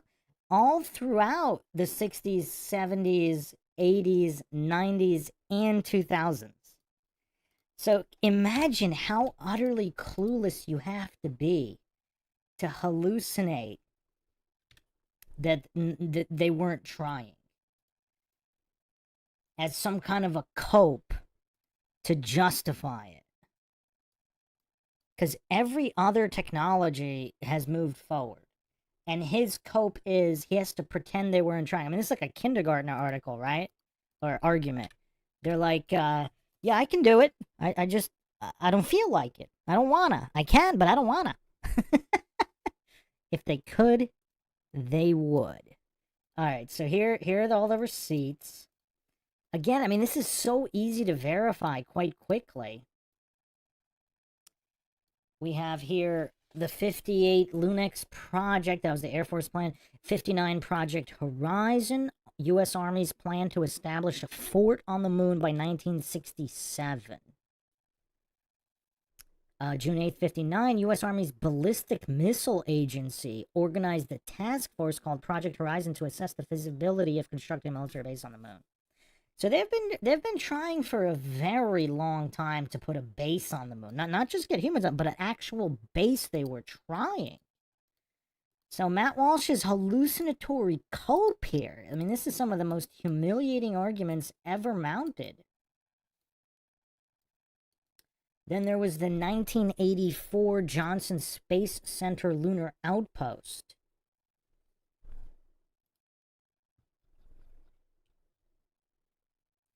In 1984, with the space shuttle in service, a team based at Johnson Space Center made a feasibility study for NASA's return to the moon. It anticipated later studies in using NASA's planned infrastructure, the shuttle, a shuttle-derived heavy lift vehicle, a space station, and an orbital transfer vehicle to build a permanent 18-crew moon base sometime between 2005 and 2015. So they were trying pretty hard. Design details. I mean, I'm not going to go through all of this, but clearly there's a lot of work here. NASA was to have launched a lunar orbiting space station in 2008-2009 to support the creation of a permanently crewed moon base by 2009-2010. Whatever happened to that? The operational surface base would have contained an expanded mining facility. Lunar surface would have grown to an 18-crew advanced base in 2013-2014. Ultimate goal would be a self-sustaining moon base by 2017-2018. The following were the names of vehicles or mission steps associated with the JSC moon base. So they had all these satellites, all 90s, early 2000s, all the way into the 2000s dates. And let's continue here. I mean, look at all this trying. Look at all this trying. I mean, that's a lot of work. I mean, we're talking thousands, tens of thousands, possibly hundreds of thousands of man-hours of trying not to just go back to the moon, but to establish a base there. And Matt Walsh, so utterly clueless and ignorant of all of this.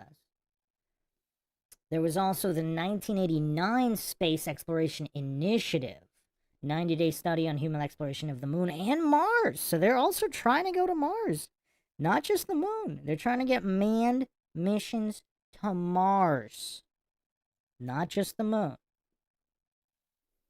There was also the 1992-1993 first lunar outpost proposal. part of George H.W. Bush's space exploration initiative. Although it did not gather much mainstream attention, NASA dedicated much time to assembling a detailed and thorough proposal.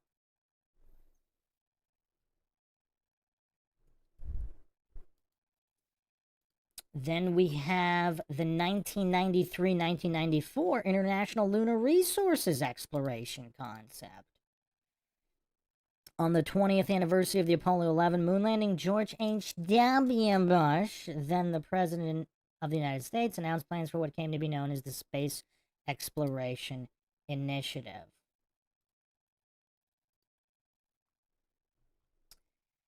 And, I mean, you could read all about this, all the plans here. I mean, look at all this work they put in. I mean, it's just crazy. I mean, not just the U.S. I mean, you have Russian contribution with rockets. I mean, they did all of this work. They were trying pretty hard. Then you have the 2005 Exploration Systems Architecture Study. The official title of a large-scale system-level study released by NASA in November 2005. The goal of returning astronauts to the moon and eventually Mars. I mean, look at all this work done. Just countless people working countless hours trying so hard.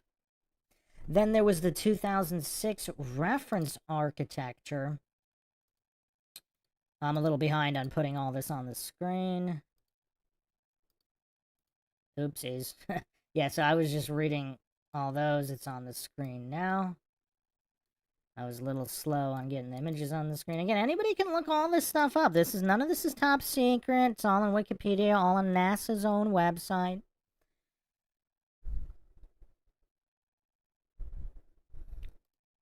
But imagine thinking of a dumber argument than they didn't want to go back. I mean, all this empirically verifiable evidence that they're putting all of these resources into going back. So the 2006 reference architecture, December 4th, 2006, NASA announced the conclusion of its global exploration strategy and lunar architecture study.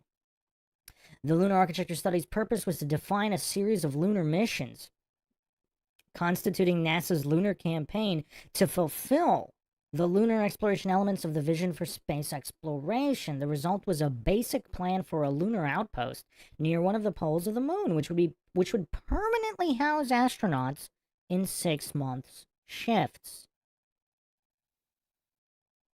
I mean, these are very detailed. Reference architecture was established for this outpost based on the location of the rim of the Shackleton crater, located in the immense South Pole Aitken Basin near the moon's south pole. I'm not going to go through all of this, but I mean, clearly, they designed all and developed all of this.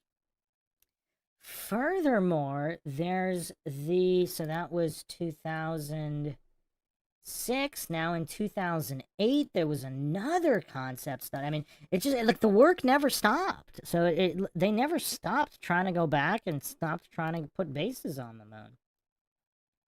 So in 2008 here, there's the 2008 concept study, part of the Lunar Surface Systems concept study. Proposals selected and so they're even awarding contracts for all this. A lot of money changing hands here. Then there was the 2010-2011 Surface System Concept Review, studying lunar surface systems such as habitation systems, ISRU, rovers, power production and storage, systems to meet science and exploration objectives, and safety systems. The LSSPO was expected to conduct a surface system concept review in 2010 or 2011. And then, of course, there's the Artemis program. There was also the lunar... there's so many more here. I'm not even going to go through all these. These are all more recent. So, again, Matt Walsh completely humiliating himself here by being so utterly clueless as to not know about all of these missions planned, outposts planned. They never stopped trying. They just, for whatever reason, didn't go again.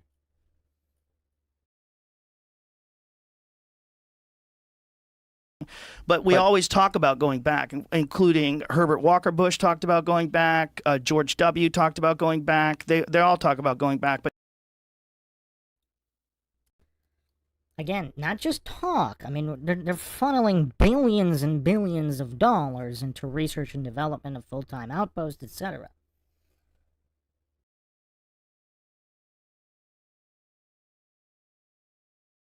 Nobody ever gets anywhere. Well, I think that's because we lost the spirit and hunger for discovery. We didn't just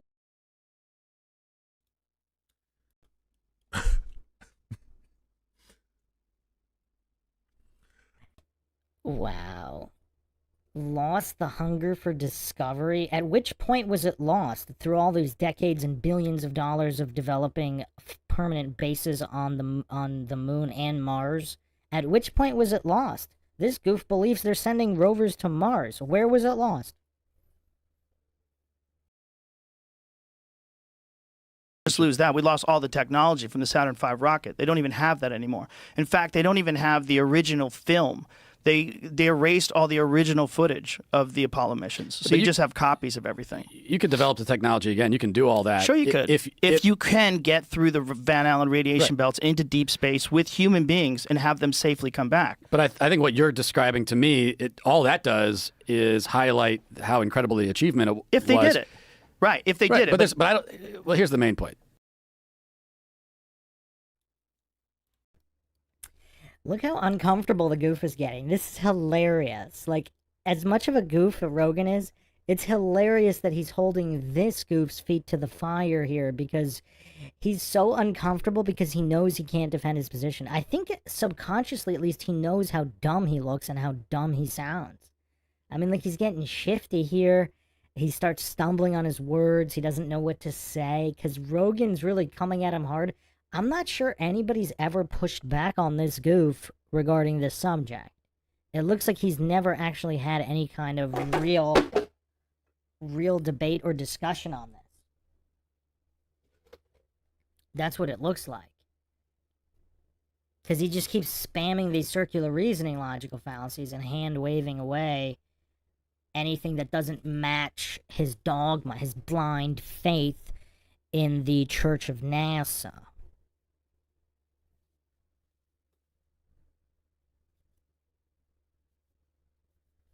And again, this goof if this goof believes they're sending rovers to Mars, and even the Artemis mission that supposedly landed on the moon, even though there's no video or there was no live video feed, rather, in February 2024. So clearly there was a will and a desire and the budget, not to mention every decade there's billions being poured into developing technology for permanent moon bases.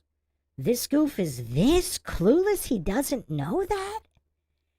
Like, is it possible to have a worse argument? Like, I'm having trouble here. Can anybody think of a worse argument than something this easily debunked and empirically verifiable about the billions of NASA, the budget into developing permanent moon bases and returning to the moon? They never stopped trying. They allegedly literally did it with an unmanned mission in 2024 in February. Like, could you think of a worse argument? Can anybody in the chat think of a worse argument than what Matt Walsh is spewing here? But it is kind of hilarious. So Rogan flip-flopped again. So, I mean, it's just weird.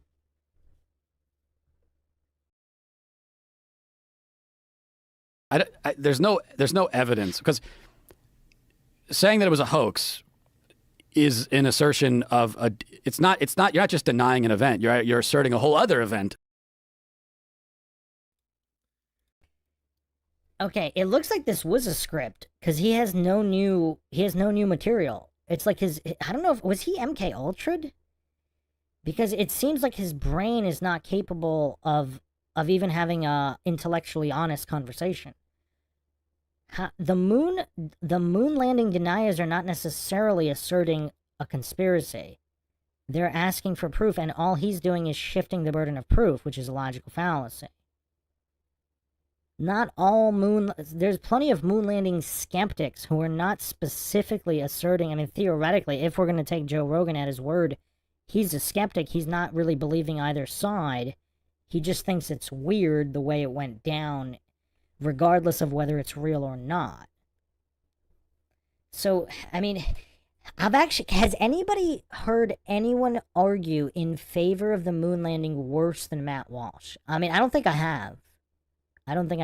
They weren't trying to go where obviously they were, over the decades pouring countless billions and countless man hours and engineering hours into planning manned missions and permanent moon bases. So clearly wrong. He couldn't be more wrong on that. And then now he's just shifting the burden of proof. And it's also a hasty generalization and cherry-picking logical fallacy because he's talking about certain conspiracy. He's avoiding providing evidence for the landing and focusing only on a small group of people, not just the regular skeptics. He's focusing only on the group of people that are saying, oh, the government faked it, which even if that were their position, once again, logic 101, the burden of proof is on the one making a positive claim. One is not called upon to prove a negative that they didn't go. So even if the conspiracy claiming it didn't happen is not a positive assertion, imagine being this brain dead. I mean, Matt Walsh is heralded as this some kind of logical intellectual. He doesn't know what a shifting the burden of proof logic about. Saying something didn't happen is not a positive claim. That is a negative claim, and one is not called upon to prove a negative. Saying it was faked is a positive claim, but that's not a true claim because they're saying the real claim, the base root claim, is that the moon landing didn't happen because he's saying it did happen.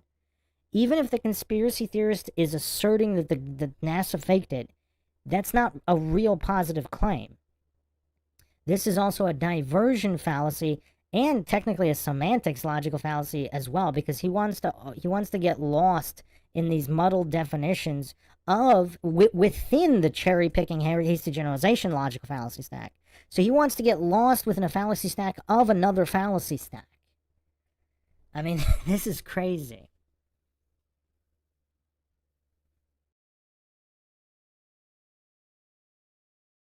That you say happened instead. And there is evidence that we went to the moon. Now, someone who's a skeptic might say it's not enough evidence or it's not good evidence. There's like evidence. There's eyewitness.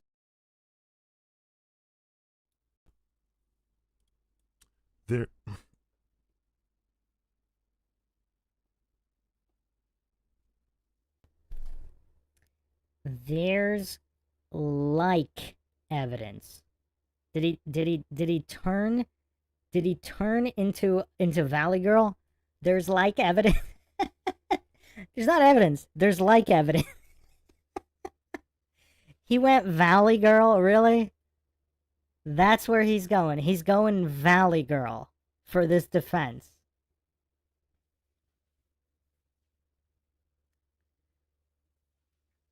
Again, there's plenty of evidence for the fakery, and he's saying it's not good evidence. No matter how much there is, he's going to always say there's not good evidence.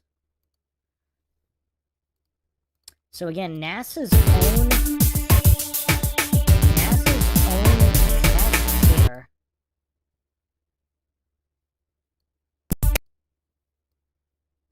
show how it would look on the moon. So clearly, and you can see all the wires and the footage. I mean, there's so much evidence of the fakery, but he's just going to deny it. As he accurately projected, he's always going to deny no matter what. I mean, again, I went over all this stuff. There's EMF extraction.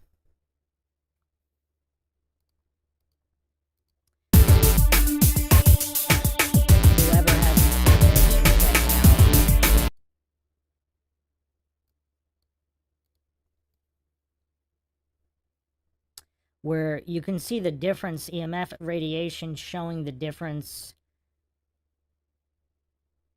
between artificial light sources and the alleged moon landing. So you can see, for example, if you go to the museum, the NASA museum, take a photo, then you look at the alleged moon landing photos.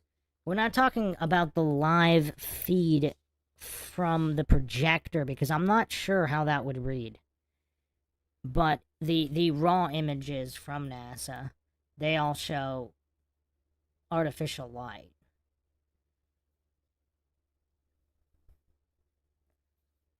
I mean, there's just, and that's the little, that right next to his feet, right next to the astronaut's feet, that little the spool of gold wire, supposedly that broadcast all the way to Earth. when you need something far more massive to just broadcast down the block of a news station.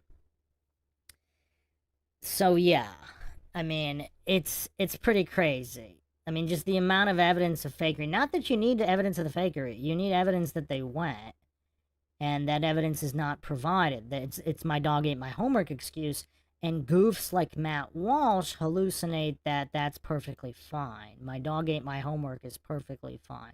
Then, of course, you have the raw audio transmissions, which don't add up, and the amount of delay. We're talking about the raw audio. We're not talking about edited. We're talking about the raw audio directly from NASA, who claim it's not edited.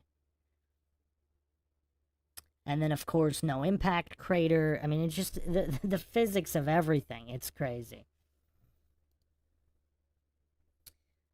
And then, of course, also the moon rocks that were tested are petrified wood from Arizona. So that's curious as well.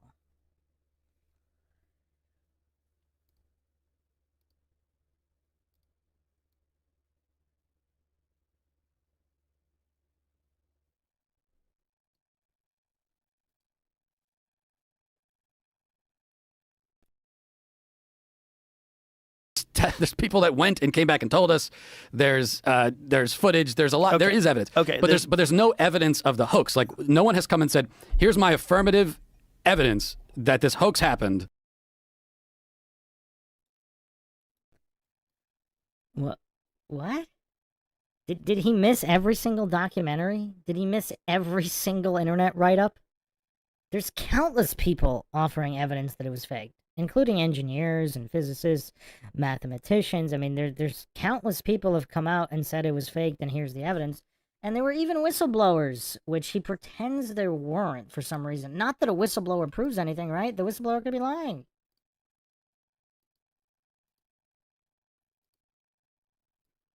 Project Slam Dunk. Insider confesses on deathbed regarding the moon landing hoax. And there was also a filmed confession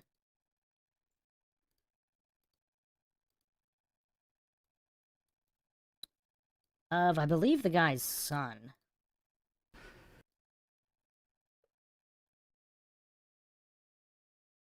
It's never happened, right, as far as I'm aware. No one's ever provided that evidence. I see what you're trying to say. The evidence that they went to the moon, there's a bunch, right? There's moon rocks. That's one. There's lunar.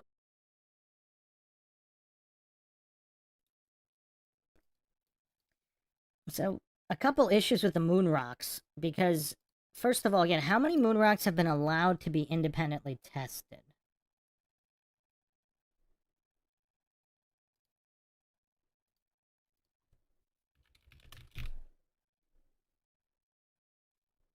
Furthermore, if the moon really is a solid object, I don't know how many people bring this up.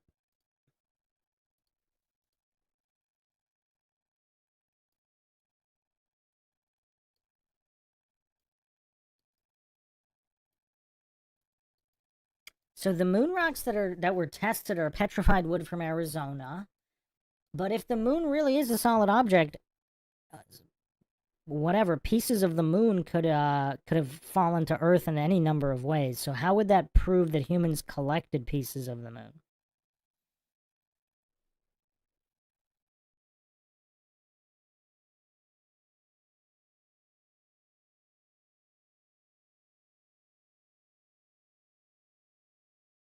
Reflectors that they placed on the moon. That's another.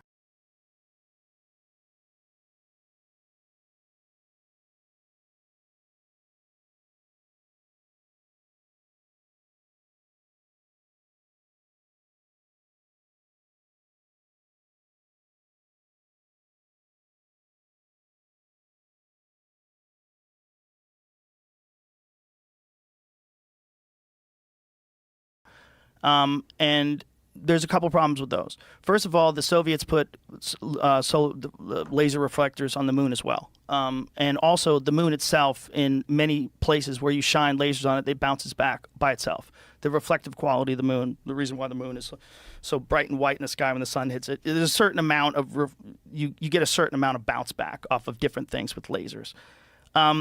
There's some photographs that are interesting. What was it? Was the India? What was the one where they got the most high resolution photos of the lander? I'm looking at Wikipedia right now of all third-party evidence of the Apollo mission. One of the things that's interesting is they gave a moon rock to, was it a prime minister of Holland? Is that what it was? Which one was the moon rock they gave that turned out to be petrified wood? So the Apollo astronauts gave a moon rock to some foreign dignitary, and it turned out to be a piece of petrified wood.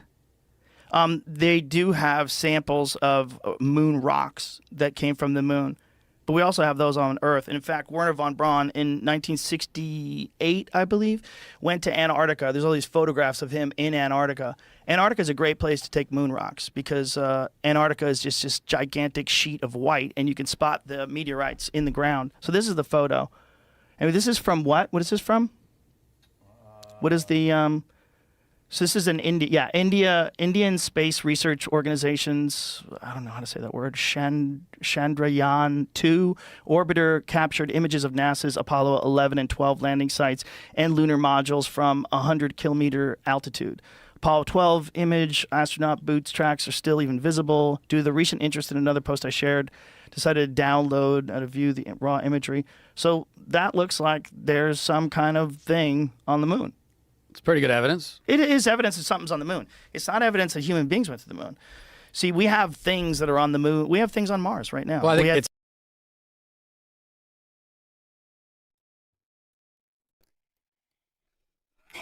You know what's kind of funny, though? Rogan making good points is kind of hilarious because, I mean, he's so goofy. But these goofs, they believe that there's stuff on Mars, that they sent probes to Mars. But for some reason, reflectors are proof, or even rocks, because rocks can be collected by probes, theoretically, right?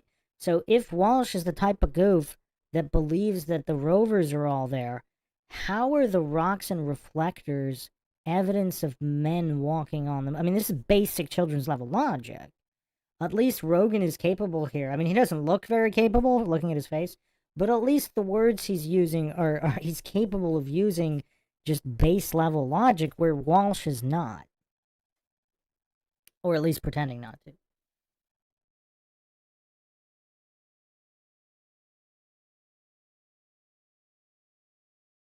Things that were, we'd shot things into space for sure. Yeah, but it's evidence. It's not proof in and of itself, but it is evidence. Listen, I'm not saying we didn't go to the moon. What I'm saying is the subject is complex. And it's not even a little complex. It's really complex.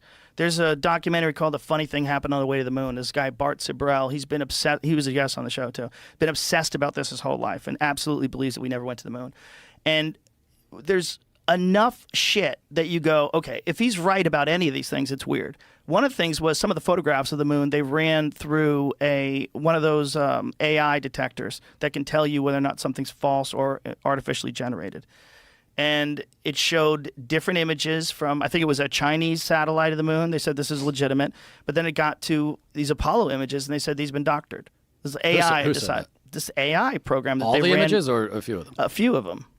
But then other ones were found to be authentic. I don't think so. I think they only ran a few images through. See if you can find those, Jamie. Find what they did. Again, this is not saying that we didn't go to the moon. It could be, and this was a fact with the Gemini 15 program, where Michael Collins, there was a photograph of Michael Collins that they took in one of his training exercises, where he had those packs that they put on where they can move around while they're doing moon walks, or not moon walks, space walks outside of where they're connected by a tether.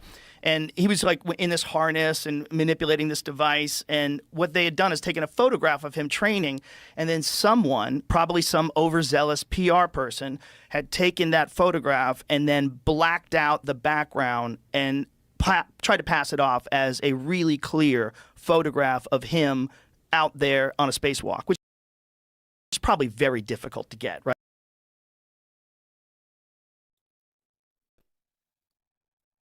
Who thinks Matt Walsh is going to address what Rogan just said about NASA caught faking photos? Is Matt Walsh going to address it at all? If he is going to address it, is he going to make excuses for it? Or is he going to be logical and intellectually honest and say, well, that's not a good look. That's a point for the conspiracy theorists.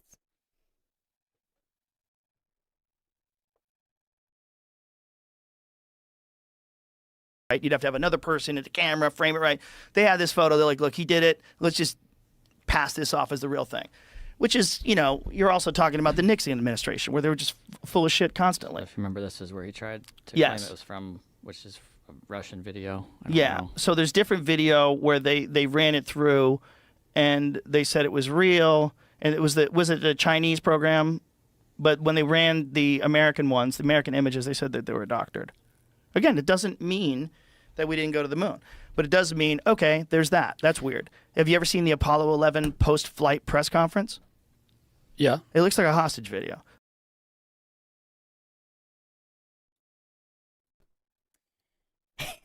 Look at how unhappy this goof is right now. Rogan just destroyed this goof. Again, I'm no fan of Rogan because Rogan's a goof. But Rogan obliterating Matt Walsh's argument. I mean, small children come up with better, kindergartners can come up with better arguments than Matt Walsh. I mean, honestly, we have to give Matt Walsh the championship for the most poorly defended moon landing position. Legitimate, that NASA legitimately landed on the moon. I can't recall anyone defending the moon landing poorer than Matt Walsh. Heracles in the chat saying, this is not going at all like Walsh thought it would. Well, yeah, there's no way Walsh would have agreed to come on if he knew Rogan would be demolishing his horrible arguments here. So, again, he didn't even address the proven fakery that Rogan brought up. Like, he doesn't even want to admit, he doesn't want to admit that NASA fakes anything. Like, not like NASA is his religion. It's like his church. They can do no wrong. The Church of NASA can do no wrong in the mind of Matt Walsh. So he can't even address any instances of proven fakery and fraud. Dojo in the chat saying, Matt Walsh is being made to look stupid. Well, he's kind of doing that himself. To devalue his Am I a Racist documentary. These gatekeepers are diabolical. I don't know. Because, I mean, he's making himself look stupid. If he had literally not said anything, it wouldn't have made him look that dumb. Or changed the subject. But he doubled down on his goofery, though. Or unless you're saying he's an actor and he's a part of it to make himself look stupid. Like, that's his role that he's playing.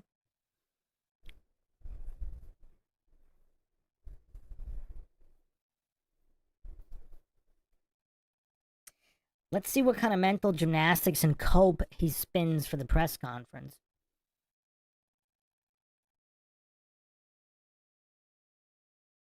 Looks like a bunch of guys who don't want to be there. They look real fucking nervous, and they look real deceptive. And if you watch that video, it's weird. Well, but I think that's the temperament it requires to do something like that. Could be.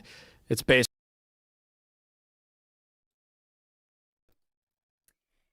Wow. He really doubled down on pure stupidity.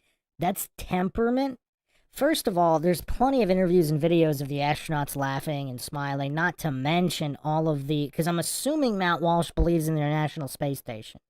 I mean, if he's all about the Church of NASA, he thinks that's all legit. They're all smiling and laughing. What happened to temperament? I mean, the full conference, they do... I believe they do smile in one or two parts. They're not somber the entire time. I don't know if it's because someone made a joke. I mean, obviously the press conference is weird. But think of the cope. So, like, everyone else that defended them, they're like, oh, they're tired from the mission. I mean, yeah, maybe, right? But he's saying that's the temperament required. They're required to be zombie-like and look upset and ashamed. That's the requirement for being an astronaut. I mean, just when you think Matt Walsh can't come up with dumber arguments. I mean, wow. I mean, this goof, this is impressive. I actually didn't think he'd be able to come up with dumber arguments. Color me impressed. I'm impressed, Matt Walsh. I'm impressed. I'm really impressed here.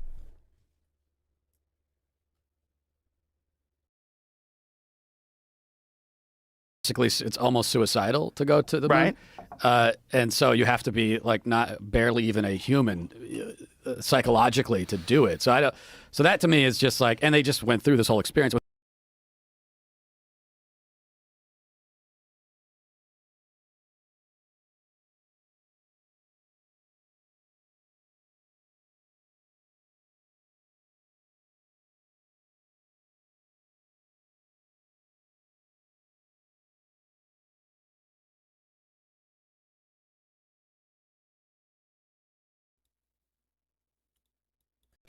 So I'm going to put an image on the screen here from the press conference. The press conference is not 100% somber and shame. So that's a mischaracterization. But here they are. According to Matt Walsh, you have to barely be human. That's his cope. So it seems like he never even watched the press conference. So we have established Matt Walsh, not only is he's extremely mentally deficient, he's apparently intellectually dishonest. Because if he actually watched the press conference, he could bring up moments where they were smiling and laughing. But instead, he pretends that you have to not even be human. I mean, can you imagine a dumber argument? I mean, yes, it's true that you have to be a risk taker, but I mean, military men are, right? Air Force or whoever. I mean, military men, any high level government officials, I mean, you're putting your life on the line. That's a given. I mean, does this clueless goof think that Marines or some of these just higher level soldiers that go on so-called suicide missions are incapable of laughing or having pleasant conversations? Like, I mean, Matt Walsh is really talented at coming up with the dumbest arguments possible. I mean, can you think of a dumber argument than saying astronauts have to barely be human? Barely even be human? I mean, what is wrong with this fool?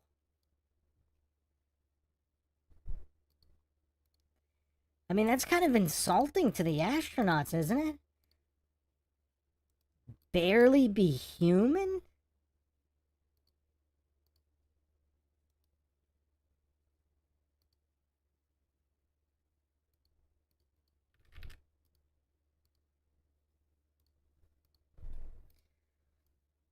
He thinks these guys are barely human and their temperament is to never laugh or have fun.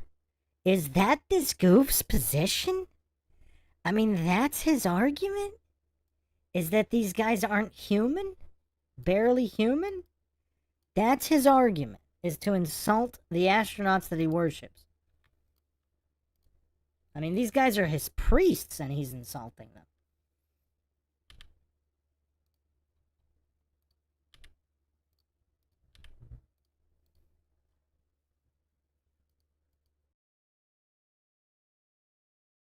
Who knows what that does to the human psyche? To even just like be in the vastness of space, even on the space station, I can't. I feel like that would change me as a person, But it not does, necessarily too. for the best. But there's actually like a psychological condition that they talk about. That this sort of understanding that we're all connected. That a lot. It's like akin to a religious experience that many astronauts get when they go up to the space station and look down at the Earth and go, "Oh my God, what are we doing? Like we're all together in this thing, and we're so alone in the universe. And for us to be fighting over these trivial differences and these stupid lines in the dirt that we draw, when we are like just clinging to this ball in the middle of everything." So what? So then, what would you say, or someone who is a full-on believer? I'm not a full-on believer. Someone who is a full-on believer in the moon hoax. What would they say to my other point that there is evidence we went to the moon? You can try to nitpick the evidence. Mm-hmm. There is zero evidence of a hoax.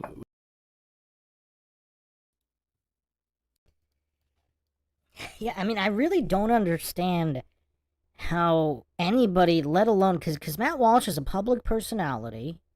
I mean, he's got his show. I mean, does he not, is he really that dumb he doesn't understand how dumb he looks? I mean, are we going there? Just a complete lack of social awareness, lack of any kind of awareness? I mean, did he just do zero research on the subject? I mean, there's a mountain of evidence of fakery. How much more evidence is possible that they faked it? That's my question. Other than a full confession from NASA, what more evidence could there be that it was faked? There's actually even more I'm going to cover, including the orange juice spill on the outside of the supposedly contained spacesuit. But anyway.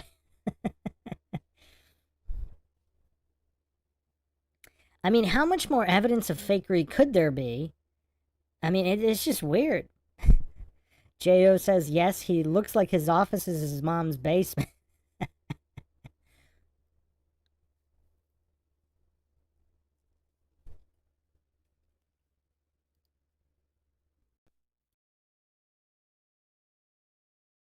Because that's a whole other event that would have had to have happened. There is no evidence at all, not one sliver of evidence ever, of that hoax having ever happened. But I think that's a weird way to frame it, right? Is there evidence of a hoax of the JFK assassination that Lee Harvey Oswald acted alone? Do you think there's evidence? Well, but the event itself, being that JFK was killed, right, happened.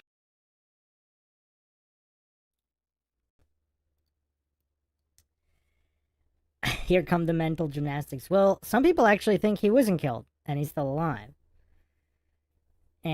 But yeah, I mean, this is so weird. I mean, Matt Walsh is really getting roasted, and it's kind of hilarious.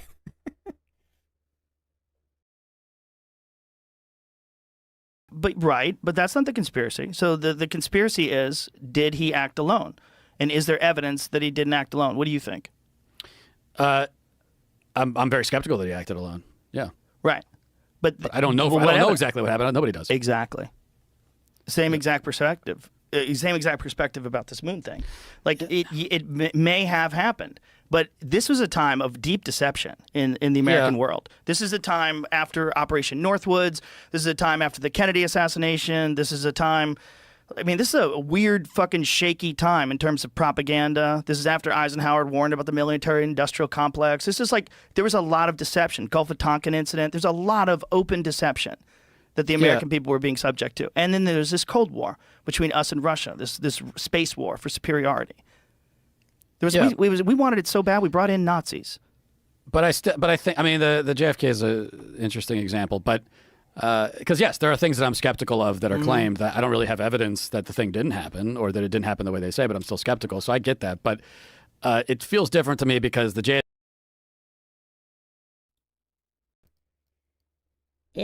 It feels different to him. What if a man feels like he's a woman? Does that make him a woman, Matt Walsh? What if he feels like he is? Because Matt Walsh feels that the moon landing is a different conspiracy than other conspiracies. He feels it. Because who needs evidence? Who needs to think logically or rationally when you can use your emotions? Matt Walsh feels like the moon landing is a different type of a conspiracy. It couldn't have been faked. But what's his argument for a man who feels like he's a woman?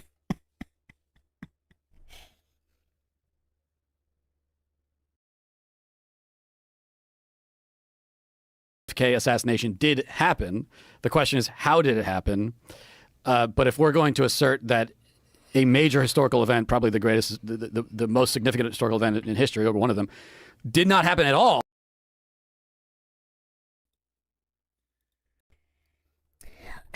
Again, he keeps framing it the greatest historical event in history.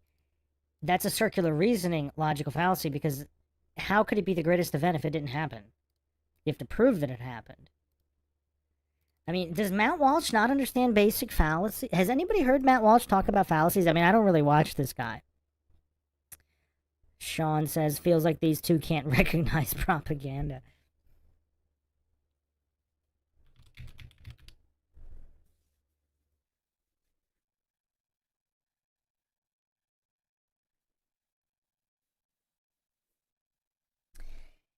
I mean, saying my dog ate my homework. I mean, that just seems like a weird... If the greatest event in history wouldn't have a my dog ate my homework excuse for not having evidence.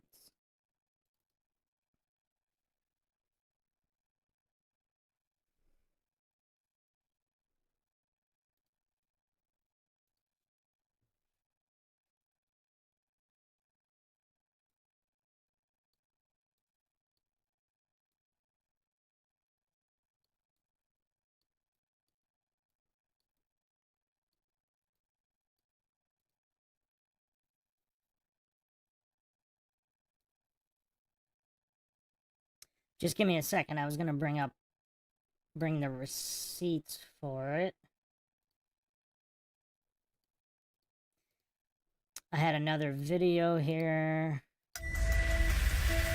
Yeah, so NASA admits here, straight from Reuters. So NASA admits that all of the tapes, telemetry data, and the tapes, the original footage, all got erased. So if it truly is the greatest event, wouldn't there be evidence of it? Or is Matt Walsh that utterly clueless he doesn't know that all the evidence was erased? Alleged evidence?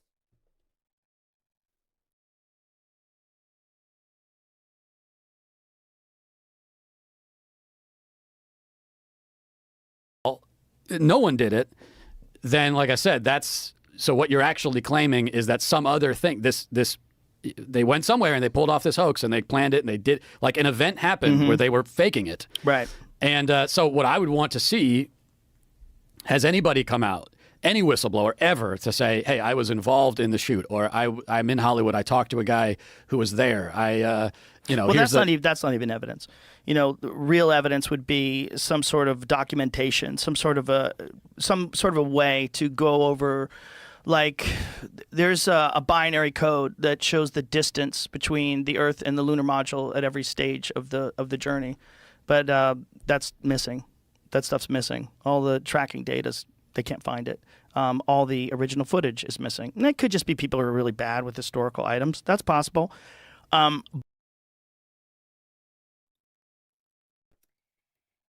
Is that really possible for this, though? I mean, they have original copies of all these random politicians' speeches from over 100 years ago. They have George Washington's handwritten letters, allegedly, if they're his. They at least claim to. They didn't claim to lose them. You can find them in the Library of Congress. But the alleged greatest achievement in the history of mankind, like I brought up this example. I once knew a guy who stored, I think it was birdwatch.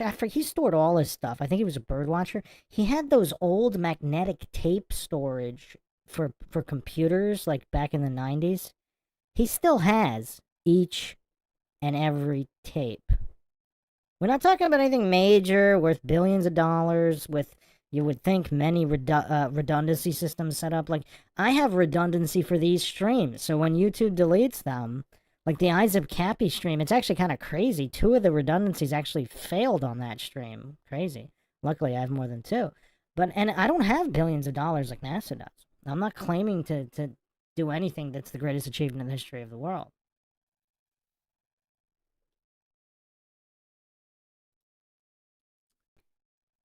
Who thinks Matt Walsh is going to actually respond to that point?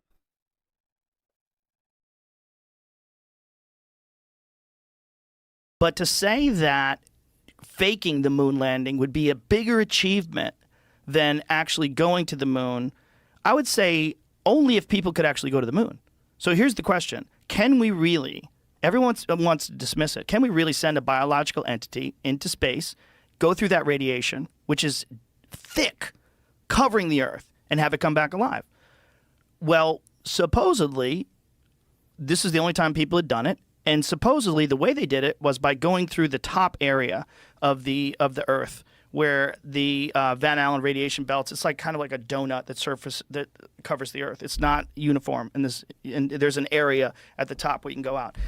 But according to Bart Zabrel, they didn't go that way, because you would have had to launch from Antarctica to do that. It's not really possible that happened, that they went that way. So he thinks that if they did go through that, there is no other examples of living things that have done that and come back alive. And they've known that this is an issue. They've known that this Van Allen radiation belts, which is this band of heavy radiation that covers the Earth and protects us, they've known that it's out there because they tried to blow it up once.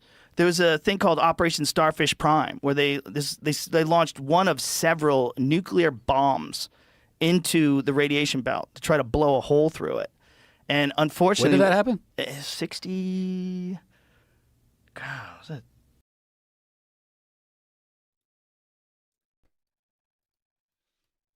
Isn't it crazy how ignorant Matt Walsh is? He doesn't know about any of this, but he holds such a strong opinion. He keeps the faith in the Church of NASA. 67 maybe? It was Starfish Prime.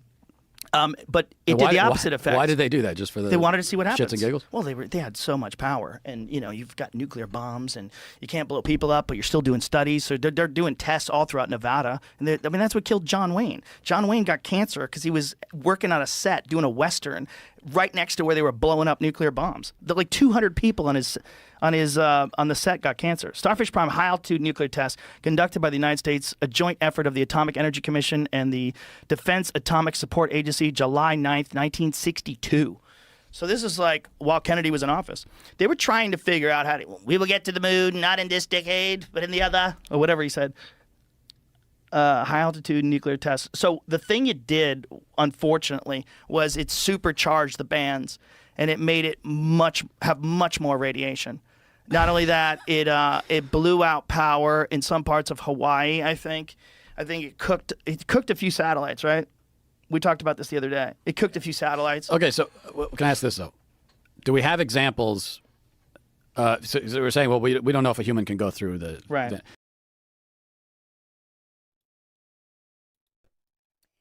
Notice how he ignored everything else. He ignores all the confirmed fakery regarding Gemini and all the other confirmed fakery. He ignores all of the critical evidence to support the moon landing being lost. Telemetry data, original landing tapes. I mean, everything lost. He ignores the moon rocks being petrified wood from Arizona that were independently tested. I mean, obviously, Rogan's a goof, so he didn't bring up the whistleblowers or all these other things. But so Walsh ignores all of it. And he doesn't think that's strange. I mean, I'm actually kind of happy that that Rogan's blasting this goof right now. I mean, Rogan's actually being relatively polite and holding back a lot, but you can tell Walsh, like, because it's a little different to make a video calling moon landing deniers canceled when nobody's there to point out your clueless goofery. Now, Rogan's only pointing out like 1% of the goofery, but it's still hilarious.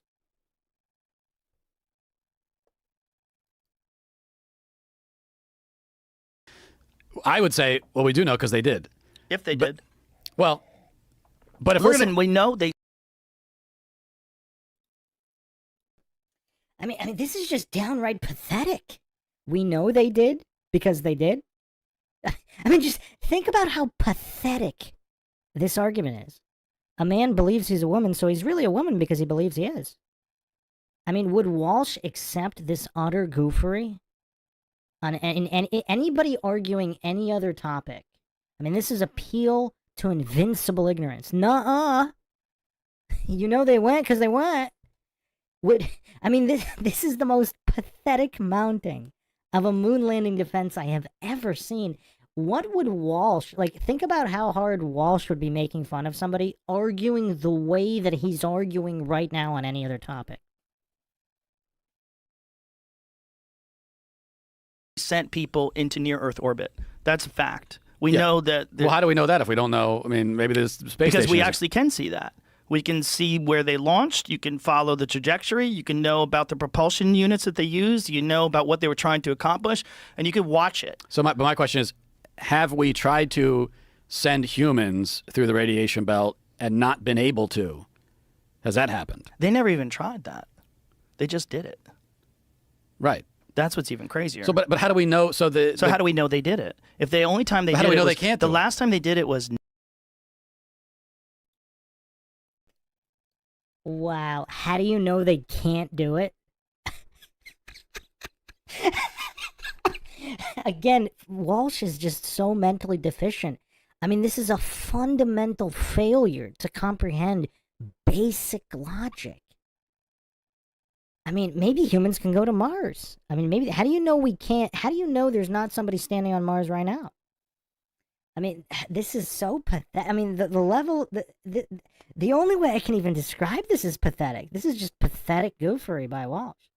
Again, can you imagine Walsh's reaction to anybody arguing any other topic by just with appeal to invincible ignorance fallacies? A man believes he's a woman because he is. He's already, because he believes he is, so he's already a woman, so he doesn't, there's no other definition needed.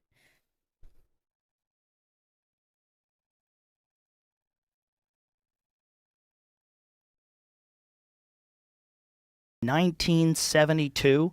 You don't think that's a little weird? Not really. No. Listen. I don't think even it's if they weird. did go to the moon, let's say I'll say they went to the moon. It's fucking weird.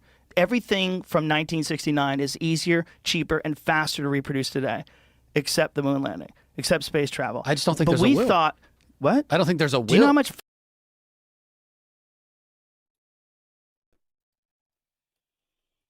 I mean, this is crazy. So again, we went over all of the countless missions and bases being planned and budgeted. Clearly, there's a will. According to Walsh, there's literally rovers on Mars right now. So there's no will to develop technology to travel through space. What is he smoking? Can anybody think of a worse argument? Is it possible? Is it possible? I mean, he just keeps repeating the same thing. He has no arguments. His whole argument is his subjective viewpoint that there's no will. If he just spent 2 minutes on Wikipedia, he could see not just the will, but the budgeted. All these were they're not just proposals. A lot of this was actually budgeted. The money was already allocated. Now, obviously, they always want more money, and they don't always give the full total, but they had all the research. They're building all this stuff. I mean, the level of goofery here. I mean, this is a pathetic type of goofery. I mean, even Soy Lodge mounted more varied arguments than people didn't feel like it. Even Soy Lodge, the dumbest debater in the history of debate, even Soy Lodge had more varied arguments than that.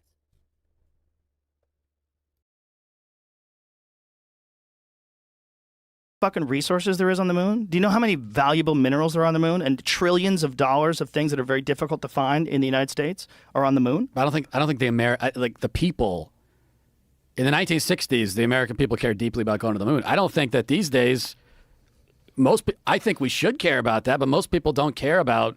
If we found out that we didn't have to dig for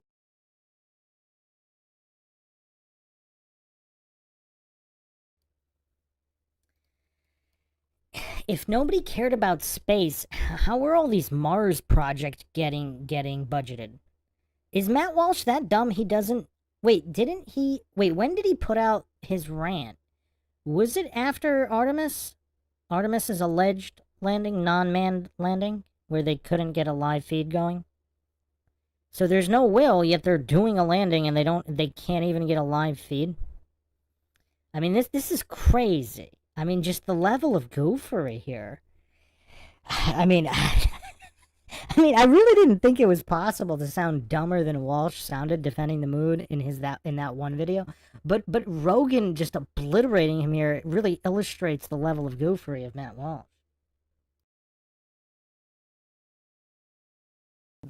lithium, that we could just go to the moon and pull giant chunks of it out and not have slave labor, and no one has to feel bad about using your iPhone. You don't think that they would do that?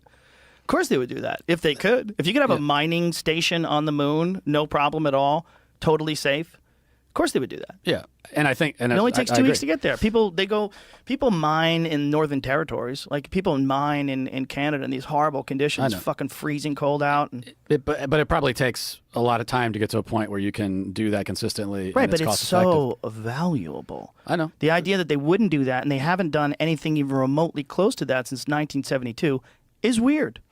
I agree that it's. I mean, weird makes it sound necessarily nefarious. I think it's no. Just weird. It's very unusual. It's unusual technologically. It's incongruent. It's incongruent with.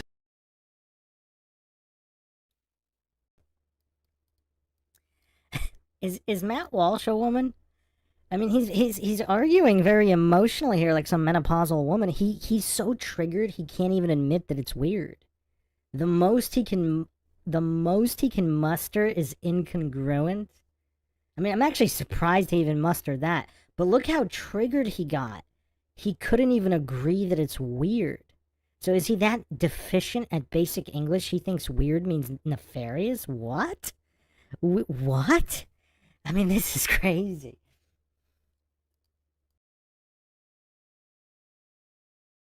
Technological progression. We have that with everything else. Everything else, phones are in your fucking pocket now, and they have more computing power than the entire cluster that they used to launch the Apollo program. The Apollo program was a fucking giant room full of computers. Your phone is significantly more powerful than that. Yeah. Everything else got better, except that. We thought that people were going to be going to space all the time. You ever watch that TV show Space 1999 when you were a kid? No. You're younger than me. There was a stupid show called Space 1999, and they thought, boy, by 1999 we'll be flying around spaceships and people will be living on the moon. Every time they've done, like in the past, like after the moon landings, every time they did any sort of like science fiction movie, it always involved like colonies already established on the moon and on Mars and people traveling, because we thought that was going to happen. Orville and Wilbur Wright, right? Think about the launch of the first airplane and then the launch of the Apollo program. It's only like 60 years. It's kind of crazy. The launch of the first airplane ever and dropping nuclear bombs out of an airplane is only like, what is it, 50 years? I think it's something like something kooky. Yeah. 50, 60 years. That's nuts. I agree, But then now you have supersonic jets, like 100 years later. Yeah. Now you have insane capabilities of like Air Force fighter jets. Unbelievable power and maneuverability, far beyond anything anybody would have possibly imagined when Orville and Wilbur had that stupid fucking bird-looking flimsy thing. So everything progresses technologically, except Well, but here's what I would say to that. except traveling to other planets. I would say two things. Number one, I think that it does take, we're kind of spoiled by the fact that there was this burst of incredible technological advancement. In everything. Right. In automobiles. It doesn't necessarily, not every facet of technology is going to continue at that pace.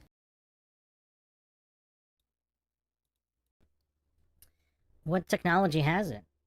I mean, watching Matt Walsh do all these mental gymnastics, I mean, it's like him interviewing someone who doesn't know what a woman is.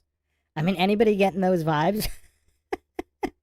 Can we keep the chat on track with this specific interview? Because I do wanna read some everybody's comments on what's going on here. I know people are arguing about whether the Earth is flat or not in the chat, but can we keep it focused at least for the next couple minutes just on Matt Walsh here, arguing the same way that people he's interviewing argued when they didn't want to give a definite, like the mental gymnastics in avoiding direct questions. I mean, how funny is this?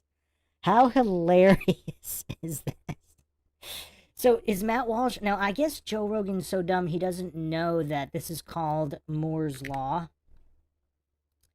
So, I mean, Moore's Law, there's plenty that's been written about it, just some basic definitions here. The number of transistors on a single chip doubles every 2 years at minimal costs. Okay, so this does apply to pretty much all technologies, because certain technologies are suppressed, particularly by governments or by corrupt corporations looking to make more money, but that doesn't change the fact that technology increases exponentially. Now, Matt Walsh's mental gymnastics here trying to pretend that it doesn't mean it would. I mean, according to Matt Walsh, there's rovers on Mars. According to Matt Walsh. There's rovers on Mars, much further than the moon. So clearly the technology has progressed. So what is he smoking here? What is he smoking?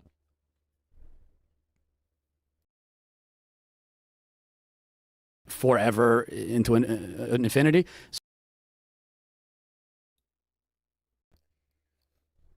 And that was also a straw man and appeals to extreme logical fallacy stack. Nobody's saying it's going to increase exponentially forever, because obviously there is going to be some kind of a point somewhere where you get to a point of diminishing returns where it wouldn't be worth the amount of money to make it, you know, a little bit farther or whatever. At the far end of the spectrum, which has nothing to do with what we're talking about now. Like, for example, if they really did go to the moon, and then they really did go to Mars, that doesn't mean they would be infinitely increasing and able to go, if all these galaxies are real, they'd be able to go to the other side of the universe a lot faster, because obviously there are new variables at play. There's, you know, it does reach a point of diminishing returns at some point.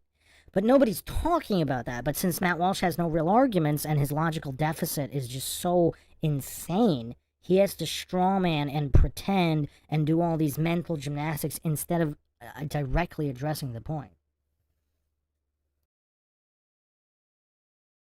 So I think it does take, especially if you take a historical perspective, a longer term historical perspective, it just takes a while to get from one thing to the next. It hasn't even been that long. I mean, 1969 was not. Wow. So he's stuttering. His cope is it hasn't been that long? What? Are there rovers on Mars? How long did that take?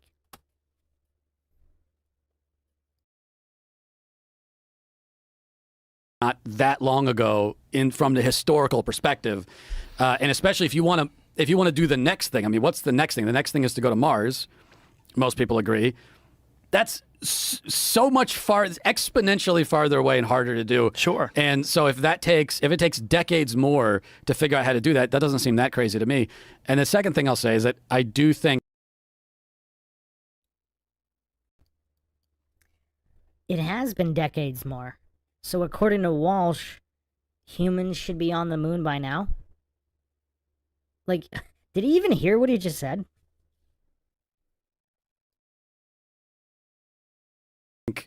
I get your point about resources on the moon. There's a reason to go back. I agree, practically speaking. But it's just true that it requires a society that deeply values exploration for its own sake and is willing to make the sacrifices, is willing to send people off to do things just for the sake of exploration, knowing that they might die. I think we have almost no appetite for that now.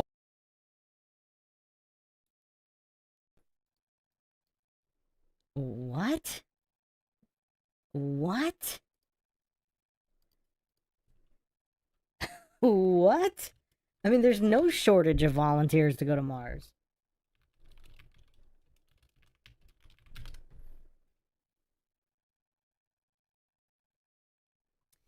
The most amount of astronauts was in the year 2000. They had 149 active astronauts. So way more than during the Apollo program. So decades later, there are way more willing astronauts willing to die. Like, is it possible to argue worse than Matt Walsh? I mean, again, he has the record here. He has to have the crown for worst defense of the moon landing ever.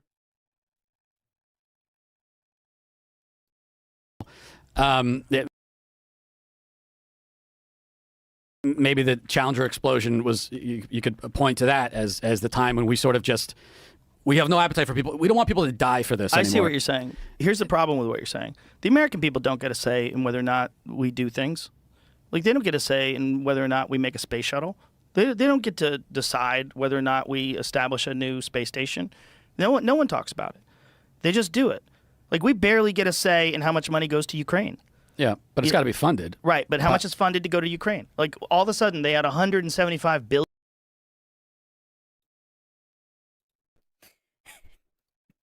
You know what's hilarious? Like, Joe Rogan has to explain the basic... Isn't Matt Walsh a political commentator? Joe Rogan has to explain how government tax dollars work to Matt Walsh. Look, Rogan's a goof, but he's intellectually beating Matt Walsh like a redheaded stepchild here. I mean, this is painful to watch. $1 billion+ to fund this proxy war, and who decided that? But it wasn't the American people, right? It wasn't, but unfortunately, but politicians are the ones who decide it. But people vote for those politicians, and unfortunately, there are a lot of Americans who are basically okay with sending money to Ukraine, which they shouldn't be. It's insane. I agree with you, but what my point is that if you had a skillful politician who got on television and explained that we have found a solution to all of our energy problems, and it's mining on the moon, and through this mining on the moon, we are going to increase the overall way of life for every single human being on America's soil. We are going to raise everybody above the poverty level.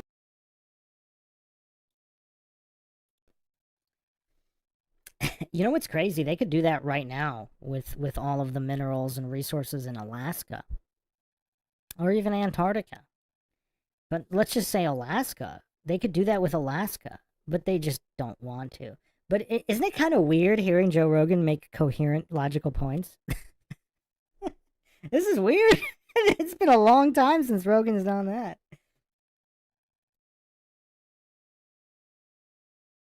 Be no impoverished people, because we have literally found trillions of dollars in very, very valuable minerals. And by using our United States taxpayers' funds to fund this program and to finance it, we are going to allow the entire country to share in some of this wealth, and we're going to change energy distribution and consumption in this country in an incredible way. It's going to be beneficial to everybody, and it's going to make a bunch of people really rich too. But it's going to change the quality of life for every person in this country, and this is how we're going to do it. Everybody would be on board. Yeah, but nobody's made that case, really. Right, but you could make that case with the amount of minerals and the amount of valuable resources you can get, not just from the moon, but also from mining asteroids, which they're attempting to do now. Walsh is like a small child. But doesn't he realize that nobody making that case... Well, first of all, the case was made. I went over the literal missions that were budgeted. Or at least partially budgeted. At least the research for the missions were budgeted for mining on the moon. And does Matt Walsh not realize that no politician publicly making that case recently? Why didn't they? Does he not realize that supports the conspiracy that they didn't go because they can't go? Like, is Matt Walsh really that clueless? But he's such a mental child when it comes to this topic. All he can go is like, oh, but no. Oh, but they didn't do that. But this, no. Like, the level of Gopher here is crazy.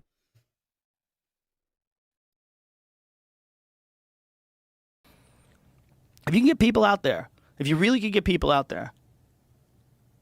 So here's the question. If you couldn't do it, if they knew they couldn't do it, but they wanted to show that they could do it, could they compartmentalize things? Could they feed a computer program that is, instead of the actual binary data that shows the distance between the lunar module and the surface of the Earth at any given time, could they just calculate that out with computers? Of course they could. Yeah, that's possible. Could they, if they couldn't get human beings into deep space and have them come back alive because they couldn't figure out a way to get through the Van Allen radiation belts and survive micrometeors and all the other shit that you deal with, could they get enough people to shut the fuck up because it's in the best interest of national security? Of course they could, especially in 1969. People were fucking terrified. They had just killed the president 6 years earlier. People were absolutely terrified of getting under the sights of the intelligence agencies. And if you have top secret clearance, if you're involved in some sort of a project, like look at the Manhattan Project. People kept their fucking mouth shut. They knew they were working on something of importance that was above and beyond their need to yap about shit. But for the moon landing, you would need way more people involved. I don't know more if institutions you would, because you actually have a real space program. So the space program's not fake, right? So let's just assume I'm a non-believer. I would tell you that the space program was absolutely real. The Saturn V rocket was absolutely real. The modules, the way they were able to parachute down into the ocean, 100% real. They did go into space. But how far did they go? This is the real question. And Bart Sibrel, the guy who made this documentary, he asserts that they went somewhere into Earth's orbit, like, you know, in space, but not through the Van Allen radiation belts and not to the surface of the moon and back. And that they had video footage that they had done in some scenario. Some people think it's in the Nevada desert. Who knows what it is? But they had this footage of people bouncing around, and they said they got it on the moon, and then they brought this back. Does he have any evidence of that event occurring? Would he say, well, I know they only went so far and came back because of this? Well, he has a bunch of different things, and one of them is the one that's like very hotly debated, and it's the different light sources in the photographs. So a lot of the photographs from the surface of the moon have intersecting shadows. So you have a shadow that's going this way and another shadow that's going that way, indicating more than one light source or a close by light source that's, you know, coming in, not something that's, you know, millions of miles away like the sun. There's those. There's the photographs. There's the photographs that run through AI. He has this other video of what looks like them filming the Earth through one of the round portal windows with everything blacked out in the cabin. And then they pull down the things that were blocking off the other light sources, and the cabin floods with light, and it looks like they're in near-Earth orbit. And it's very confusing because you're like, well, what is that video? What exactly is going on there? Because if they really are in deep space and they really are filming this small image of the Earth, because that's all they can see from 200,000 miles out, well, why, when they take those things down, does it look like the whole cabin is filled with light? Why does it look exactly like they're in near Earth orbit? But that still goes back. Have you ever seen it? The specific? You want to see it? Sure. For shits and giggles. Yeah, because we're in the middle of this stupid conversation. It's a fun one. It's one of the most fun of all conspiracy theories. Because if they did it, wow. First of all, if they killed the president, wow. And it seems like they kind of did that. So if they did this too, like what else did they do? Like what other hoaxes were played on the American people if this is real? That's why it's fun. I'm not saying it's real, but it is a. It's not as simple as the Earth is flat. That's a stupid one. But this is a fun one. This is a fun one because you're dealing with the kind of power with complete control over the media, complete control over newspapers and what they reported, the interest of national security, the Cold War with Russia, the space war with Russia. We wanted it so bad. We brought in some of the most heinous human beings that have ever lived to run our NASA program. Yeah. It's not as dumb as flat Earth, but it does remind. To me, it reminds me of. To me, it's in the vein of like Sandy Hook was a hoax.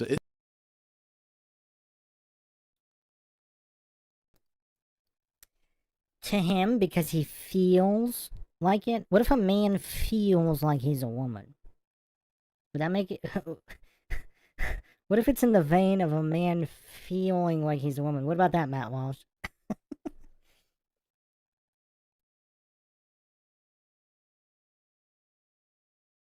No. Well, I'll tell you why. That's heinous. Not morally. Let me show you the video. Okay. Jamie, you got that? Funny thing happened on the way to the moon. I know, but I can't. Is he hiding it? You know what's kind of hilarious here, too? Matt Walsh is such an insecure narcissist. He can't even say, let's move on to a different topic.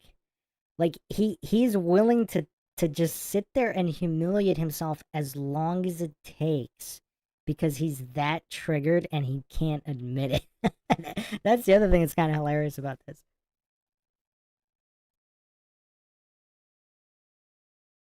I know it's available. Sure. I'm not even. I have to figure out exactly what the video is I'm looking for.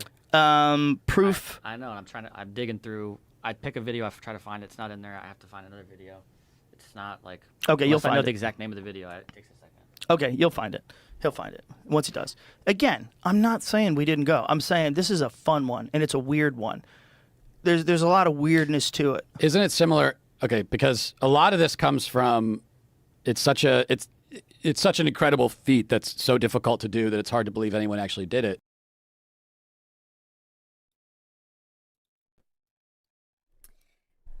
Kind of like for Matt Walsh, it would be such an incredible feat to fake the landing. It's hard to believe anybody faked it. Like, Matt Walsh is such a clueless goof. Like, and there's just no self-awareness at all, unless he's acting and this is all some kind of fetish for humiliation. Like, the hypocrisy is so incredible here. Because he can't believe it was faked because it's just too incredible to fake. It's just too difficult. So he can't believe it was ever faked. Like, the same line of reasoning that he's attributing. But again, this is all a straw man anyway. Because a lot of just basic logic would dictate extraordinary claims require extraordinary evidence. So whenever somebody says, my dog ate my homework, already, like, you have to raise an eyebrow. You're like, you did this incredible thing, but you lost the evidence that proved that you did it. Now, for Matt Walsh, who's devout, his faith in the Church of NASA, he's so devout, it doesn't matter how much evidence they lose, he's a true believer. So he's going to keep the faith no matter what.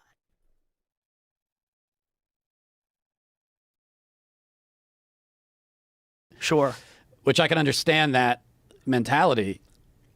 But the thing is, you can go back in history and you can look at, for the sake of discovery and exploration, you can look at what other men have done hundreds of years ago that arguably is more impressive than going to the moon. Like what? I mean, you name it. Like, take any famous explorer from like the 1500s to the 1800s. and whether it's Magellan or James Cook or Christopher Columbus or any of them, what they were able to do navigating this vast ocean, going to play, having no modern technology at all, being able to go from where their starting point, hit some little tiny island somewhere, and then go around and navigating a world that they don't even know what it looks like. They have no maps. They have no GPS. They have nothing at all. I cannot conceive of how they could have ever done that. I don't know how in the world, not knowing what the world looks like, having no map, having no GPS, having no modern navigation whatsoever,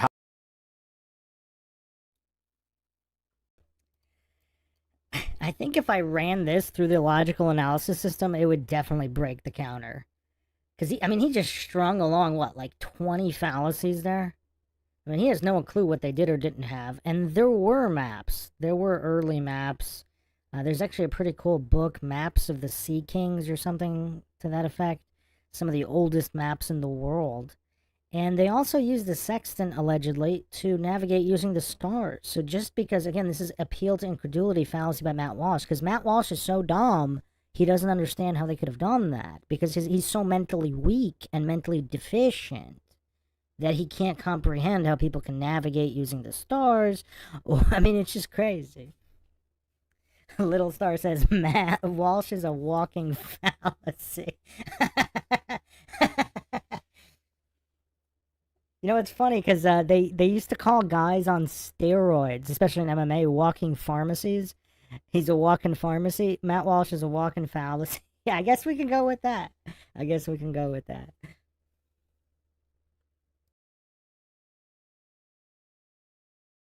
How in the world could you possibly get on a ship in, launching out of France or Portugal or wherever and make it anywhere across the ocean? How could you? I don't know how you could do it. It's incredible. It's incredible. But we know that it happened. Okay, it's incredible, but it doesn't compare because they do it now easily. So anybody can get in a ship right now and travel. You can get in a small.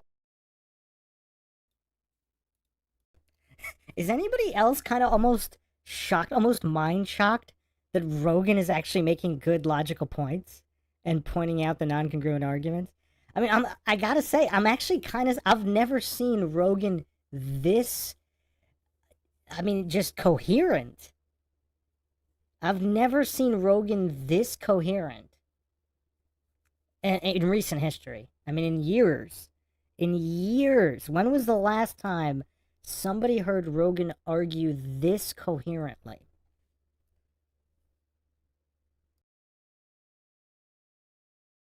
All boat that you have enough resources and you have enough gas and you could travel through these routes. You can do it. It took them hundreds of years, though. But you can do it right now. It's way easier to do now, right? So it's something that they did that's incredible, no doubt, no argument. But something that can be reproduced today easily.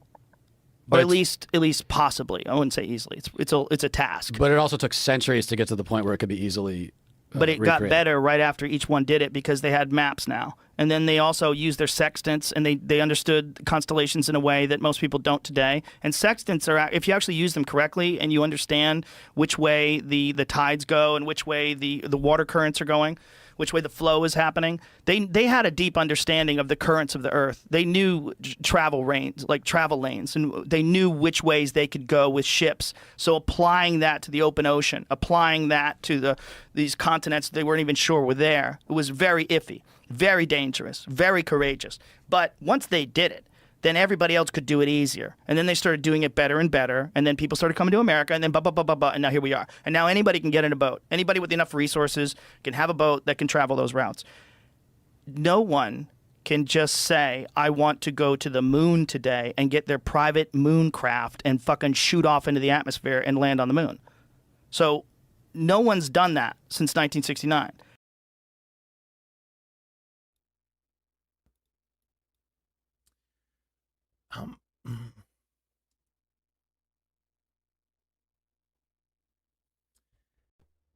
It's not the topic. Who's heard in the past few years? Again, I don't really listen to that many Rogan podcasts, but I listen here and there depending on the guests. Usually he's borderline slurring his words, talking pretty slowly, smoking cigars, drinking whatever he's drinking. I don't know how much drugs he's on. He actually appears sober here. That's the difference. I'm not just talking on this particular I don't know. I haven't watched his last few podcasts. Is he sober on all of them?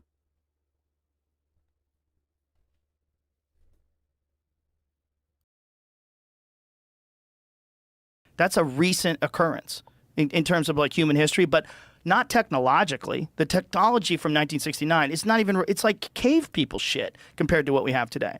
So you really can't compare the courageous, amazing deeds of these early explorers, because what they did was absolutely fantastic. But they left a clear record of how to do it, and then each person improved upon it, and now it's easy to do. But it was still, I mean, The spacecraft travel is not. There's nothing like that. I would say 100 years from now, check Perhaps, in. maybe. Christopher Columbus was 300 years before James Cook, I think. The technology they were using was not that different. It was pretty similar. It didn't progress that fast. Well, they had maps. They had maps, and they had sextants, and they had a detailed, at least crude understanding of the shape of certain continents. Like there's maps from the 1500s. There's maps from before that. There's plenty of maps that are rough estimates, and pretty good job actually. The cartographers back then were astonishingly good because it was so valuable to be good at that. Now this is the footage, so let's just watch this. So this is Neil Armstrong talking to Houston. So give me some volume. Another segment. All I don't think we can do that. Why is that? We're not watching the movie. All right, so let's do this. He and I will watch it with the sound on, and we'll tell everybody else to just go to the website or go to the YouTube video. So we don't get pulled off of YouTube.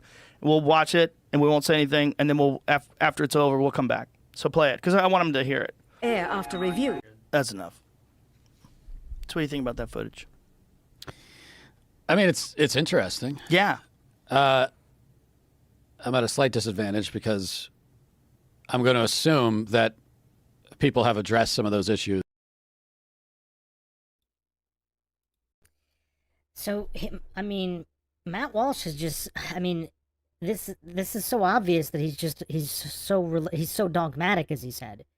Instead of thinking critically and using his own brain, his first reaction is, I'm going to assume other people have addressed and debunked this.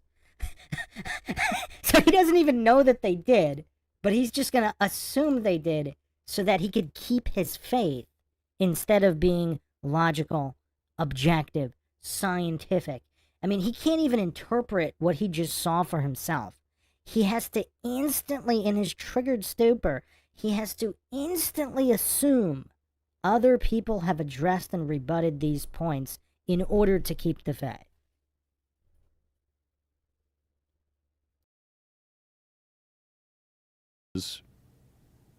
And have given responses to it, I'm going to assume. Like if I went to YouTube right now and looked up that video debunked, people have probably done I'm that. sure someone has. Now, the other question is, would he look at the debunkings of the debunking? Would Matt Walsh do that? Or is he just looking for confirmation bias because he's not intellectually honest?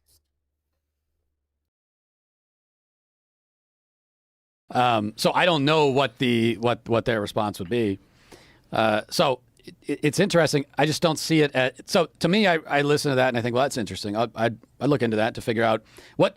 The first thing I'd want to know is, okay, here's your claim, the claim they're making.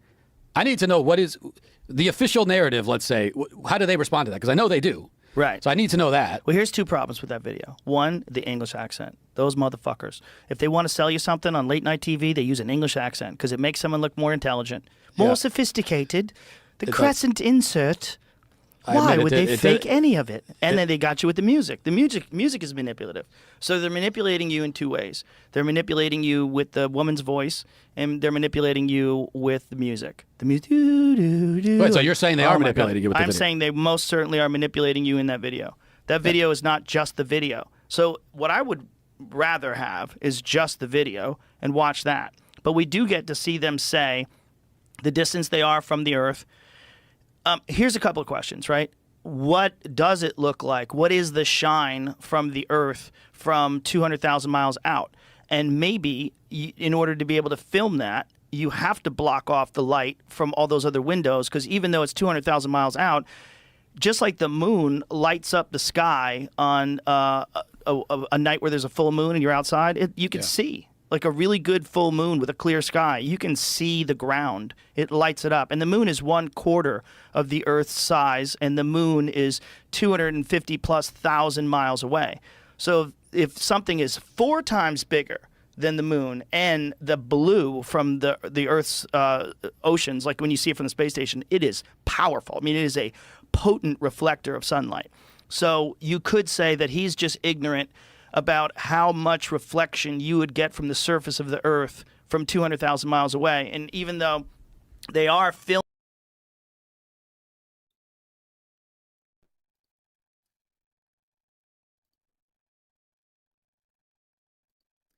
Here's a point I don't think anybody talks about. I brought this up on a few different podcasts, but if the moon is that bright, if you're filming on it, the exposure adjustment in order to make the surface of the moon not blow out the entire picture, everything else would be so dark you wouldn't be able to see it.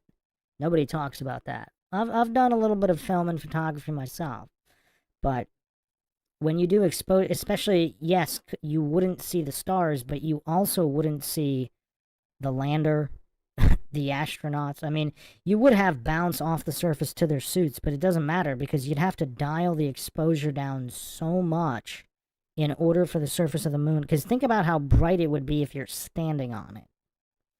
If the official narrative is true, whatever. But nobody really talks about that either. And obviously, goofs like Matt Walsh, I mean, they probably just don't have the mental capacity to even consider that.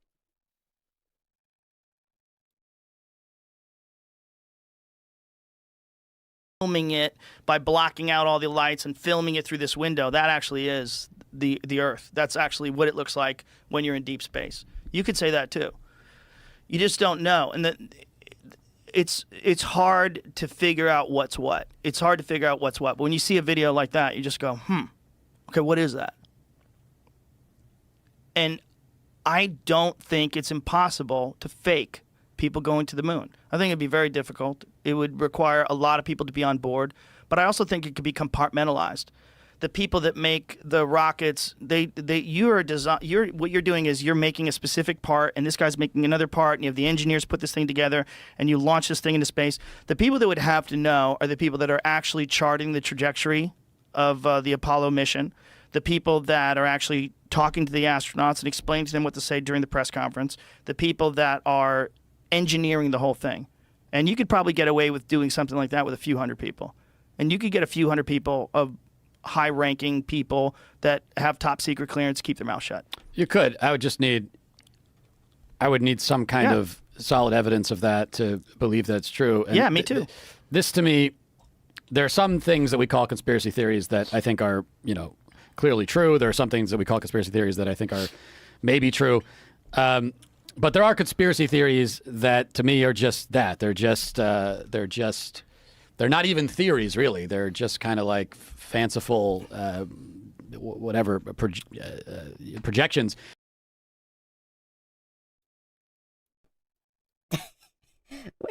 Wait, was that a Freudian slip? Fanciful projections, like psychological projections, like he's been doing the whole time? Wow. Not even theory. So he doesn't know the definition of theory. I mean, he's so, I don't know if he's just this triggered on this topic that his English comprehension has gone out the window. Like, not even a basic level of English comprehension. What is interesting, though, is that, like, to him, he just said to me. Like, so what if a guy thinks he's a woman? Because to him, to a particular guy that thinks he's a woman, to him it's true. What does that mean? How much value does that statement have? How much value does the statement that Matt Walsh thinks that some conspiracies are just fanciful projections? How much value does that statement have? Is there any relation to reality? Thanks so much for the support, Tara. Much appreciated, Tara, in the chat.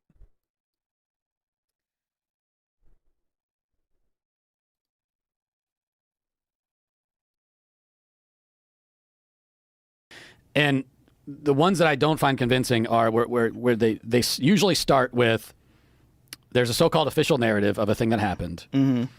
There's a couple of things about what actually happened that are kind of weird. And we look at that and go, that's a little bit weird. And then the conspiracy theorists, in that case, they come in and they find these little tiny cracks, if you want to call it, and then inside the cracks they shove this whole like Hollywood cinematic narrative that they have created to explain what's actually like a pretty tiny crack. You don't need this whole thing to.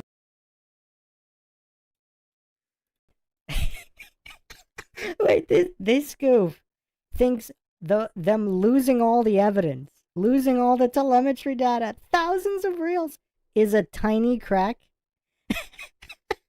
He thinks them not being able to go ever again, despite billions of dollars and countless programs invested, is a tiny crack. He thinks the EMF extraction showing artificial lighting is a tiny crack. He thinks the moon rocks that were independently tested turning out to be petrified wood from Arizona is a tiny crack. He thinks the wires in the footage are tiny cracks. He thinks the footage looking identical to slow motion footage shot on Earth, looking like the same amount of height you would get on Earth with a simply adjusted frame rate for slow motion, is a tiny crack. He thinks the transmission over countless thousands of miles with a tiny little transmitter pointing the wrong way on the moon to the Earth is a tiny crack. I mean, this is hilarious.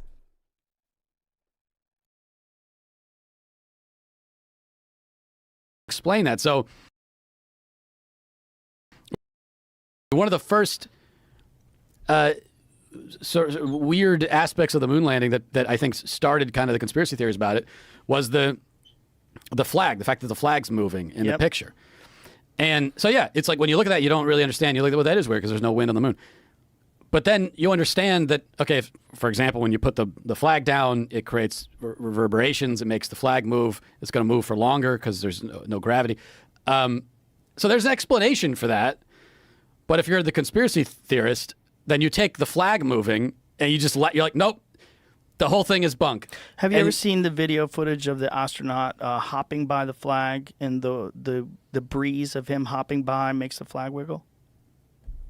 He doesn't touch the flag at all. The flag is completely stationary, and the astronaut hops by the flag, and as he hops by the flag wiggles. Okay, are we saying that wouldn't happen on the moon? No, it wouldn't. There's no air.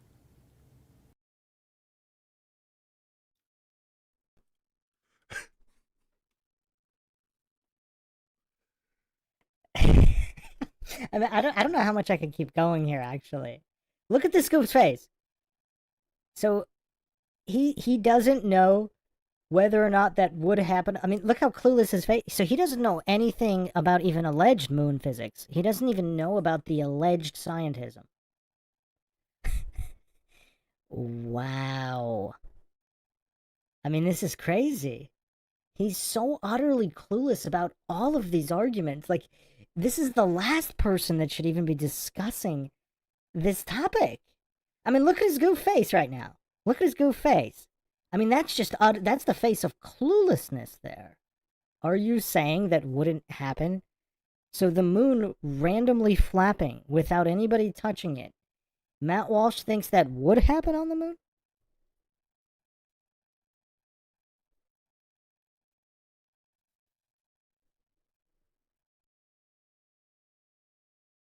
Yeah, okay. I haven't seen that. We'll show it to you. It's weird.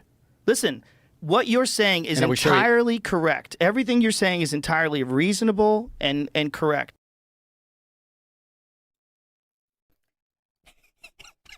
How did Rogan get that out with a straight face? Nothing Walsh has said has been reasonable or correct. I mean, I guess it's just Rogan trying to be, trying to not have Matt Walsh walk off his show, but, I mean, this is crazy.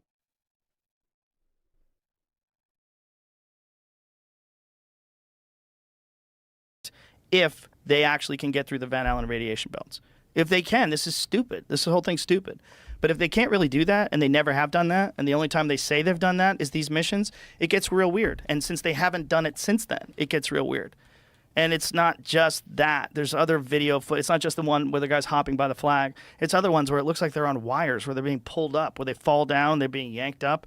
The whole thing is weird. There's a lot of weirdness to the footage. The physics don't line up exactly the same. If you go to the early days of the like Apollo 11 footage, and you look at the difference between when they were playing golf and jumping around the moon, they move different. They cover more distance. It's like it looks different. They got better at it. They get better at filming it. They got better at whatever they're doing. And then there's the other question. Maybe they actually did do it, but the cameras weren't able to handle the radiation, and the film, which, you know, you wouldn't even be able to send your film through the radar detector at the airport back then because it would get fucked up. You'd have to put it aside.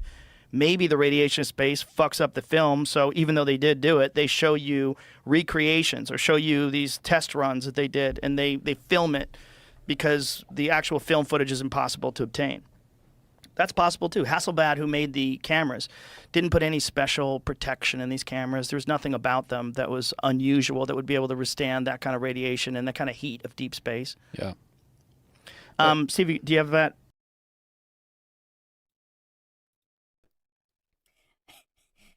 Matt Walsh's mustard response was, yeah. That's all he has. But yeah, it is actually kind of shocking to hear Rogan make this many good points.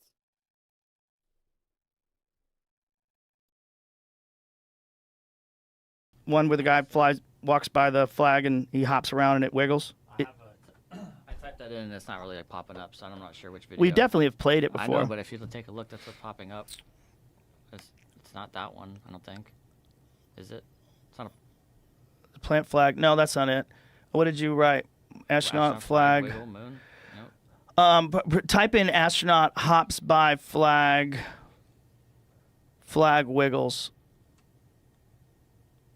I saw a bunch of videos of people like making recreations and seeing if this was even possible, but not the video. Astronaut hops by causing a breeze to move the flag. Okay, that's it right there. Click on that. That's it. That's the footage.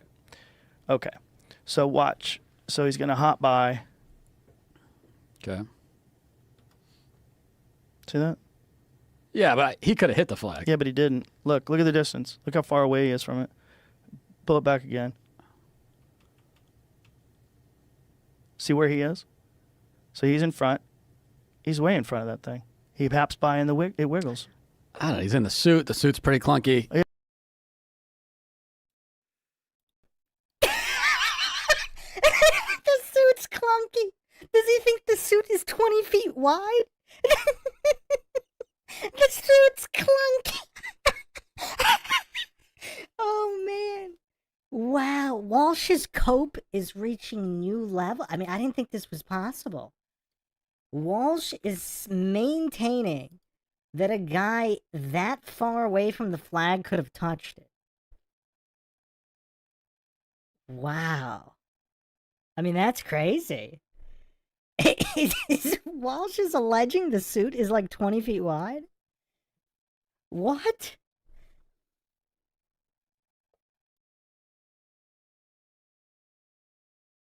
But he's not close to it. Look at the perspective. Let's look at it.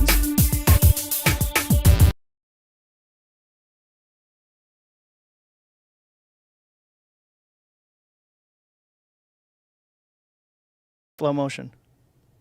So watch, he hops by. And it just wiggles in the breeze. That's a breeze, dude. So that might not have actually happened on the moon, okay? That might be footage that they filmed in the Nevada desert, and the footage they got on the moon got all fucked up, and so they tried to pass that off on people, and they thought that no one would know.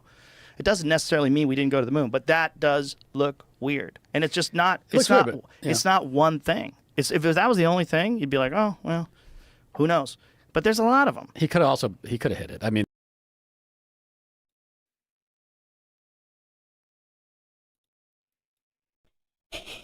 Walsh is still maintaining he could have hit the flag from 20 feet away.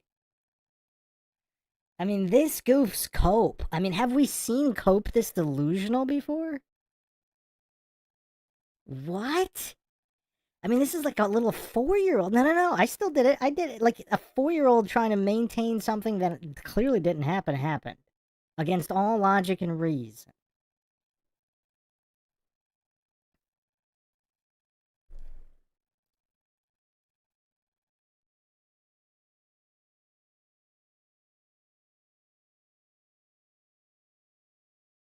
He's close. It's possible. It's close. It doesn't look like he hit it. It looks like a breeze. Yeah, but then the other part of this is that the people that went through all this trouble to fake the moon landing, how would they miss these things?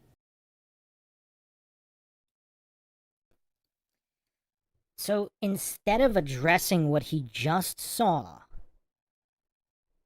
he's immediately spamming diversion fallacies. Like, instead of looking at the evidence right in front of his goof face, he's immediately doing the mental gymnastics to grasp other fallacies. I mean, I mean, this is crazy.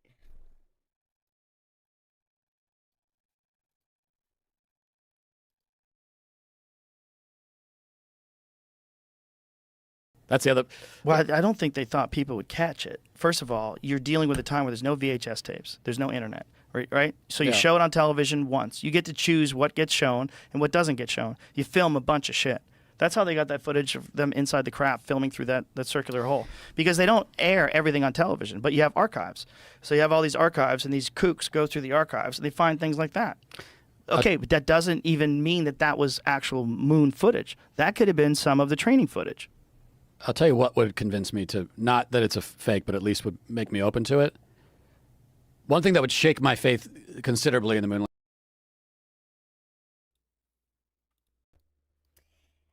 We got to give him credit here. At least he admits that it's religious faith and dogma. It's blind faith. So he admits it's not rooted in logic or reason or science. I mean, this is big. We're making some progress here with Matt Walsh.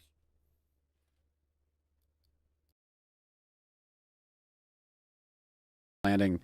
If Elon Musk were to come out and say, yeah, I don't know about this moon landing thing, then okay, fine. Because, and I'm not saying this is my whole reason for believing it happened, but Elon Musk, first of all, if the moon landing was fake, he knows it was. He knows it was fake. Sure.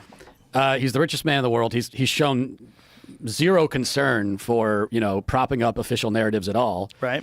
So he's a guy that would know if it's faked, there'd be no reason for him to continue that narrative if it was fake. In fact, he could even say, they faked it. I'm going to do it for real. I'll be the first one to go to the moon because they faked it. And he hasn't said that. So I also find that to be pretty compelling. The fact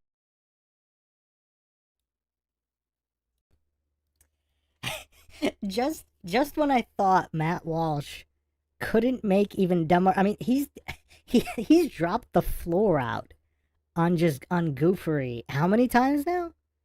This might be a record. I mean, he's gunning for Craig here. Just the amount of times he's dropped the floor out on goofery. Because a random rich guy with ties to the establishment who's literally gets subsidized with grants from the U.S. government. Because the guy didn't call something fake, it's real. Wow. Just when I thought he couldn't come up with a dumber argument. I mean,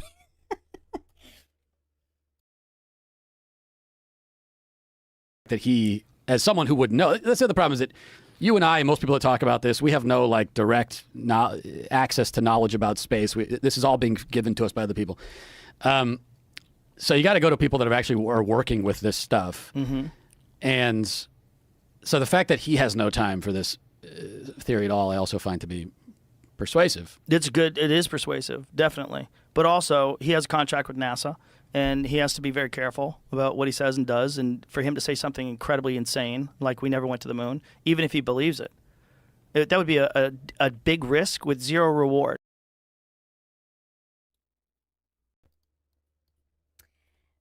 I'm still not used to Rogan making this much sense and this many coherent points. I mean, this is weird.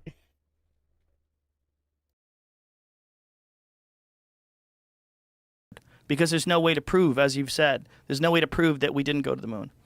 And to say that we didn't go to the moon is a kook take. Like, that's what the fuck is wrong with you? You can say stupid things like that when you're a comedian who's a podcast host. But if you have contracts with NASA and you run SpaceX and you are legitimately making some of the greatest breakthroughs in space travel that human beings have ever known, like what they're doing with those Falcons when they have them land, fucking insane. Insane. Come back and land. I mean, we've never been able to do that before, and it's all because of Elon. I mean, if he really is going to get people to Mars, something has got to be addressed eventually as to, if they do it and they pull it off and it's easy and comfortable, okay, we probably did it in 1969. If they go to the moon.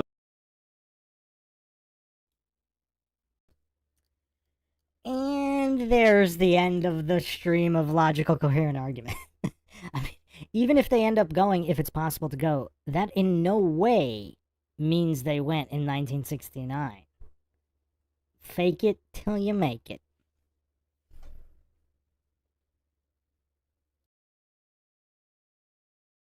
And there's no problem going through the Van Allen radiation belts with no particular insulation other than what the spaceship had? Maybe. Yeah, they probably did it. Well, I will say, I don't even, the moon landing hoax idea it's barely even a kook take anymore. I think it is, but you're probably in the majority with your take on it. And the last time I talked about this publicly, I got absolutely ripped to shreds. I mean, it felt like 99% against. And it's going to happen again in response to this conversation. 99% against you? Yeah. Against your take. So most people think that we didn't go to the moon. It seems... Maybe that's your followers, bro. I think if you get the overall internet, it would go the other way. The overall internet, most people would think you're a kook for even entertaining the idea that we never went to the moon. Maybe, but it seems like it's shifting drastically. And a lot of that is people just have lost all faith in our institutions, which I understand. Yes. So people are... I mean, that was kind of the point of your bit, that is, people are... Once you see that this is a lie, this is a lie, this is a lie. Yeah. Exactly. So that is happening. And I'm totally sympathetic to that part of it. But I just think that the moon landing is... There's a lot of good evidence for it. And also...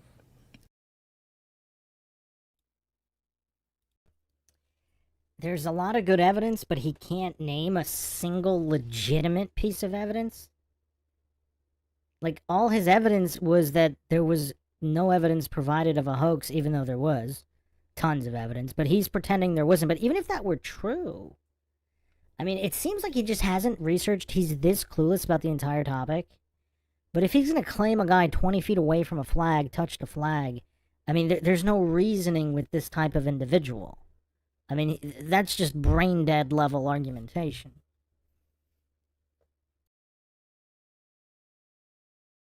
You know, this is an emotional argument. Yeah, it's an American thing. It's one of our greatest achievements as Americans. Sure. Like, you gotta pry that from my cold dead hands. I mean, you gotta really. Wow. I mean, Matt Walsh is being honest here. It's faith and emotion. That's all he has. So if a man emotionally believes he's a woman, what does that mean, Matt Walsh? Like, it's an emotional argument for him or her, whatever. I mean, just the level of gopher here.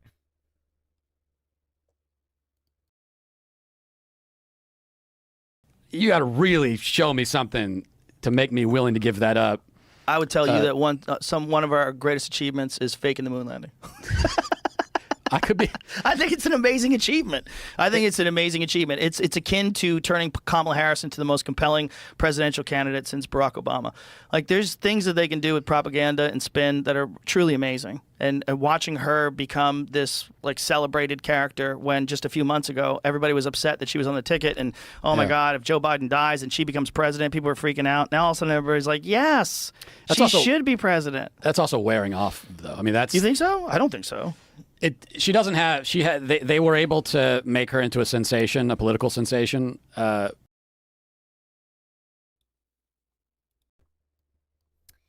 I think that's the end of their flat earth talk, but man, that's actually a pretty good way to go out with Rogan. I mean, wow.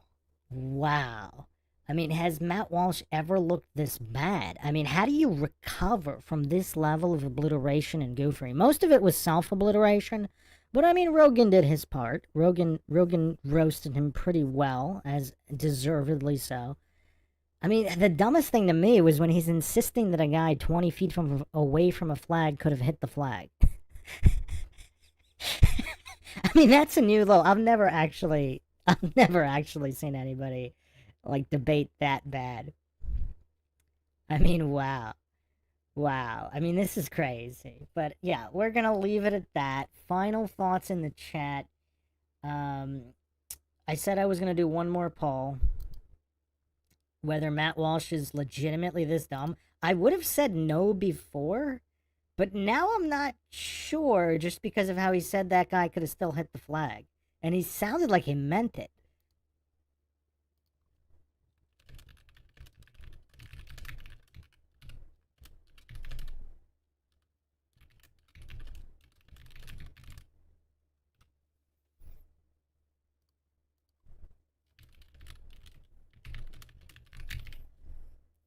So let's see what everybody in the chat thinks, and then we'll wrap this one up. I mean, this was over 3 hours now of Walsh humiliating himself. I mean, this is crazy.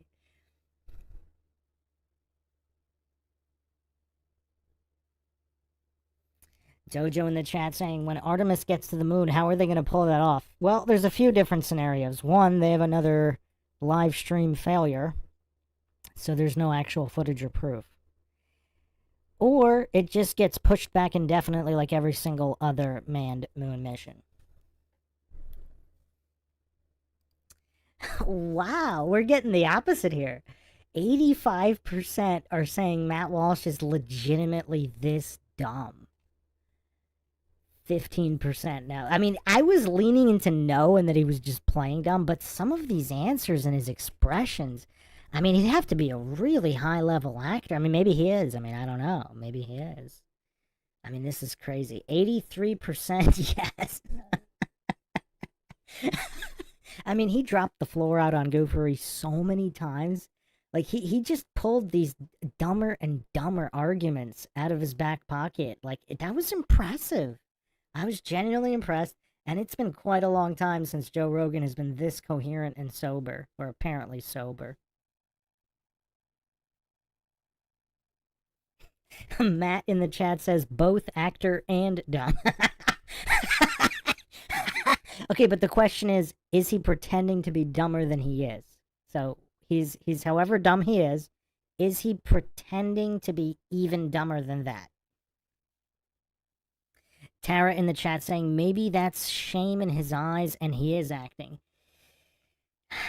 I didn't see any huge tells, but the camera is a little bit further from his face than it is Joe Rogan's. So it's a little harder to tell. And the beard also makes some of his expressions harder to tell. So it's hard to tell, maybe, but not quite as obvious. Like McToon, I mean, there's a lot of shame in that man's eyes. Lon in the chat saying, so was the reflector put there by an unmanned spacecraft? Is there definitive evidence that there are any reflectors up there anyway? But yeah, that would be one of the arguments. Either there are no reflectors, and the lasers are just being bounced off the surface the way they were before any alleged reflectors were put there, or they were put there by unmanned craft.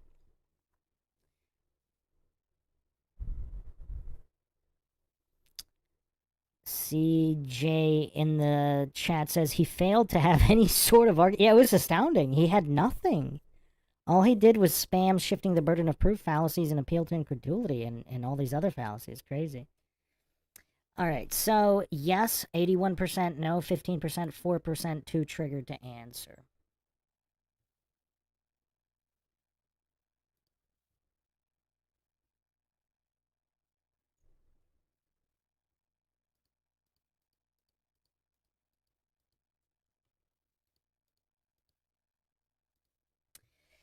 So, all right.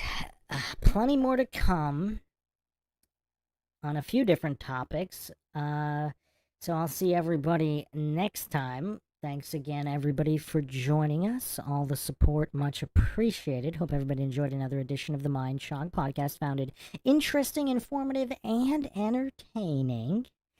If you want to help support the podcast, you can donate to our PayPal. Just check the link in the description. You can also become a YouTube member right here on YouTube. Help support the channel that way. Make sure you subscribe, like, and share. Twitter, Facebook, Reddit, Patreon. This is Bruce McGuire signing off. Catch you guys next time.